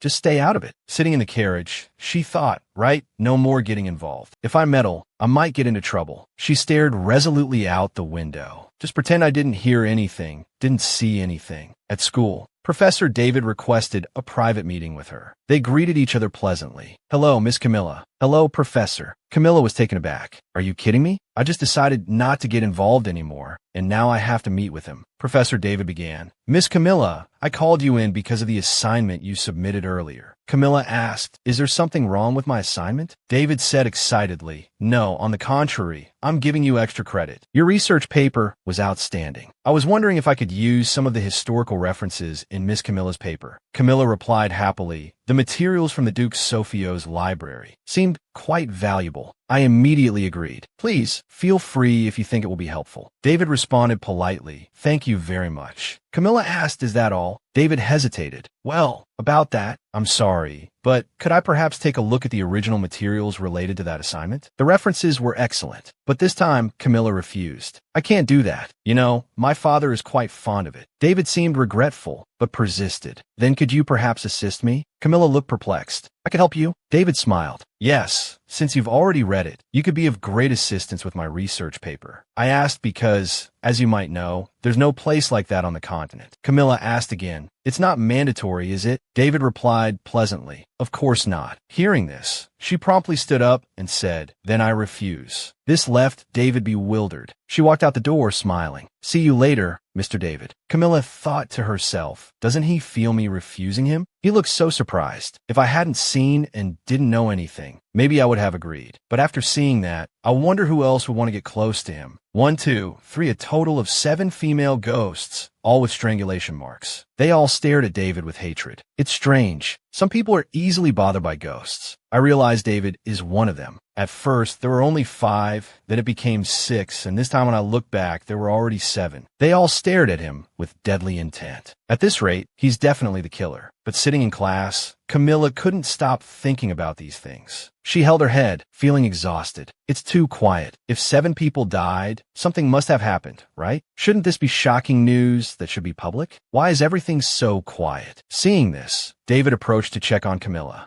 Miss Camilla. His expression made her feel afraid, but she quickly composed herself. David asked, "Are you feeling unwell? Did something happen at home?" She replied, "No, it's nothing." David remained friendly. "If you want to talk, or if you're having trouble, feel free to come to me anytime. You know I'm a student counselor here, right?" Camilla, still wary, replied, "Yes, I know. It's one of the reasons you're famous." Suddenly, she noticed a ghost behind him. The ghost was wearing only one earring. An idea struck her. She told David, "Actually, it's no big deal. I just lost an earring the day before yesterday." David looked confused. "An earring?" Camilla repeated. "Yes, a purple one with a violet flower." David became pensive. An earring with a violet flower. Meanwhile, Camilla was still observing the ghost, trying to see what she was thinking, but seemed to fail. Seeing David's continued silence, Camilla said, "It's all right. I can just buy another one." "Sir, is there anything else you wanted to say?" David turned to leave. "Oh, nothing. I do hope you'll reconsider my offer." Camilla smiled. "I'll think about it." She thought to herself, I can't just leave it like this. I guess that's the only way. So after class, she immediately went looking for Amy. Why can't I find her today? She's always loitering around here. Unfortunately, she was spotted by Birdo, who approached her. "Miss Camilla, what are you looking for?" Camilla, wanting to avoid him, continued scanning her surroundings. I'm looking for someone." Birdo offered, "Let's look together." But Camilla declined. "I'm fine. You won't be able to find her." But Birdo continued to follow Camilla. "Are you looking for Asha, by any chance?" Camilla replied coldly. "No." Birdo asked again. "If not, then who are you looking for?" Camilla frowned. "Mr. Birdo." Birdo laughed heartily. "Just call me Birdo." Camilla responded sternly. "You don't have to do this anymore." Hearing this, Birdo was taken aback. Camilla recalled everything Doman had told her. She knew if a mismatched soul entered a body alone, everything would go wrong, and those around them would become distant, feeling unloved and seen as a nuisance. In other words, she said coldly to Birdo, "You don't need to show this insincere kindness. That smile is fake too.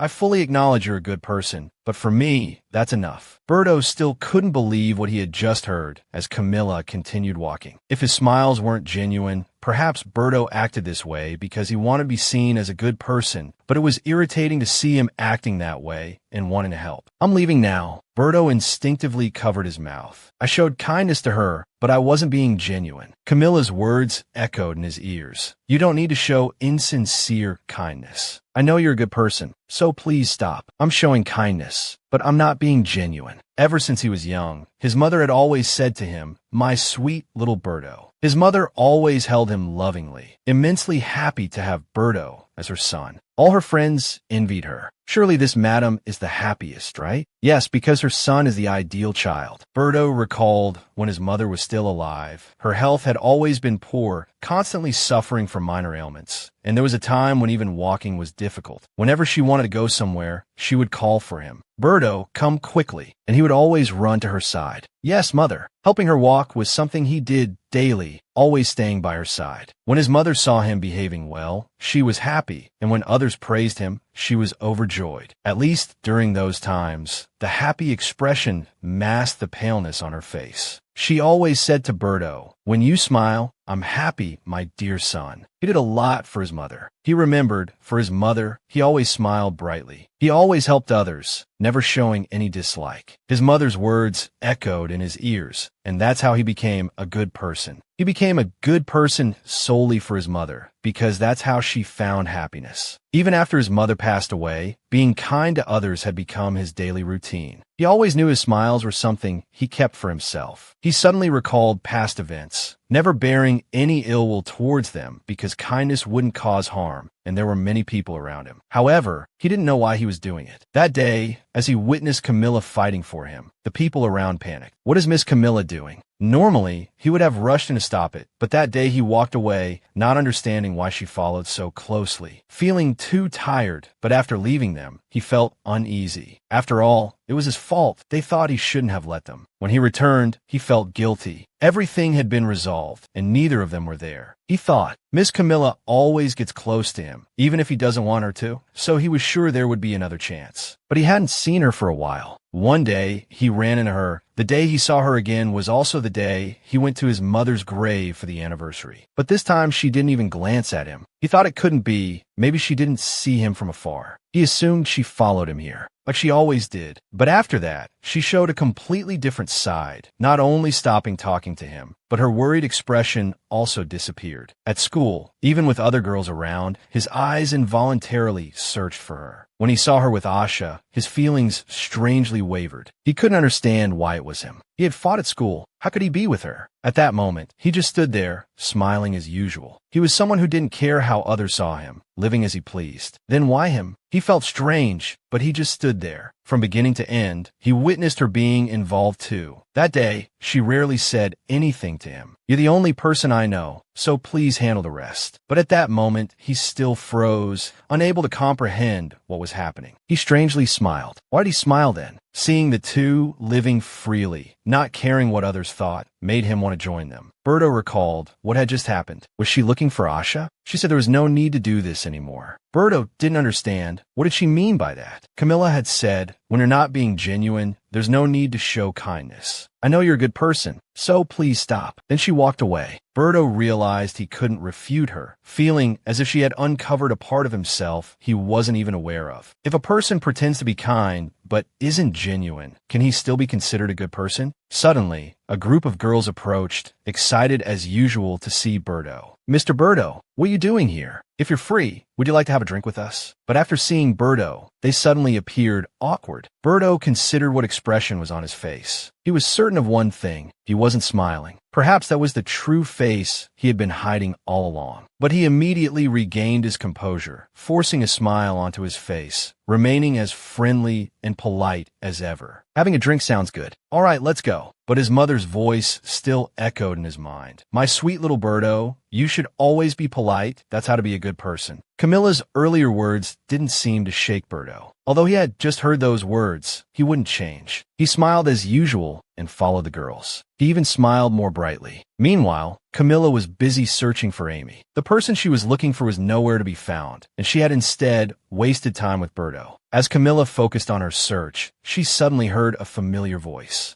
Who are you looking for? She slowly turned her head. That voice, what a coincidence. It was Amy. Camilla said happily, I've been looking for you. Where did you go? Amy playfully wrapped her arm around Camilla's. What's wrong? Missed me? Camilla spoke seriously. I need your help. I want to ask you something. Hearing this, Amy became excited. You need my help? What do you need help with? This surprised Camilla. Why was she so happy? But not wanting to waste time, Camilla pulled Amy towards the back of the school. Come on, there's someone I want to show you. Amy happily followed. Okay. Camilla pointed to David, standing by the window. That's him. Do you know David? I don't know if you can see them, but do you also see the ghost next to him? Amy hesitantly replied, Yes, I see them. Hearing this, Camilla said excitedly, Great. I have some questions to ask them. Can you ask them how they died, where they died, and who killed them? Was it really David? If you find it difficult to talk to them, bring one of them to me. That works too. But Amy silently turned away. Camilla asked worriedly, What's wrong? Are you scared? Amy touched her neck and said, There's no need to ask them now. Camilla suddenly noticed a mark on Amy's neck too. Impossible. This couldn't be. Through the window, David was still unaware of what was happening. Amy said, her face pale, David is my brother. He's my relative. The previous day at the Safian mansion, Au saw Camilla return and came out to greet her, happy to see her home. Mississippi, noticing Camilla seemed a little unwell, Au asked, should I make you a cup of hot tea? Camilla replied, no, I'm fine. Au said worriedly, you look very tired. Camilla was startled. Really? Do I look that tired? She thought, at times like these, ginseng is the sweet thing that can invigorate people. Au, not hearing clearly, asked again, what? Chicken soup. But Camilla turned and left. She asked, where's Doman? Au replied, he's busy redecorating your room, Mississippi, because the season is changing. Camilla felt frustrated hearing this. Really? He promised to go with me to give suggestions, and now he's not here when I need him. Fine, enjoy redecorating or whatever. Au was about to leave, saying, then I'll get back to work. Camilla called out to him. Oh, Au, I have a request. Au replied, certainly, Mississippi. Camilla looked around, seeing no one, and then continued, this isn't a request for the butler, but for the night shadow. Hearing this, Au looked perplexed. Camilla repeated, I want to make a request of the leader of Night Shadow. Au gave an awkward laugh. I must have misheard. But Camilla didn't care and insisted, I know you're the leader. Anyway, I'm tired now. I'll see you later. Camilla walked away, leaving Au standing there bewildered. Camilla had known beforehand that Night Shadow was a secret organization that had existed since the establishment of the Safian family. Their main task was to gather secret information. Under the orders of the family head, they would travel all over the continent, bringing back intelligence. Sometimes, they would act silently according to the will of the family head. How could I know these things that only the family head should know? It's strange that a butler possesses so much information, and it's also strange that an elderly person has such good physical condition. Doman had said that he had been grooming Au since childhood to be the next leader, not just the butler of the Safian family. Their secret identity was Night Shadow. After a while, Au finally arrived. What can I do for you, miss? Camilla thought. So he returned not as a butler, but as the leader of Night Shadow. That's right, Night Shadow only obeys the orders of the family head. He has no reason to bow his head to anyone else. Camilla handed a document to Au. Please investigate this matter. Au asked, who are these people? Camilla replied, they're already dead. Find out how they died and what happened afterward. Back at school, after asking Amy, it was indeed David who killed them. Camilla seriously asked Amy, so your brother killed them? Amy replied, yes, that's right. She began to tell the story. We grew up in an orphanage. I was adopted before him, and there I was exploited. After being adopted, they treated me like a servant. They often left me starving. 8 years later, my brother finally found me, but our adoptive parents demanded a large sum of money to let me go. He did everything he could to earn money, but unfortunately, by then I was already dead. All his efforts became meaningless. Amy's story was horrifying. Her adoptive parents claimed she committed suicide, but in reality, they strangled her. Amy sadly recalled. Everything started from then on. My brother began killing girls. It was as if a switch had been flipped, and he began killing girls. Camilla bit her lip in anger, still unable to understand. Okay, you could say he went mad with revenge and became a serial killer. But why kill innocent girls? Why not kill their adoptive parents, the ones who killed Amy? I need to find out. I need to know why David did this. Au was examining the evidence they had gathered. He suddenly spoke, I understand, but there's something I'm curious about. Camilla quickly asked, what is it? Au continued, how did you know that I am the leader of Night Shadow? Or rather, how did you know about the Night Shadow organization? The ghost of Butler Doman beside him pretended to cough a few times to remind her. Camilla felt embarrassed. She couldn't say that her teacher, who was now a ghost, had told her. After thinking quickly, she replied, I see many things, like people calling you leader and the respect my father shows you. Au asked in surprise, is that all? Camilla cheerfully fabricated, yes. Au suddenly raised his voice to clarify. Then how did you know the name Night Shadow, miss? Do you expect me to believe that? Before Au could finish, Camilla interrupted. Au, have you forgotten? It was I who found the spirit egg. Au looked puzzled. Right. Camilla changed the subject, wanting to end this discussion. If you understand, then let's continue. Au still had doubts, but reluctantly agreed. I understand. Normally this is not allowed, but just this once, I will make an exception. Camilla said happily, thank you. Please keep this a secret from my father. Au said, surprised, all right. Camilla pleaded, please. Au, not wanting to argue, agreed for the time being. I will. Camilla breathed a sigh of relief. having evaded Ayu's questioning. Exhausted, she crawled into bed, thinking, indeed, the leader is very different from usual. It feels completely different. I don't want to do anything today. Well, I can't do anything else until the investigation is over. I'll just take a short nap and rest. For days later, in David's study. Will you help me with my research paper? David asked, barely concealing his excitement. Camilla inquired. Yes, how can I help? David explained, when there are parts that need it, I'd like you to copy them from books. Thank you. You'll be a great help. Camilla slowly stood up, preparing to leave. I understand. David replied cheerfully. See you later then. I'll organize the necessary research materials and let you know. Camilla offered a polite smile. All right. Just as she reached the door, she turned back and gave David a long look. I'll be waiting, David.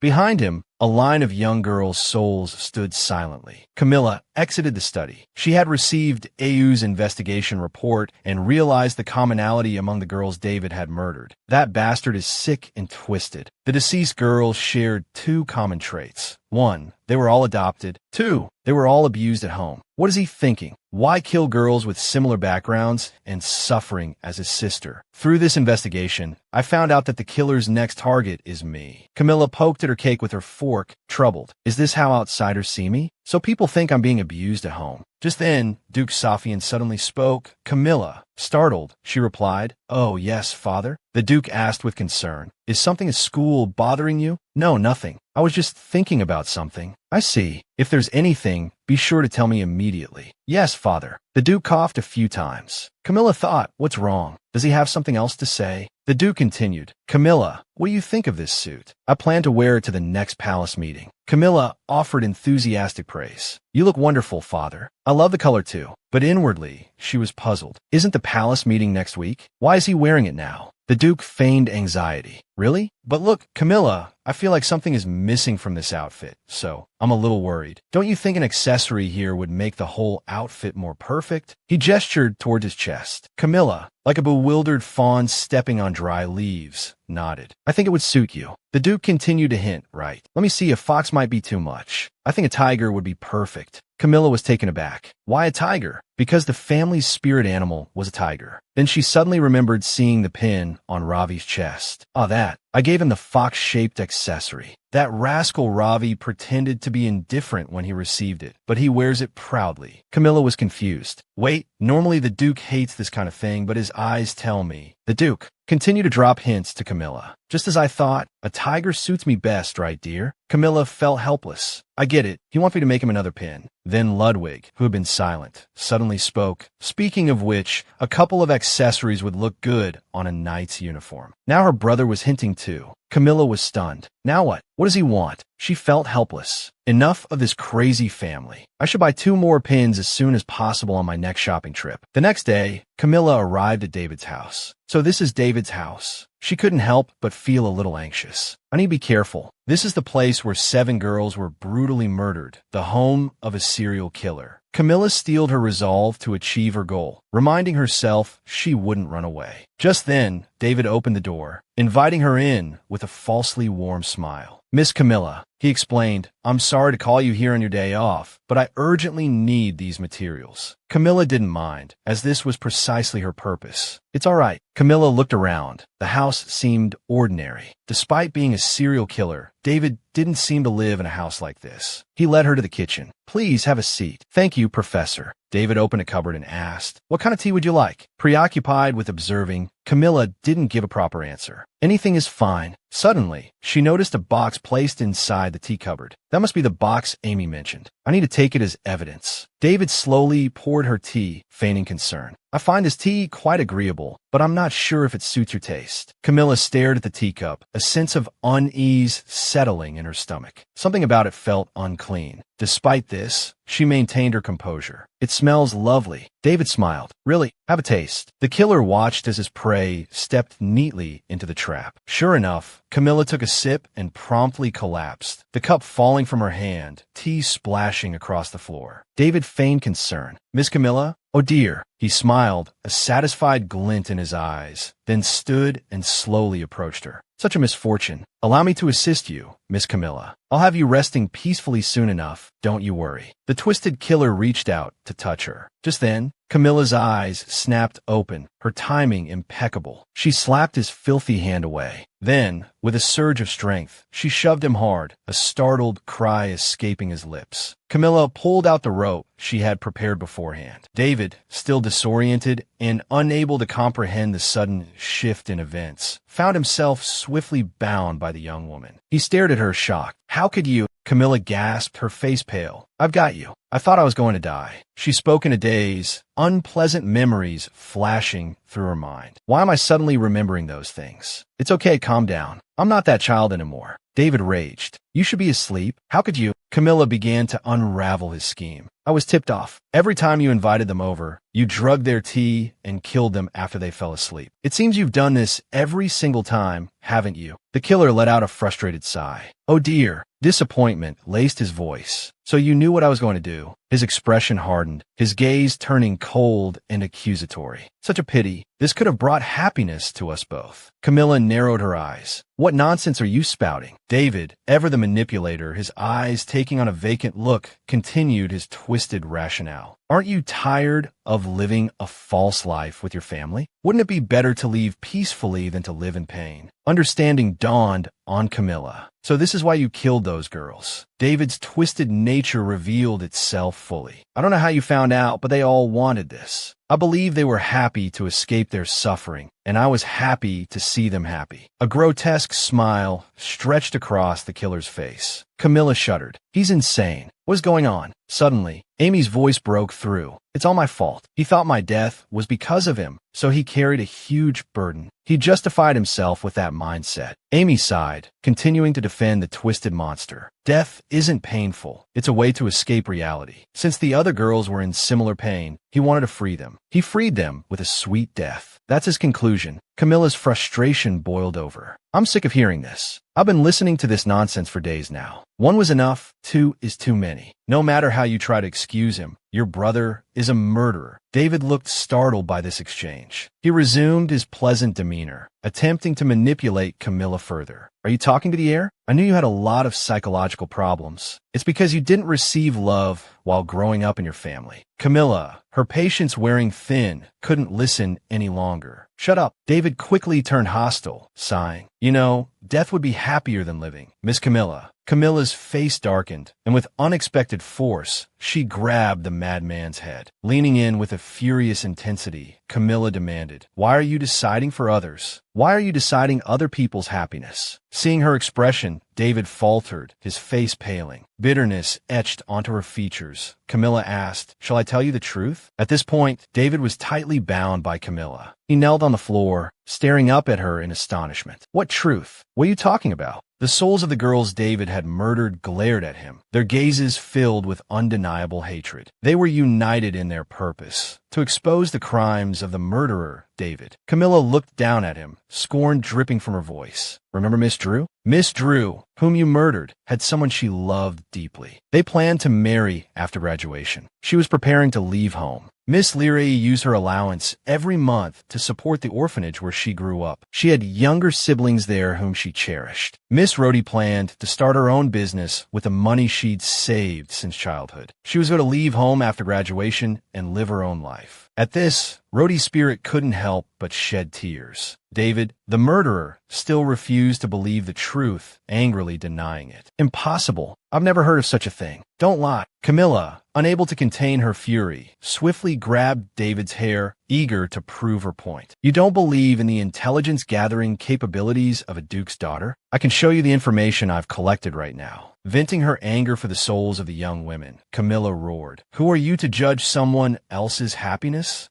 Should I judge it based on how I feel? From what I see, you don't seem satisfied with your own life, do you?" With that, Camilla retrieved the rope binding David. This surprised him, and he could only stammer, "What?" Before David could comprehend what was happening, Camilla swiftly tightened the rope around the cold-blooded killer's neck. David coughed continuously, struggling to cry out for help. Camilla scoffed. "Now you want to be saved? How can you want to be saved after killing so many people?" Camilla's face darkened, a chilling smile spreading across her lips, her voice growing more sinister. her. Are you happy now? Didn't you say only death could bring happiness? After venting her rage, Camilla finally released her grip. David gasped for air, coughing raggedly. Camilla glanced at him, her voice dripping with sarcasm. How does it feel to be on the verge of death? Are you still happy? David knelt on the floor, still reeling from the sensation of being so close to death. Camilla sighed in relief. She turned to Au, calling out Au. Au swiftly responded, "Yes, Mississippi." She cautiously asked him, "Did you record everything?"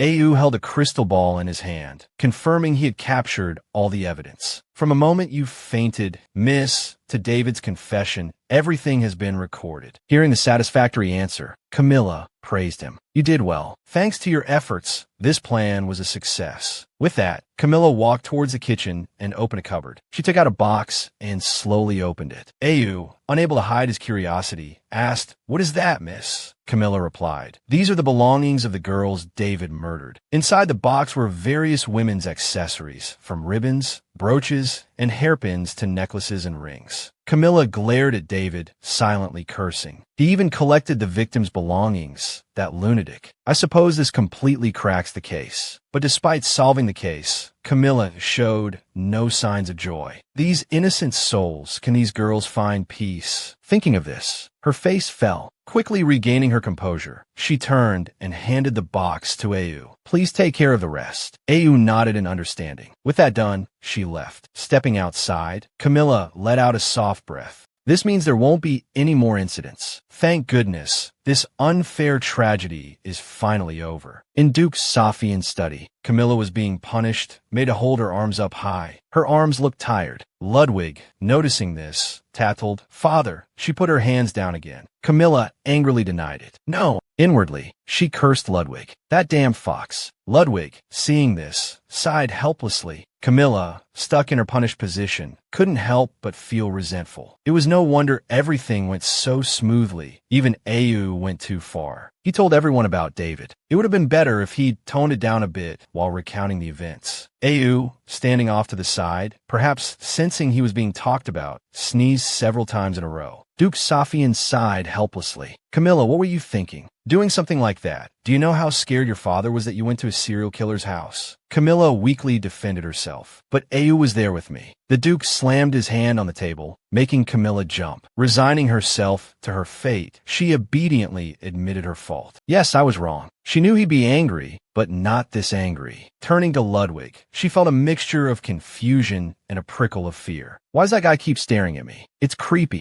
Ludwig continued, "You really need a harsher scolding. How could you go there without a shred of fear? The stories we discussed about the murderer weren't about your friend. They were about you, weren't they?" His words stung, unsettling Camilla. He pointed at her, berating himself for readily believing her baseless lies. "I was such a fool to believe you didn't even have any friends." Her pride wounded, Camilla retorted, "Yes, I do have friends." Ludwig scoffed. "Really? Who are they? Name them one by one." He narrowed his eyes, scrutinizing her from head to toe, then reached out and used magic to erase the bruises on her neck. "Look at you, walking around with those bruises." Camilla couldn't hide her gratitude. Her eyes sparkled, gazing at him affectionately. "Brother, that's so touching." Ludwig immediately rebuffed her. "What's with that look? Want to be scolded even more?" Duke Safian then addressed Camilla. "Was it because you thought your father wasn't trustworthy that you didn't say anything?" He lowered his head, his voice laced with self-reproach. Camilla instantly denied it. "Of course not," she explained. "It was because there was no evidence, so I couldn't say anything." Duke Safian clenched his fists in anger. "So,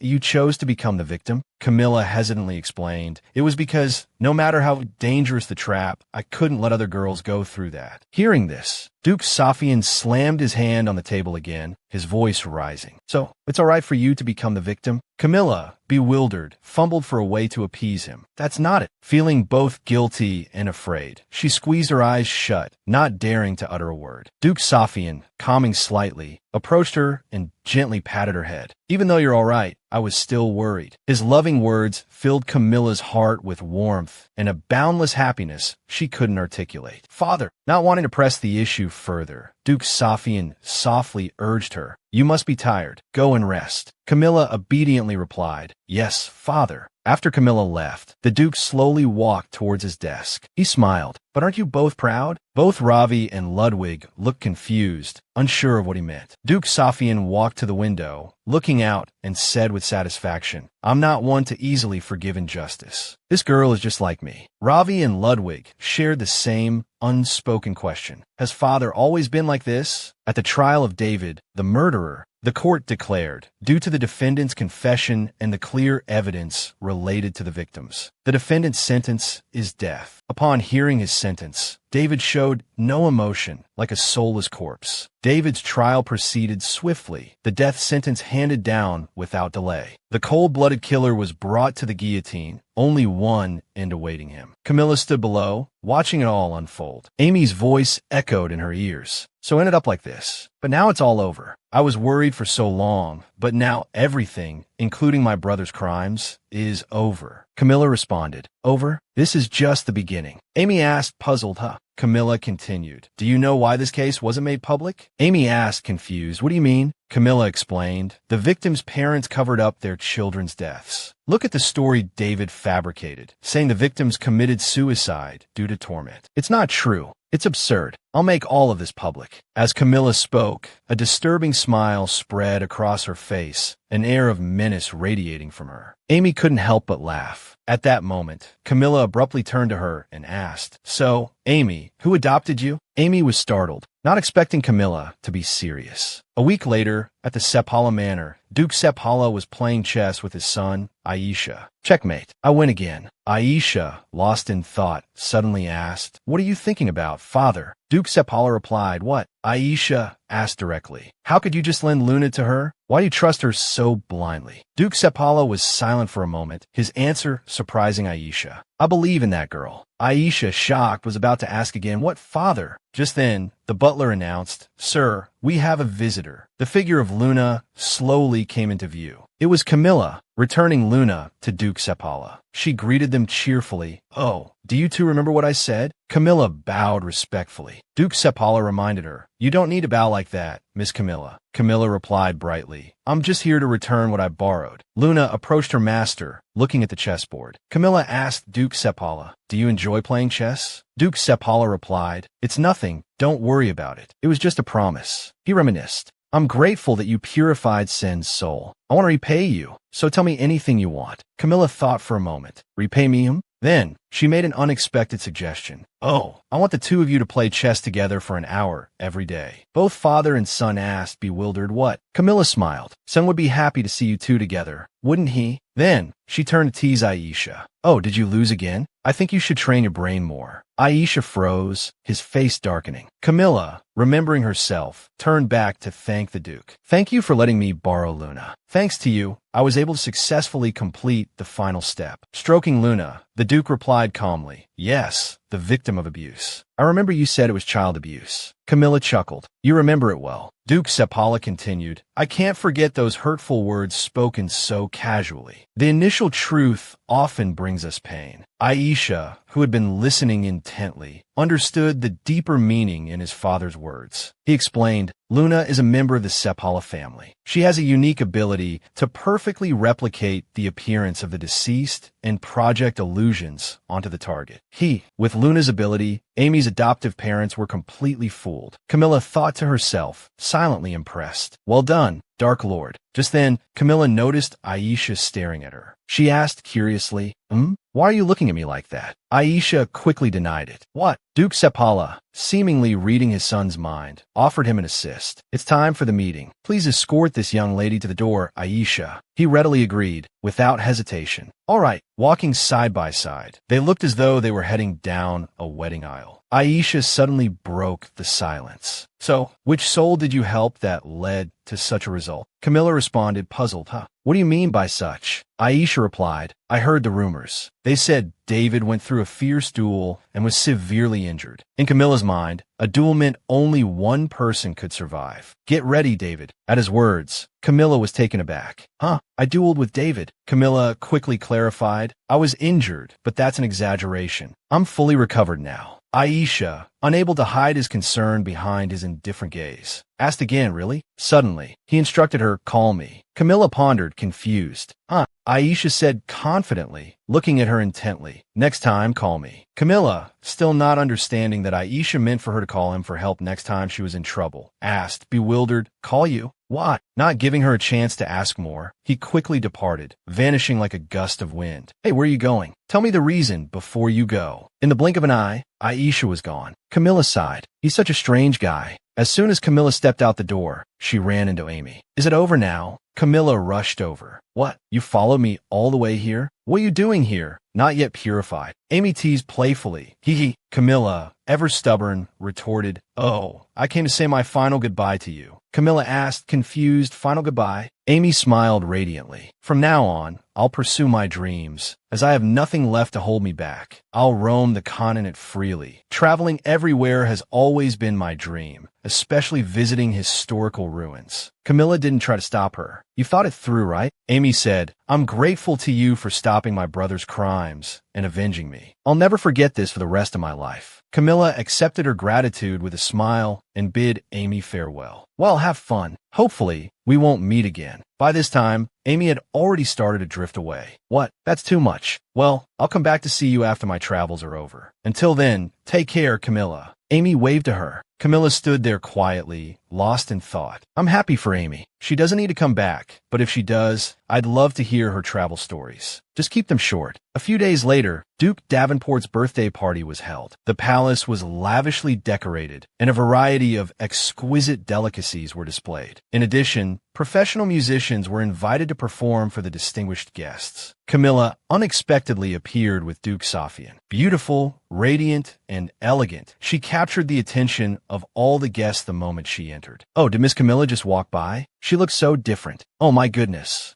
That lady is truly captivating. Camilla was still annoyed. I didn't want to come here. But since the invitation came directly from Duke Davenport, I had no choice. Plus, I came with father, so there was no opportunity to refuse. She angrily recalled her two brothers back home. Ravi was busy studying and didn't come, while Ludwig claimed to have important practice. Clenching her fists, she grumbled silently. Those two successfully escaped. Duke Safian turned to her. Camilla, it's a beautiful day. Camilla quickly changed her expression. Yes, father. She adjusted her thoughts. No, think positive. Being with dad is a good thing. But the reason I feel uncomfortable is because of that child. In the distance, Eliza was watching Camilla. Duke Safian and Camilla finally arrived in front of Duke Davenport. Camilla bowed respectfully, thanking him for the invitation. Seeing her, Duke Davenport turned to greet her. You came, Camilla. Welcome. I've been waiting for you. Petro bowed politely, then complimented her. Miss Camilla, you look beautiful today. Camilla smiled brightly at this, replying politely, thank you.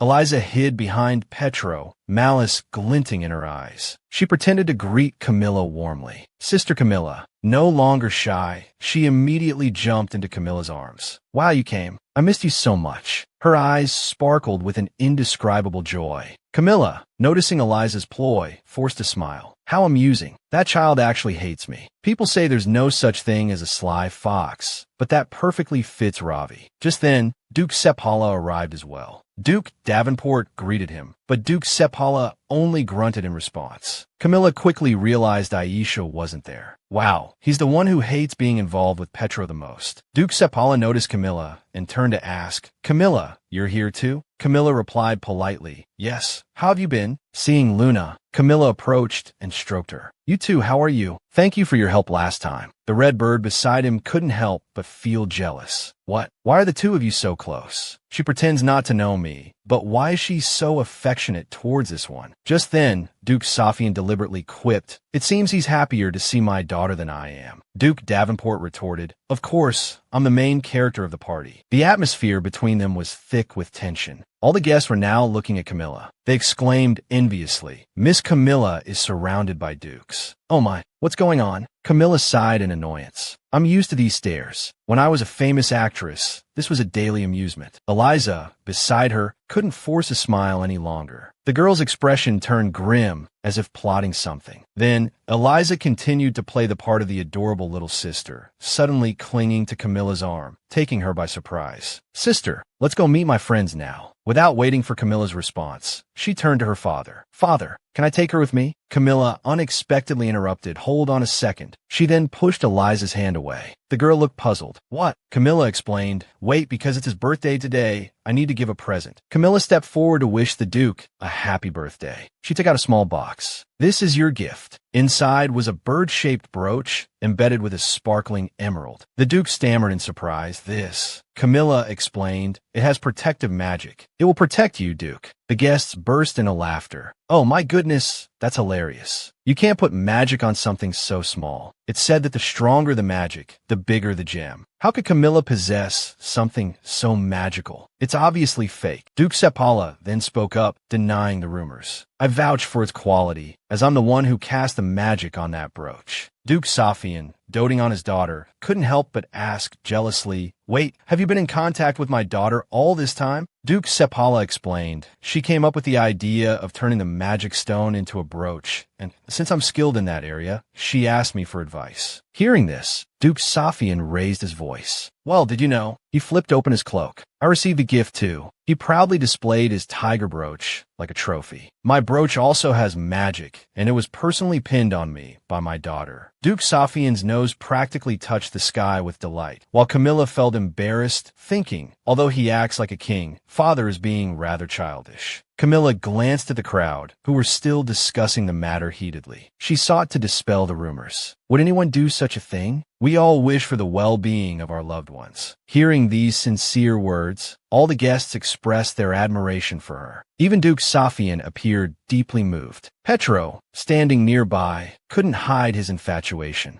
Camilla felt a sense of accomplishment, gloating inwardly. Why did I give Duke Davenport such a valuable gift? Do you think it was for its aesthetic appeal? The story behind it is long, something I've neglected for a while. It's become an advertisement for my brooches, and word is spreading quickly. Besides, I also gave one to Ludwig as a gift. It will soon become popular among the knights. Duke Davenport contemplated the brooch for a moment, then burst into laughter. Thank you. I really like it. In contrast, Eliza felt ignored. Seeing everyone surrounding Camilla, she couldn't help but feel jealous. Why does Camilla have to steal the spotlight? A wicked smile flashed across Eliza's face. Camilla, you've become quite arrogant in the time we've been apart, haven't you? She then hurriedly tried to pull her away. Sister, come on, everyone is waiting for you. Camilla played along. Oh really? I'm looking forward to it. But inwardly, she saw right through Eliza's motives. What will this little one do today? I'm curious. In the past, on the day of the freshman welcoming party, Eliza had given Camilla a surprise gift. Eliza, are you really giving this to me? Of course. I'm giving it to you because I want to be close to you. If you wear it at the party, my brother might confess to you, because he has a crush on you. Back then, Camilla, naive and unsuspecting, had readily believed Eliza's sweet words. That day, she had become the laughingstock of the entire party. However foolish Camilla had been, she couldn't help but feel something was odd, and the reason she had been fooled, despite knowing, was simply because she hadn't wanted to think badly of Petro's younger sister, Eliza. She recalled Eliza's look at the time. Brother, that's Camilla, right? Back in the present, Camilla Safian thought, you fool, I can't believe I fell for such an obvious scheme. What a complete idiot. By now, Eliza had led her to her group of friends. Welcome. Everyone was waiting for you. It's been a while. Are you happy? Camilla offered a sly smile, her voice laced with sarcasm as she smoothed back her hair. Of course, I can see how thrilled you all are. Inwardly, she was strategizing how to deal with this gaggle of girls. That afternoon in the garden, Eliza, hands clasped together, had said sweetly, Sister, I heard you ranked first this time. Congratulations. Camilla responded with a faint smile. Thank you. The surrounding girls expressed their admiration. That's amazing. How did you get such a high score? We're all so surprised. A dark-haired girl spoke up. Actually, Camilla's scores weren't that high before, which is why those strange rumors have been spreading. Camilla thought, try and play that game, are we? Then she heard another girl continue. Haven't you heard? There was cheating on this exam. Eliza feigned anger. Really? Who did it? Camilla chuckled inwardly. It must be her. This is just a performance. But they're younger than I thought. Well, if it were before, this would have been enough. Camilla had truly liked Petro. She hadn't even been able to respond to his younger sister, Eliza. She must have felt quite lonely. But that's not what I'm thinking about this for. She spoke up. Yes, you all should cheat a little too. The group stared at her in surprise. Camilla continued confidently. You don't even need to look up to check your scores because they're so low. She bluntly listed their rankings. 127, 107, 97, and 117. With scores like these, shouldn't you all be trying harder to cheat? She asked pointedly. Instead of pretending, why not improve your knowledge? Eliza retorted, you're so mean. Camilla scoffed. What? Are you going to cry? Provoked, Eliza grew even angrier. Camilla laughed inwardly. It seems you want to cover everything up by shedding tears. Darling, your acting has reached another level. You don't even realize this will hurt your family even more. Learn from me how to act. With that, she knocked a teacup to the floor. Eliza was startled, unsure what she was planning. Hearing the commotion, the girl's fathers rushed over, asking what had happened and if anyone was hurt. Seeing his daughter with her head lowered, Duke Davenport called her name worriedly, then approached solicitously. What's wrong, darling?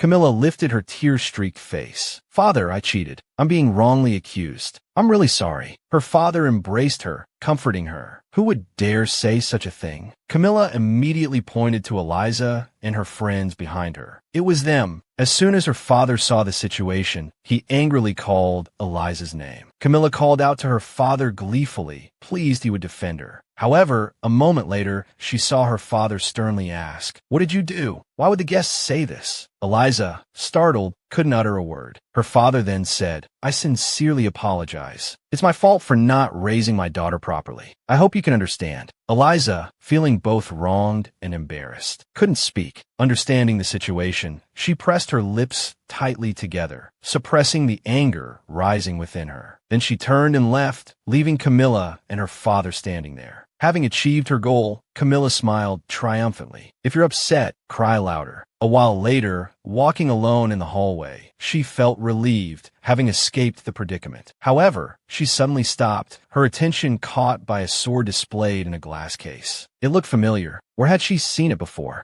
She vividly remembered a scene she had witnessed. Just then, someone approached. That belonged to Mr. Dino. Petro appeared. He was the founder of my family's swordsmanship. Camilla asked incredulously, Mr. Dino? And this sword? Petro replied, that was the sword he always carried. It's called the Guardian Sword. Camilla was a little surprised. The Guardian Sword? And the Spirit Beast? Petro continued, it's a precious sword, even mentioned in ancient texts. It's said to choose its owner and can forewarn of impending danger. It only reacts when touched by the chosen one. Unfortunately, no one has been chosen by the sword so far. Camilla pondered, even Mr. Dino wasn't chosen? Petro asked, I heard about what happened between you and Eliza. Are you all right? Camilla replied with a faint smile, of course. I was just putting on a show. I wanted to cause some trouble for your sister for what she did to me. Petro asked again, half doubtful, really? Camilla felt more confident in her speculation. She sensed something, realizing she was right. Although Eliza had been pulling Camilla around, she didn't seem interested at all. She didn't care about Camilla in the slightest. Petro asked, puzzled, weren't you two on good terms before? Why the sudden change? Camilla smiled. It doesn't matter anymore. There's no need to keep up the act now. Petro silently observed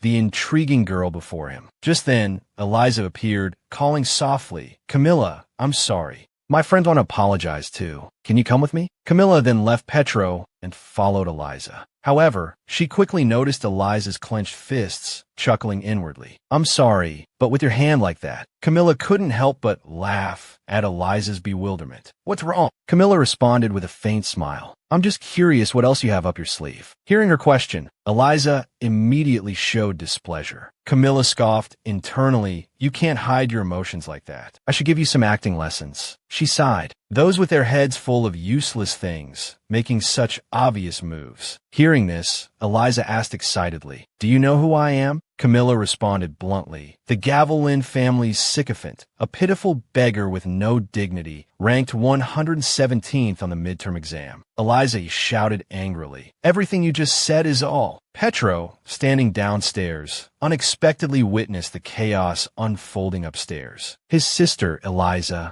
turned violent, pushing Camilla down the stairs. Petro was startled, shouting Camilla's name. Eliza, losing her reason, yelled, what did you just say? Just then, Petro turned to see Camilla falling. She was still laughing inwardly, thinking if I dodge, you'll fall and then blame me for pushing you. It's okay to get hurt. I don't want to be misunderstood. Let's see who wins. little fox. Eliza stared blankly at the person she had just pushed. Seconds later, Camilla opened her eyes slightly, surprised. What? I'm not hurt at all. When she fully opened her eyes, she was astonished to find Petro had caught her in time and was now asking worriedly, "Goodness, are you all right?" Camilla replied, "Thanks to you." Hearing her response, he breathed a sigh of relief. "That's good. Hold my hand. This matter will be dealt with formally soon." With that, he glared coldly at the spot where his sister had been standing. Camilla was startled, her face turning pale. "What was that? My brother has never glared at me like that. This can't be real. He'll definitely take her side." She thought, "You have a long way to go."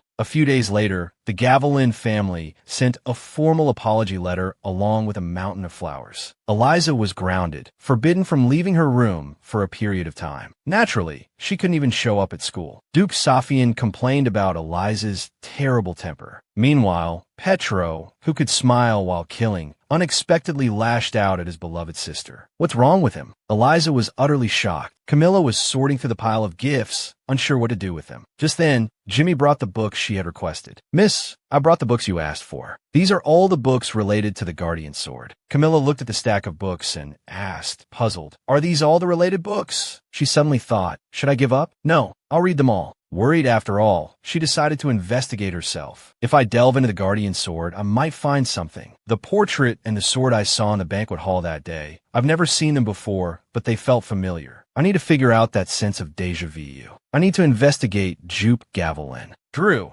after a moment of thought, said, "Jupe Gavilan." Camilla nodded. He was the previous leader, so I wondered if Drew knew what Duke Safian knew. Drew replied, "I only know that he's lived as long as I have. If it's about the Guardian Sword, the related books should be in the library. Why don't you look for yourself?" So that's why she was reading those books. I didn't know there would be so many, she thought, and most of them are written in ancient language. A few days later, Barry asked Camilla, "Aren't we looking at the map today? The Guardian Sword?" Camilla nodded. "Do you know how to read the ancient language?" Barry said, "I learned a bit while studying ancient cooking, so I'm somewhat familiar with the ancient language." Camilla smiled, thinking, "I'm proficient in the ancient language. Camilla is the only one interested in this," she mused. Back then, she had a particular talent for ancient languages. After Camilla received and read the books, he asked again, "It seems you're quite interested in the Guardian Sword." Camilla asked, "Is anyone else reading these books besides me?" Jimmy nodded. "Yes, he's reading them too. It's young Master Ludwig." Elsewhere, Ludwig, wiping his brow, asked, "Camilla wants to see me?" Donna nodded. Yes, Miss Camilla decided to stay in her room for a while after the incident in the banquet hall. Just then, someone called out, "Ludwig, please instruct me next time." Unexpectedly, Ludwig announced, "Dismissed. Today's practice ends here." The crowd in the courtyard looked at each other in confusion. Really? Did I just hear that right? After Lord Ludwig ended the practice and ordered everyone to disperse, he went to have tea with Camilla. Camilla thought, "I didn't expect him to come so quickly. I'm surprised. I'd always assumed Ludwig was angry with me. It seems that's not the case. Why didn't I realize it sooner?" Seeing her staring at him in silence for a long time, Ludwig broke the silence. "What's wrong?" Camilla asked him, "Brother, I heard you've studied the Guardian Sword in the Gavilan Hall." Ludwig asked her in surprise, "What do you want to know?" Petro replied, "Yes, she's curious about your thoughts after reading those books." Ludwig answered in a deep voice, "If you've read all the ancient books, you might know one thing. The location of the Guardian Sword. A long time ago, when the Empire was first established, there was an organization that shook the nation, the Eternal Light. It was a religious organization, and they said, if you follow the god, Eva, you will gain eternal life. Many people worshipped Eva for eternal life. The eternal life depicted by the Eva religion was actually the power of immortality. Everyone was keen, but there was a problem with that power. The immortal life they gained was a power obtained by sacrificing the lives of others. Those sacrificed were mostly the unprotected poor. This religion eventually became a source of conflict and war. But during the turbulent times, a hero emerged, ending the long war and destroying all the dark forces. That person was called Ma. The Guardian Sword is Ma's sword. However, after the war ended, Ma disappeared, and it was thought the sword disappeared along with him. But you can't find it. It's often mentioned that the Guardian Sword chooses its owner. Though many people came to the same place, why could only he find it? Dino, Camilla continued, a faint smile playing on her lips. And you already know that although Gavilan sought the guardian sword, the reason he wasn't chosen is that he wasn't worthy. Ludwig said, if you're interested in the guardian sword, it's easy to deduce this. But you probably know why everyone is keeping silent. Camilla responded, because it's a Gavilan matter, meaning not everyone can intervene unless permitted. I agree with that. But as afternoon descended upon the ancient castle, Camilla approached a specter, thinking, that person from distant history, isn't that the question appearing before me? If I want to know, I must ask that person directly. So, without a moment's hesitation, Camilla called out, you there, the one with the sword through your chest, are you Lord Dino Gavilan? She stated calmly. The guardian sword is the only light that can save the world from darkness. I had no choice but to seek it out, as that sword feels familiar to me. The specter replied, yes, I am Dino Gavilan. Are you talking to me? Can you see me? That's amazing. Seeing him so cheerful, Camilla smiled inwardly. He spoke with a lighter tone than she had anticipated. Getting straight to the point, she asked, actually, the guardian sword chooses its owner, right? Dino responded, who doesn't know that? Camilla pressed further. Do you know why no one has been able to find this sword for so many years? It's because only the one recognized as its owner can find it. However, when Lord Dino returned with the sword, it wasn't as its owner. Dino replied, because the chosen owner was already dead. I had a twin brother who died a long time ago. The guardian sword, the only light that could save the world consumed by darkness, chose me as its owner, and the sword pierced me. He recalled a distant memory of practicing swordsmanship with his brother in the courtyard. All eyes, filled with envy, were on him. Incredible! Is that really Lord Dino? How can such a swordsman exist? He's a genius. In comparison, although Lord Mahara is the eldest son, they even thought that if Dino were here, Mahara could never become the head of the family. In the training grounds back then, Dino had also overwhelmingly held his sword to his brother's neck. Then he asked Mahara, why are you so distracted? The result led the referees to shout, Lord Dino wins. Seeing Mahara still sitting on the ground, he asked with concern, do you need my help? Mahara gave an awkward smile and declined. The scene shifted, and Dino, now unusually excited, shouted, look over there. The guardian sword has finally come here. The two brothers stood at the edge of a rock. Mahara, slightly surprised by his brother's joy, thought, the guardian sword? I don't see anything. Dino beckoned him. It's right here. I'm going to try and lift it. Mahara, still puzzled, asked, where is the sword? Dino's eyes gleamed as he held the sword, saying, look, this is exactly what I read about in the books, a shining sword. Mahara's face paled as he realized only Dino could see it. He suggested to his brother, can I try holding it? Dino nodded. Sure, give it a try. The moment Mahara grasped the sword, he froze, realizing the light, it's gone. What? Dino, without much thought, replied, maybe the sword prefers you.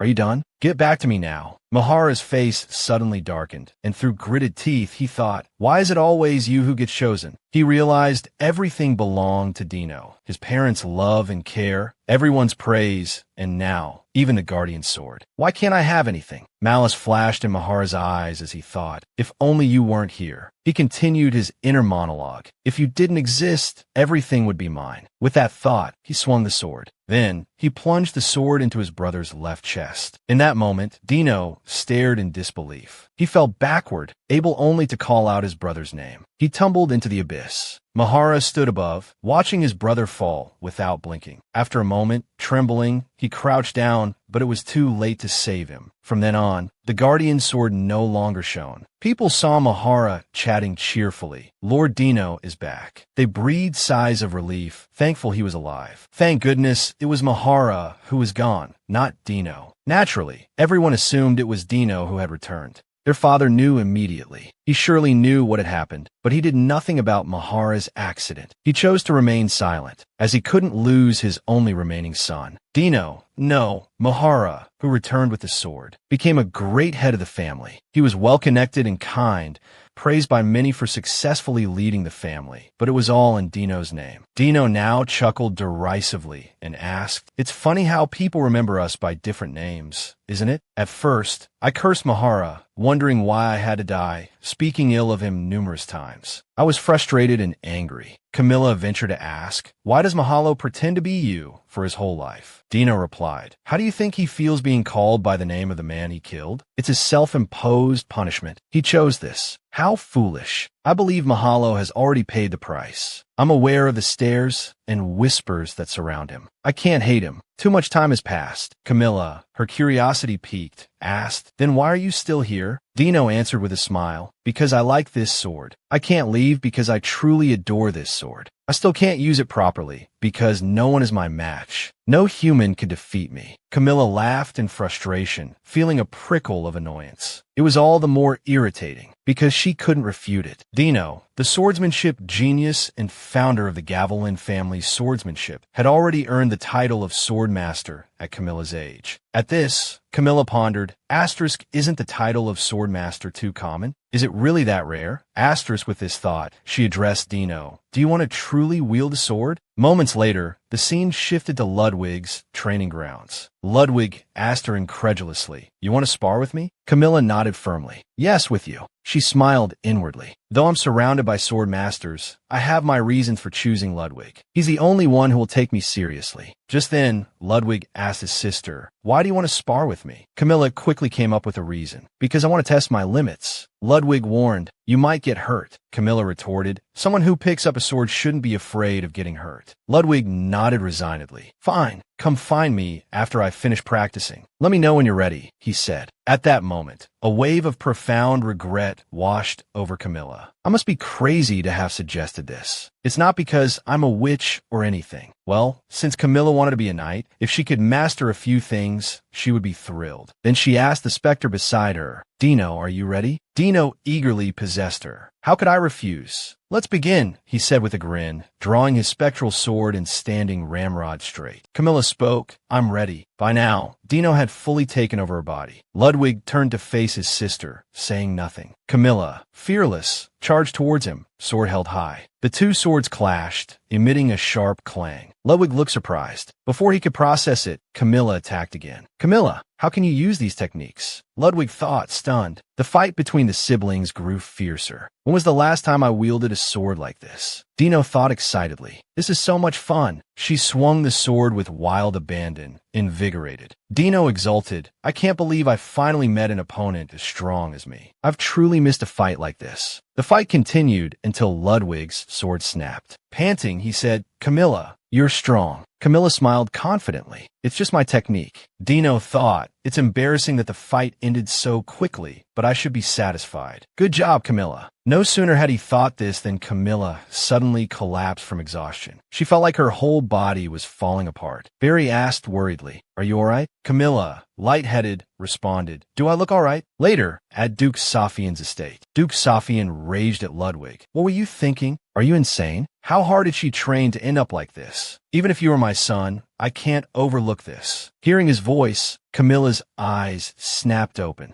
Ooh, is the Duke scolding? She quickly sat up. Wait, it's not his fault. I was the one who insisted on training, Camilla said, her face pale, fighting back the pain. It made it hard to breathe, and her condition was worse than she thought. Duke Safian sighed and asked, are you sure? He then embraced his daughter tightly. Thank goodness. The accident at the party, and now this. You really worried me. I was afraid you wouldn't wake up. Camilla replied emotionally. I'm sorry, father. Duke Safian then turned to reprimand his son. No matter how much she insisted, proper training is fundamental. Ludwig, I'll let it slide this time. After the Duke left, Ludwig asked her, are you all right? Camilla nodded, feeling guilty towards him. He had warned her about the training beforehand. I can't believe he hid the truth, even when he was misunderstood. I'm grateful, but still feel guilty. With one matter resolved, Camilla turned to look behind her. At that moment, two elderly ghosts were scolding a new ghost. Why did you do that? How could you exploit an untrained body? Just because she gave you permission, you really enjoyed controlling her body, didn't you? Dino answered remorsefully. I couldn't control myself, so I have nothing to say. I am sorry. The two ghosts said angrily. Even ghosts should have a conscience. After being scolded for a while, Dino asked discontentedly, wait, who are you? Why are you scolding me? Do I have to apologize to you two now as well? Seeing this, Camilla interjected, introducing them. They're like family to me. The two elderly ghosts were so moved that they began to cry. Family. Dino approached her and said sincerely, "I'm sorry and thank you. It's been a long time since I wielded a sword. It was a wonderful fight." Camilla smiled at him. "I'm glad you enjoyed it." Dino promised, "I'll be more careful next time. I was too excited to control myself last time, but from now on, I'll check your condition first." Seeing her staring at him, he paused and asked, "Did I say something wrong?" Camilla asked, puzzled. "If you're satisfied, shouldn't you be leaving?" Dino replied, "But I haven't fully enjoyed wielding a sword yet." Later, Camilla came to Ludwig's room with a delicious pudding, saying, "Brother, it's me. I made this pudding. You should try it." Then she began to look around the room. "This is my first time in Ludwig's room. Aside from the time I almost died in his arms, I've never interacted much with him." She then turned to him and said, "I promise it's delicious, so please enjoy it." Watching him eat, she hesitated and then asked, "Do you have anything you want to ask me?" She thought, "It's been 5 days since our duel, but Ludwig hasn't asked me anything." Even if Camilla, who has no talent in swordsmanship, used the Gavel-Lin family's techniques, I'm sure he must have many questions. Unexpectedly, Ludwig asked her back, "If I ask, will you answer?" Camilla nodded immediately. "Of course." Ludwig smiled enigmatically. "You won't lie?" Camilla hesitated.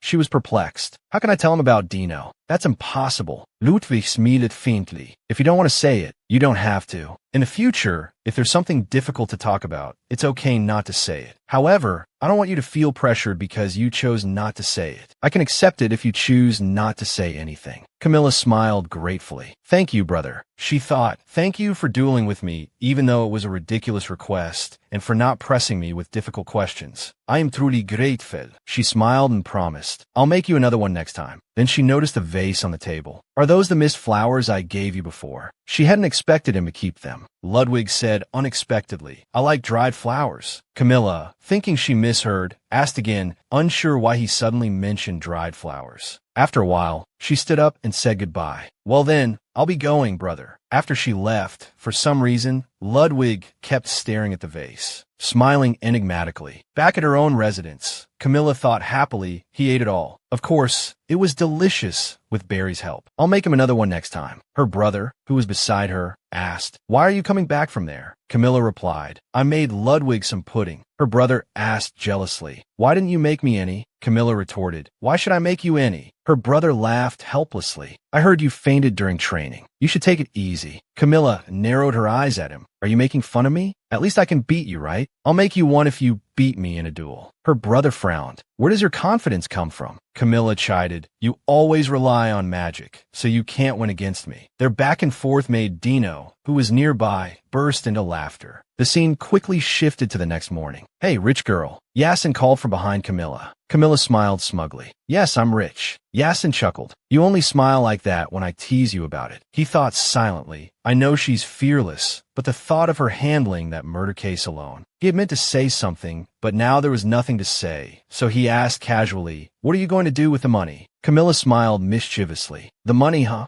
Yasin couldn't help but remind her, "Don't smile like that." It turned out that Duke Safian had sent the money, the first month's earnings from the sales of those products. Furthermore, the magic brooches introduced at Duke Gavelin's birthday party were now in high demand, even though they weren't officially on sale yet. The mana stones alone had brought in a fortune, even though they weren't magical items. Thinking about how much she had earned from just the mana stones, Camilla couldn't stop smiling. Yasin glanced at her. "Do you like it that much?" Camilla replied, "Should I hate it?" Yasin asked, "Are you so obsessed with money that you'll be driven by it?" Camilla said irritably, "You might get hit for saying that, but I guess you wouldn't understand, since you've never had any." Yasin replied, "If anyone heard you say that, they'd think you used to be poor." Unexpectedly, Camilla responded, "Me? I really was poor when I was young. I only entered the Duke's household when I was 7. Yasin asked in surprise, "What?" Camilla mused, "It's not a lie. I was really poor before I met the Duke. One day, we found the Duke collapsed on the street, and from then on, Duke Safian and my mother formed a bond. The Duke fell in love with her kind heart and beauty, and then they got married. Honestly, I think she had a reason for helping him, because he looked like a rich man. She must have had a reason to spend our meal money on expensive medicine for him." Yasin scratched his head awkwardly. "I didn't know that." Camilla smiled nonchalantly and handed him a check. "Anyway, give this to the Duke." Yasin was puzzled. Why? He told me to give it to you. Camilla said, he can keep it for now. I'll get it back later. Honestly, she already had a new plan. She remembered what Duke Safian had said earlier. The interest in mana stones is higher than expected. Eventually, if you continue to manage the family's income, it will spark some discussion. It's fine for now, since the mana stones are being distributed through a joint venture. But once demand rises, there could be management issues. So I have a suggestion. Why not start your own business and manage it? This suggestion made Camilla excited. A business. The Duke nodded. Of course, I know you have reservations about appearing in public, so I'll introduce you to a trustworthy person who can teach you how to run a business. Thinking about this, Camilla thought happily, this is a good idea. This money will become the foundation of my business. If I give it to the Duke, he'll understand my intentions. Just then, Yasin spoke up. By the way, there's more trouble around you than I thought. Camilla followed Yasin's gaze and saw two people staring. Dino exclaimed in surprise. What? He can see me too. Camilla frowned. This is why I told you not to follow me. Hearing this, Yasin's face darkened and he asked, he followed you even though you told him not to? Camilla hurriedly explained, no, he's a ghost close to me. The ghosts and Yasin exchanged unfriendly glances. Just then, someone called out, Miss Camilla. Lila appeared, approaching Camilla with a smile. There you are. I've been looking for you.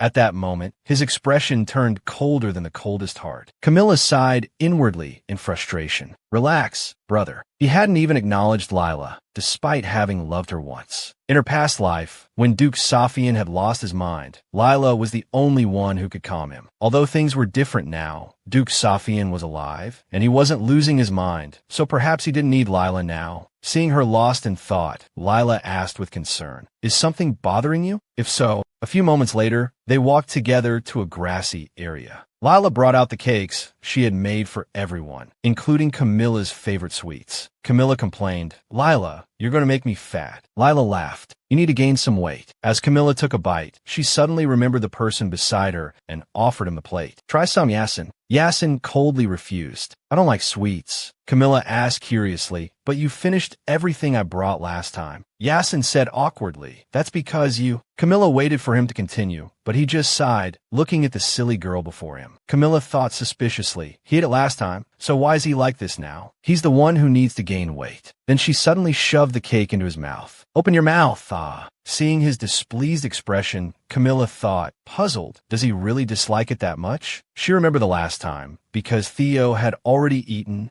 Yasin had eaten everything she brought, savoring every bite. Seeing him now, looking as if he wanted to spit it out, Camilla cursed inwardly, strange fellow. But she kindly offered him a drink. Here, have some water. Lila smiled, watching the two banter with each other, then suddenly remembered something and asked Camilla, oh, have you heard? The royal family is organizing a hunting competition soon. Camilla's eyes widened. Oh right, I forgot. Camilla had the strangest relationship with the imperial crown prince, Edison de Fabel. He had golden hair and eyes, a trait passed down through generations of the royal family, and he was the first truly worthy of the throne. And this crown prince had sent her a personal letter. The crown prince loathed Camilla so much that he didn't want to see her, looking down on her by nature. He would send invitations to all the family members, except Camilla. Yet this time, the crown prince had personally written and sealed an invitation for her. She was incredibly curious, wondering what scheme the prince was up to this time.